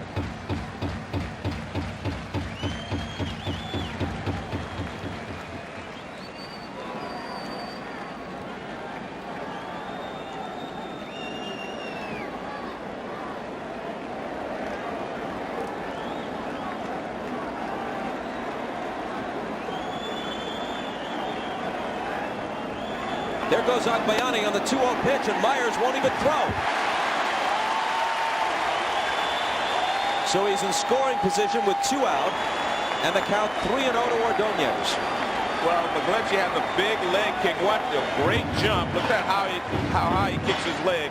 No chance for Myers to even throw to second base as Agbayani steals it easily.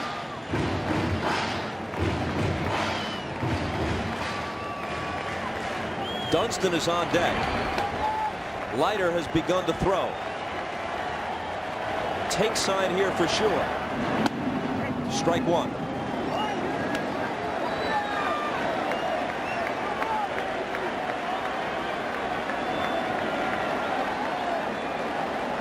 The outfield is very shallow because Ordonez has little power, giving them at least a chance, if the ball is hit sharply, to make a play at the plate. A bouncing ball right side. Lockhart has it from the outfield grass. He sends the game to the 15th.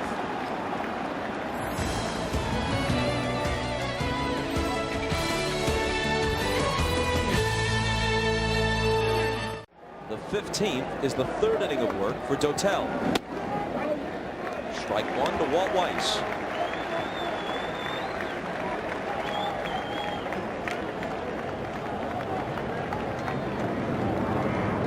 Weiss is 1 for 5 with a walk. His 1 hit, an 8th inning double.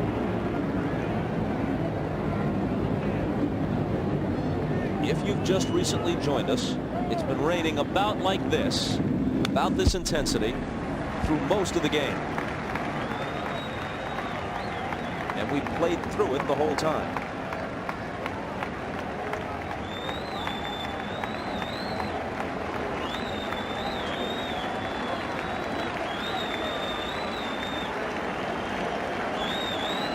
Dotel's 1-2 pitch.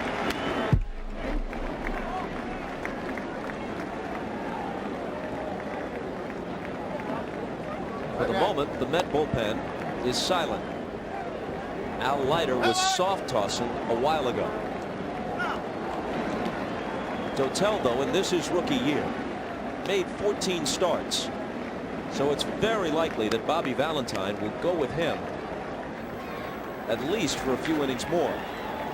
Even should he get into a situation where he needs Leiter for a single left-handed hitter, then you have to wonder what happens if the game goes on beyond that.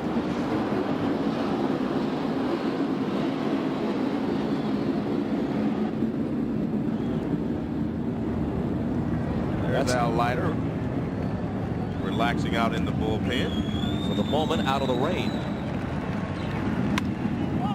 Weiss pops it down the right field line. It's in the seats. Craig Sager has some info for us. Obviously, if Al Leiter does have to warm up hard or come into the ball game, his status for starting Game 6 would be in question if the Mets should win. But they discussed that down in the dugout, and Bobby Valentine and Bruce Benedict. Dave Ball said, hey, we go what we got. We'll piece together Game 6. A line drive that drops for a hit. Good job there by Weiss. He fought off a lot of good pitches from Dotel, and he leads off the 15th inning with a base hit, which will allow Kevin McGlinchey to bunt him over. Fastball down and out over the plate. He just slaps it to left field for a base hit. But he fought off some really good pitches from Dotel with 2 strikes. McGlinchey had only 2 at-bats without a hit. And he didn't have a sacrifice this year.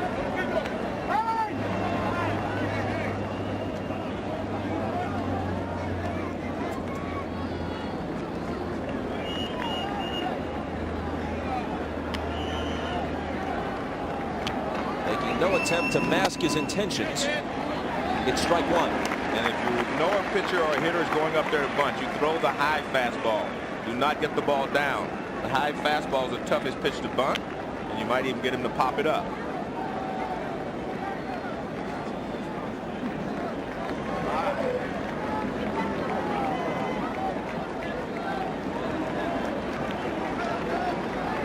Leroux holding Weiss.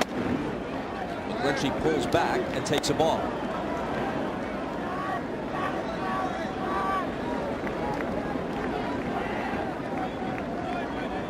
With each passing half inning, little by little, the crowd thins with the length of the game and the weather conditions. The 1-1 pitch, high 2-1. On the other hand, some of these seats cost $100, so you're reluctant to give it up. Might as well get your money's worth. And those who remain have.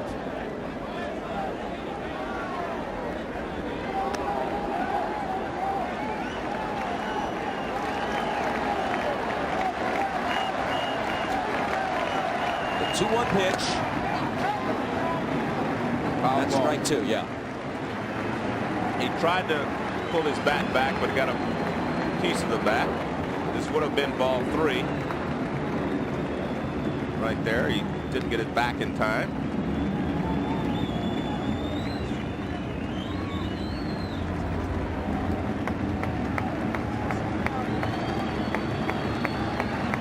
He's going to bunt with 2 strikes, but he takes inside 3-2. Interesting here, if you're Bobby Cox, do you let Weiss take off? See again, the ball up and in, and he gets the bat back in time for ball 3. Dotel absolutely cannot walk this man. The runner goes. It's a called strike 3. The throw safe. Good play there by Bobby Cox. The reason it's a good play, if you have your hitter square around, it also keeps the catcher back. The catcher can't come forward and get the ball quickly enough to throw the runner out. Nice play there by McGlinchey. He stayed there and then he pulled the bat back. Weiss, a good slide to the outside and a good call there at second base. Ed Montague's the umpire at second base. And here's Weiss. And we'll look at this. He dives to the outside away from the tag. Good slide.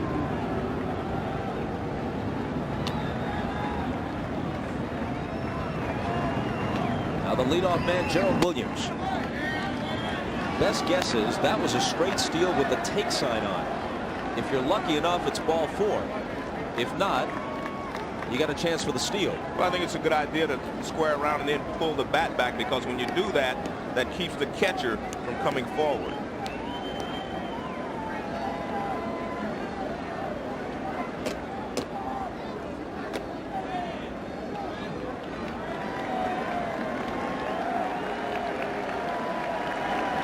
This is just before the steal. He says, I want to take off. And Wise does, because Wise was still talking to him when Dotel went into his stretch.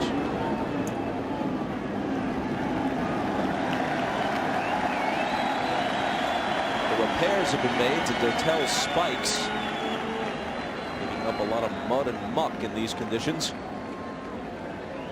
1-0 to Gerald Williams. 1 for 6, a fifth inning double with an intentional walk tossed in. High heat, 1-1.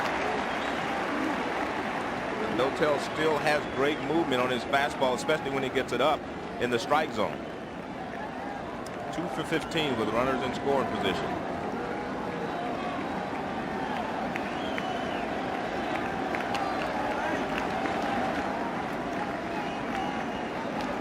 Keith Lockhart, a tough lefty bat, especially against a right-hander, waits on deck. Late swing, 1-2.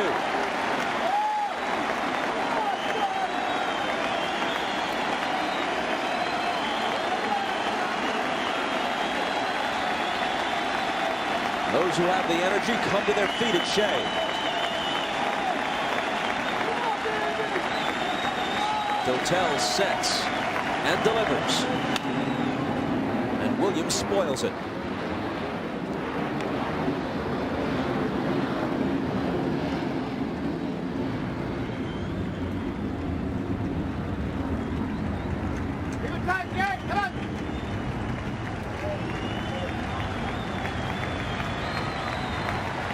Weiss, who still runs pretty well, leads away from second. Another 1-2 pitch. In the air to shallow right, down the line, Mora into foul ground, no play.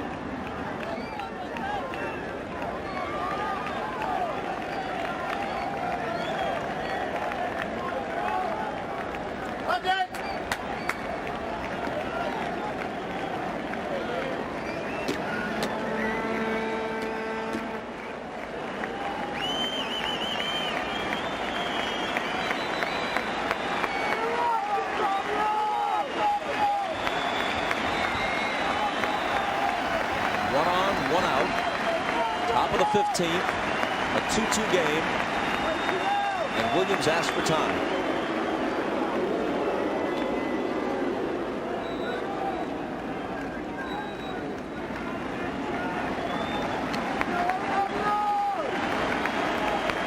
Now the 1-2 pitch. Breaking ball hit in the air to left center. Agbayani moves over for the catch. Weiss remains anchored at second with 2 out.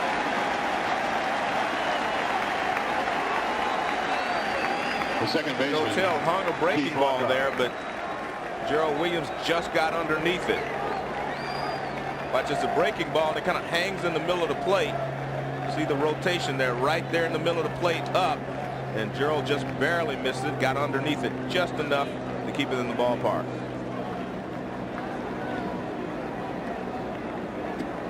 Interesting conversation here, because Dave Wallace is talking to Dotel. You have to remember Chipper Jones is on deck, but I think what they're trying to make him understand is that Lockhart, very good fastball hitter.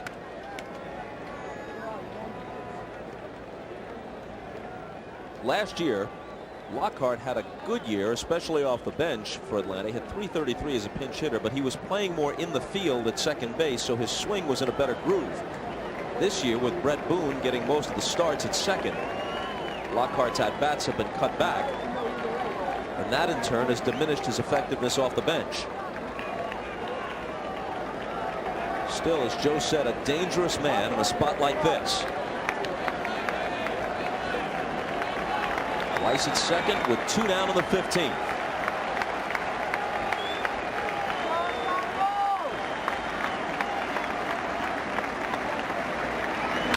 And a line drive toward the gap in right center field. Sprinting over is Dunston. Can't get to it. It gets by him as Weiss scores the go-ahead run. Lockhart around second, digging for third. And his triple has given Atlanta the lead in the 15th.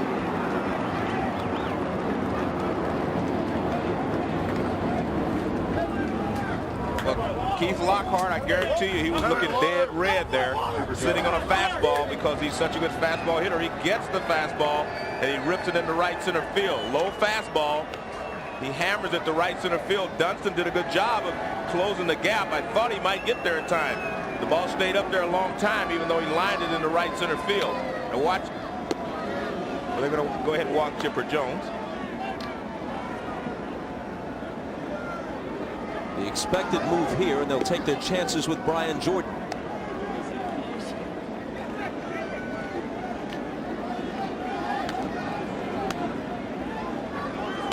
For most of his career, Sean Dunston was a shortstop and a good one. He's been playing the outfield of late, all three outfield positions, a lot of center field.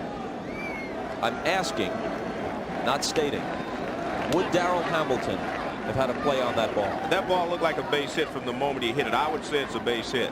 He closed the gap as quickly as he could, and it just looked like it was a base hit. This was more of a line drive. It wasn't a fly ball. Now watch, this is a line drive right into the gap. Look how much ground he has to cover. I mean, just to get there. He starts way over there. That's a base hit.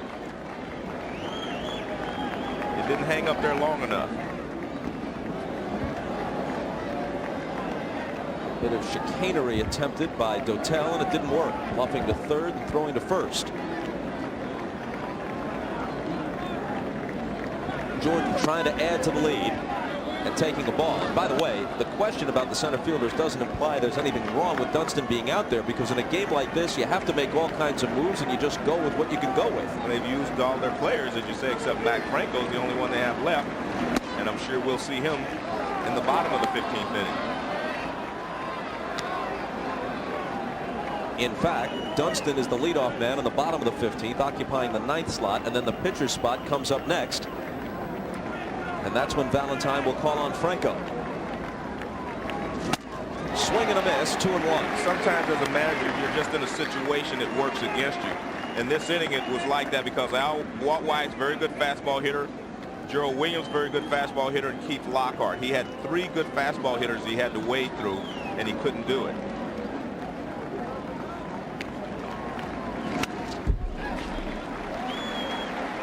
Two balls, two strikes, 2 outs, 2 on, and most importantly, a run home in the top of the 15th. The first number other than a 0 put on the board since the top of the 4th. Out of play.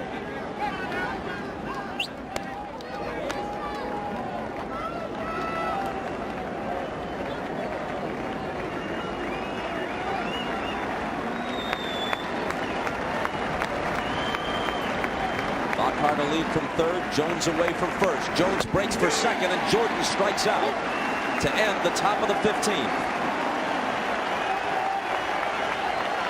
But there may be only 3 outs left in the Mets season. And there may be only 3 outs separating the Braves from their 5th trip of the decade to the World Series.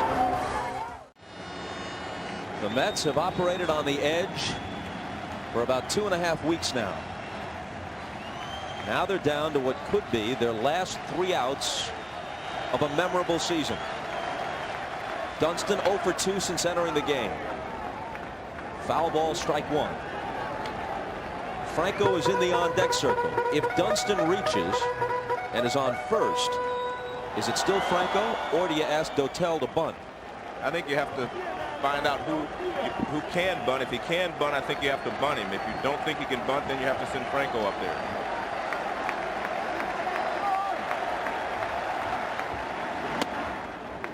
Dunston bluffs up on it, takes ball 1. That comes under the heading of knowing your players, knowing who can bunt in certain situations and who has trouble in those situations. And I'm sure Bobby already knows exactly what he's going to do if Dunston gets on base.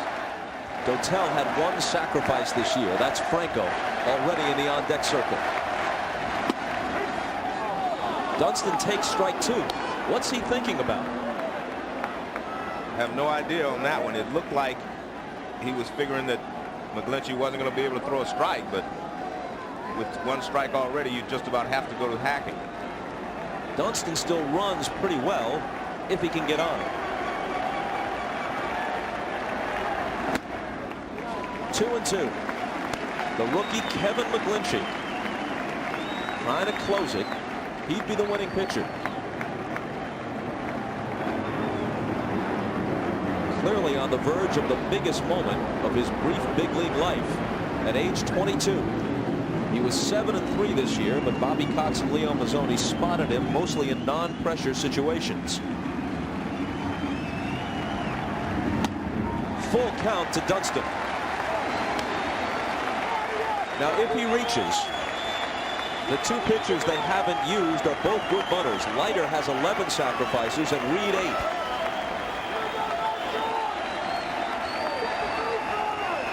A tough decision if he does reach, because if you run one of those pitchers up there to bunt and they do not get the job done, you're basically just giving away an out without advancing the runner. The 3-2 pitch. Fouled off.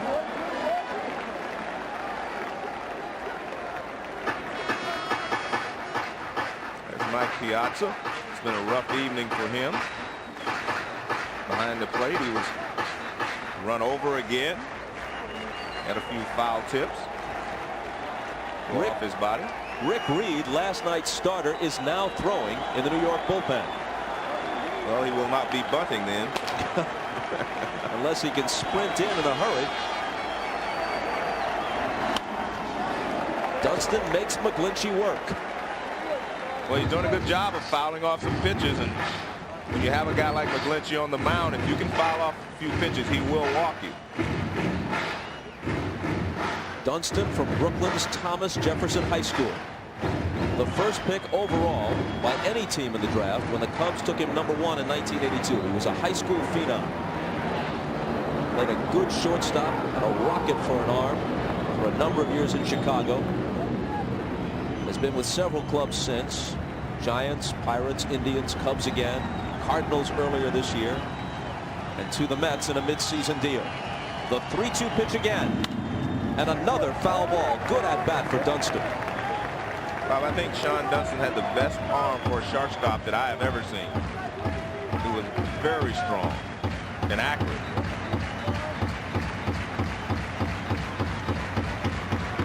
I remember Mark Grace saying he had to brace himself for those throws. Out of there with a bruised gloved hand.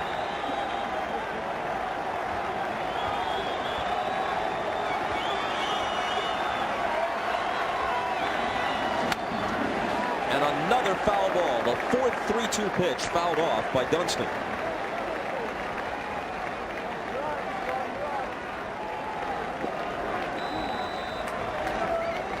If the Mets should tie it and need another pitcher for a 16th inning, Rick Reed threw 7 innings last night, plus 2 batters in the 8th, but he only threw 73 pitches.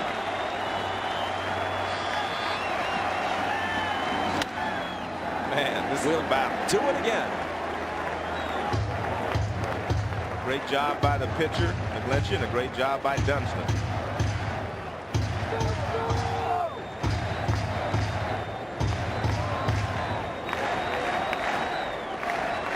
Baseball, especially postseason baseball, can be a game of building tension, sustained and then building tension. And that's what Dunston and McGlinchey are giving us here. 6 foul balls after the count went full.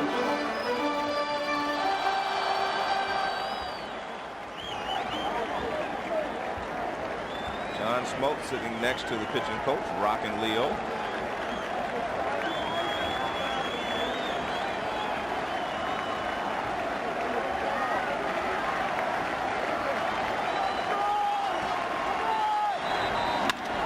Rolled toward the middle, base hit.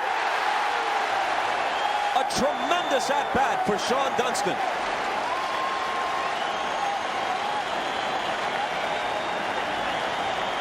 Leading off the bottom of the 15th inning and down by 1 run. This is an unbelievable at-bat.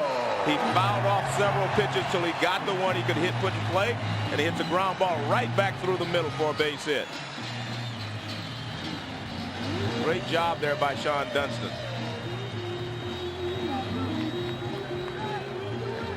Mets know that they're still alive. And it looks like they're going to send Dotel up to bunt, or to attempt to bunt. Franco was striding toward the plate, and Valentine called him back. Correction, now hitting for the Mets, the pitcher, Octavio Dotel. Octavio Dotel had only 24 at-bats with 3 hits, and as I mentioned, did not have a successful sacrifice, at least according to our stats. He had one. He had one. Well, now it looks like Bobby's changed his mind. And now Matt Franco is in the ballgame. What was that about?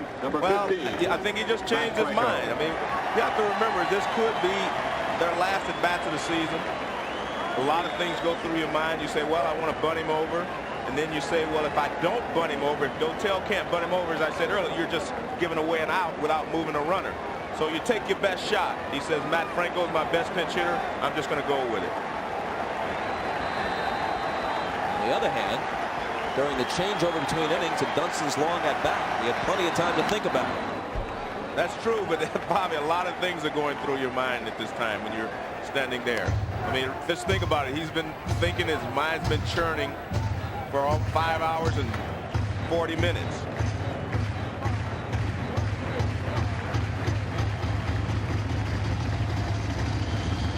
In terms of elapsed time, this is the longest playoff game in baseball history now.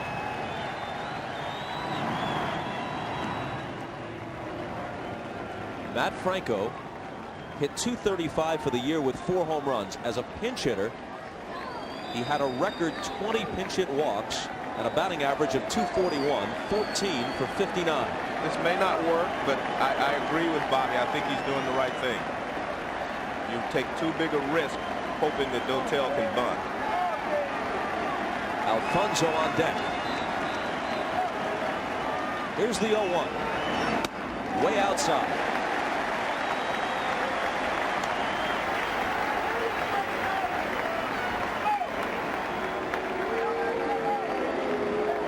Leo Mazzoni to the mound. And I think they're concerned with Sean Dunston at first base because we saw Agbayani get a great jump off of McGlinchey. So Sean Dunston runs a little better than he does. So if they want to send him, they may have the opportunity to do so. And that may be what Bobby's thinking. If he can steal second base, Matt Franco can still pull the ball to the right side. And that gives them their best chance of scoring a run rather than trying to bunt him in the scoring position and giving up an out without moving a base. But again, a lot of things going on in both managers' minds at this time. One of Matt Franco's 4 homers this year came as a pinch hitter.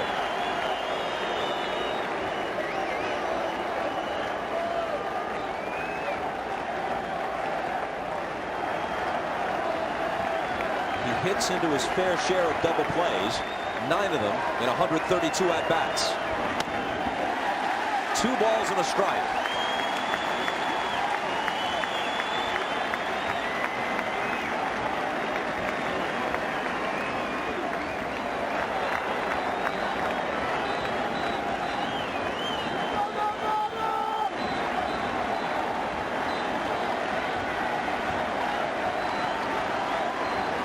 The rookie McGlinchey works. Dunston breaks for second, and Franco taps it foul. And he had it stolen easily. And that was the game plan, and that's why you saw Leo Mazzoni go out there and tell him, you try to hold a guy at first. He threw to first base once, but he's got such a high leg kick and a slow delivery to the plate. It's going to be difficult to stop Sean Dunston from stealing a base. Here's a difference between baseball and any other sport. You come down to the crunch in football, you're going to try to throw it to your best receiver, give it to your best back. In basketball, you're going to try to put it in your best scorer's hands. But sometimes in baseball, it's a journeyman like Franco off the bench and a rookie like McGlinchey on the mound with the whole season on the line. Baseball history is dotted with the names of people like Al Weiss, Brian Doyle, people who come out of the shadows and into prominence because it's just their time. It's McGlinchey against Franco in the 15th. There goes Dunston again. Here's the throw by Myers. Nowhere close. The tying run is in scoring position with nobody out. Well, you could see that Weiss did not want to give up his position too soon. In fact, he was a little late getting there. Plus, Dustin chooses a curveball. They come with a curveball here, which gives him a little more time to run. And he beats the throw at second base. Myers comes up and fires to second. He makes a good throw, just a little late.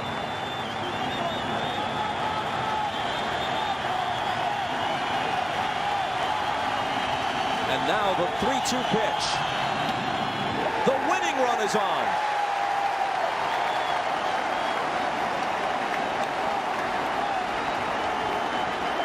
Now you, yes, now you go. Now you have, I think you have to bunt in this situation. You have a guy at the plate, Alfonso, who can go up there and bunt it. If he fouls off a couple of pitches, he still gets a chance to hit. Whereas if Dotel would have gone up there and he fouls off a couple of pitches, and then you send Franco up with 2 strikes, it's not a good situation. So everything is in your favor here to bunt, whereas I don't think it would have been in their favor to bunt with Dotel. You anticipated my question.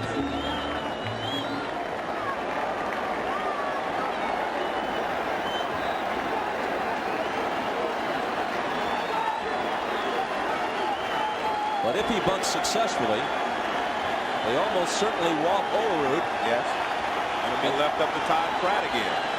What a spot. Alfonso squares, pulls back, takes a ball.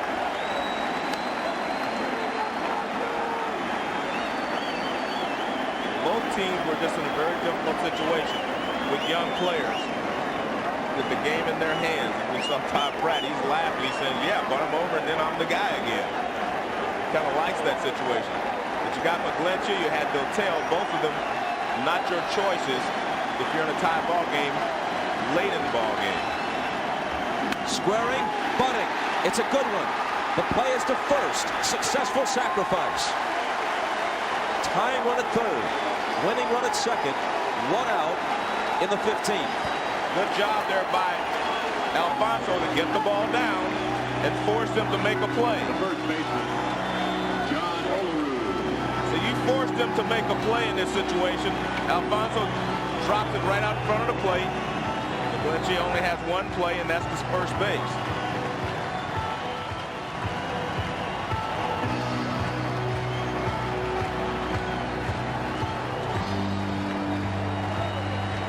So now they'll walk Olerud.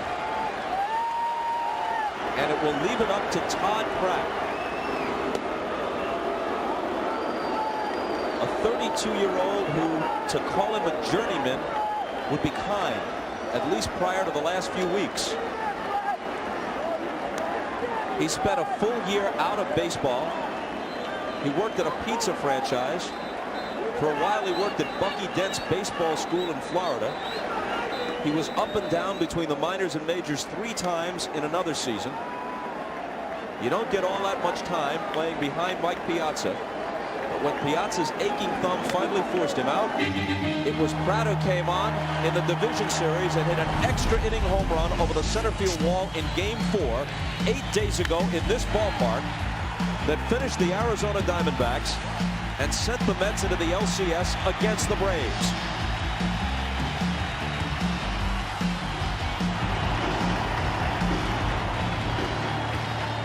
Well, the Braves have made their decision, and that decision is they're going to play for a double play with their middle infielders. We're going to have a pinch runner, it looks like, coming out of the dugout. But on the corners, they're going to come to the plate. Brian Hunter and Chipper Jones are going to come to the plate as we see Roger Cedeno going out to second base, because he would be carrying the possible winning run if somebody gets a base hit right here. Sidelined for Game 5 until now with back spasms.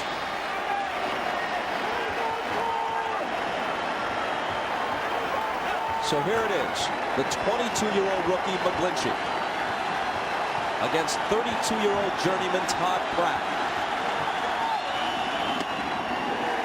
That's ball 1.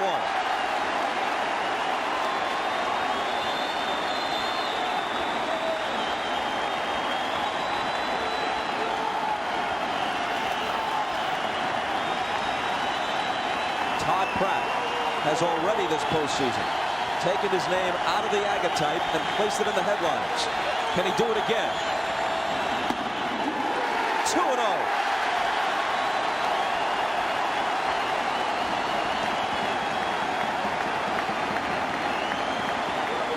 Dunston is at third. Cedeno, the pinch runner, carrying the winning run, is at second.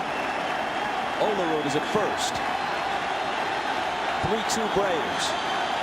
Bottom of the 15th. And ball 3 to Todd Pratt.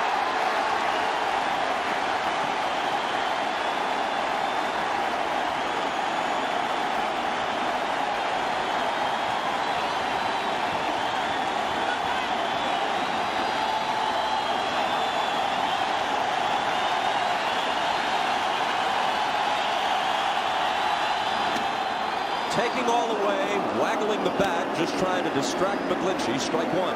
And you may see him take another one. He was taking 2-0. You may not want to take another strike because then he may make a good pitch and strike you out. I think if you get a good pitch, you got to swing at it here.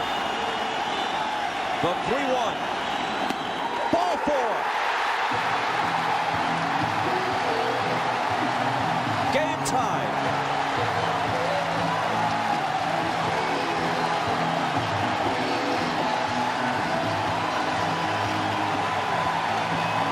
The Mets will not die.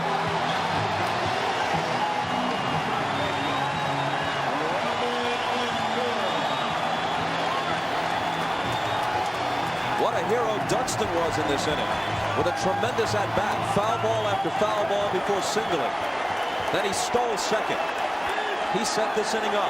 Well, the Braves have to play the infield in now. They have to come home with anything hit on the ground. And the outfield is also shallow.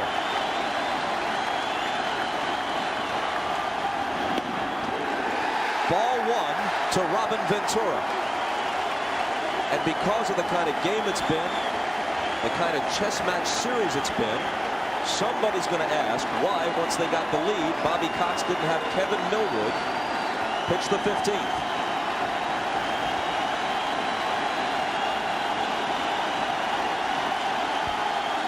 The 1-0. Foul to the screen.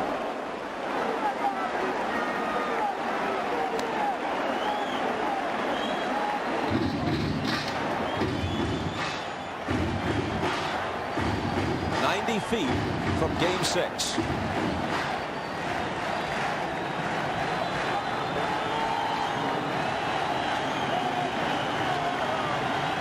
Bases loaded, 1 out. And he almost threw it away. Well, he was disturbed by Roger Cedeno. Cedeno made a good bluff towards home plate. And McGlinchey took his eyes off of the plate, picked the plate up late.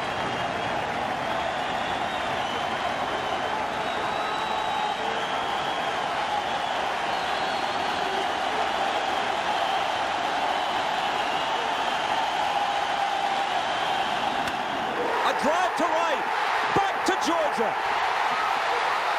Gone, a grand slam.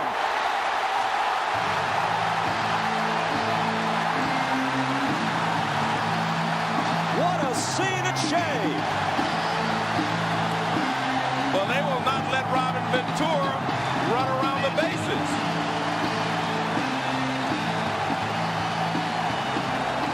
Have you ever seen anything like this?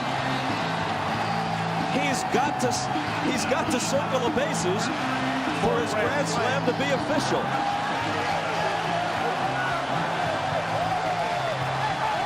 I'm looking for the umpires, and they've left the scene.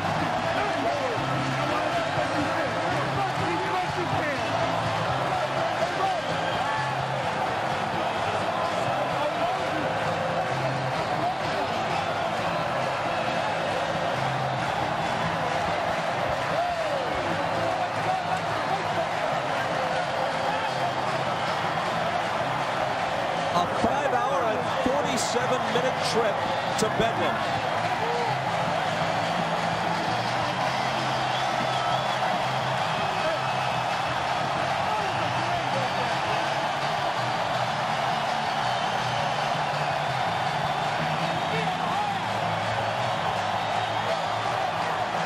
Reading Valentine's lips.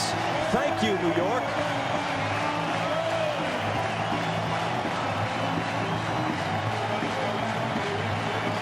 McGlinchey had to throw a strike. He had fallen behind, and he gives him a fastball, and Robin hits a rocket. This is a line drive that doesn't come down until it goes over the 371 sign in right field. He knows it's a game winner as soon as he hits it. Just now he knows it's a grand slam. But it's not a grand slam unless he runs around the bases. But it's still a game winner because they only need one run to score. Now watch what happens. The ball is lined over the right field wall. It goes right over the 371 sign. And so Daniels going back to tag up. He knows that even if they catch it, the game is over. So he comes home with the winning run. But then they mobbed Ventura out near second base. He never got past second base. Here's the bench as they get all excited. They know that they had won as soon as the ball got in the air. And then you see they're still watching now. They realize it goes out of the ballpark. But watch. I mean, they mob him at second base. Between first and second is as far as he got. Robin Ventura hit 3 grand slams during the season. The scoreboard reads 7-3. Ventura never rounded the bases. And if you do not touch home plate, those runs can't count. So the final score should be 4-3. I don't know if the rest of the runners touch home plate or not.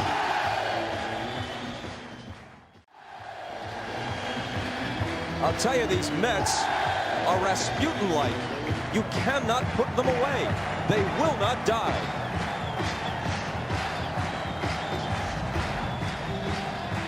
Whatever the official final score is, the Mets have won it. After falling behind 3-2 in the top of the 15th, they rallied to win it and force Game 6.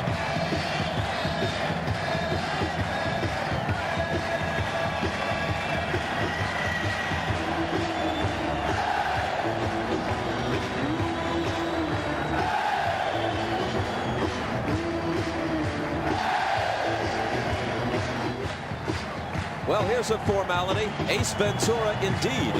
He's the Chevrolet player of the game, Robin Ventura.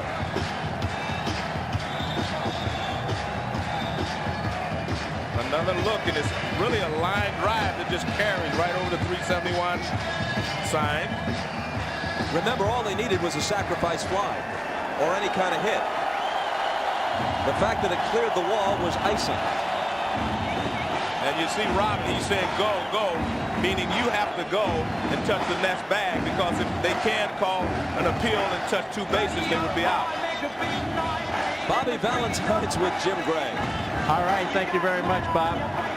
Bobby Valentine just said to me, don't ask me anything about the game. I can't remember it. So let me ask you about the last play of the game. You remember that? What about that grand slam there? Yeah, I remember that because Robin Ventura played on one leg this whole game. There were about 5 times I thought about taking him out of the game. He kept saying no, he could go, no, he could stay in, and it's poetic justice indeed for him to get the game winner. God, what a great player, what a great team. Have you ever been involved in anything quite like this? I know you haven't in a playoff, but just as long as this game went on, the longest game in playoff history? I've been in long games, but not games where every pitch meant so much from the 4th inning on. And the 4th inning was a great inning, and it went on. The pitchers were fabulous, the defense was good, and the guys never gave up. Bobby, congratulations. We'll look forward to Game 6. Let's go out to Craig Sager, who's with Robin Ventura. Well, Robin, it was the longest playoff game in history time-wise. You never got past second base. Tell us about the pitch, what you're looking for when all you need was a sacrifice fly. I was just looking for something, in the middle of the plate that I could just get in the air. And, everybody had all the tough at-bats before me. I mean, mine, he just walked taut, so I was just trying to put the barrel on it. And, the way I've been swinging, just put it simple, just try and get it on the barrel. After a grand slam, you want to savor the moment. You want that home run trot, whether it's Chris Chandler. As long as I got the first base, I don't care. That means we won. I mean, it's a great game to be involved in and to win it. As long as I got the first, I don't care. The Mets do not give up. You are down 3-0. Do you have the momentum now going back to Atlanta down 3-2? You hope so. They're awful tough down there. And, we're just glad to actually be going back after getting down 3-0. And, our crowd was great tonight, and they're partly responsible for this. Let me show you a way around third base and home so that extra run will count. Go ahead, and I'll send it back to Bob and Joe. Thanks. I've had enough. Let's go back to Bob. All right, Craig. Heck of a job. Robin Ventura said, "I've had enough." How many players would run the risk that a grand slam wouldn't count? Well, Bob, I'll tell you one thing. They couldn't see beating the Braves 4 in a row, but I think they can see beating them 2 in a row now. They've taken it one game at a time until they got to the point where they can see the end of the goal now, and I think they have a chance of winning 2 ball games in a row. The Game 6 you expected to be played will be played Tuesday night. Turner Field in Atlanta. Al Leiter for the Mets. Kevin Millwood for the Braves. 8 o'clock Tuesday on NBC. According to the official scorer Red Foley, the final score of this game is actually 4-3. You can't count runs unless they touch home plate. The Mets don't care. They are the winners. Selflessly, Ventura decides to celebrate with his teammates and doesn't get the grand slam, but the Mets get the win.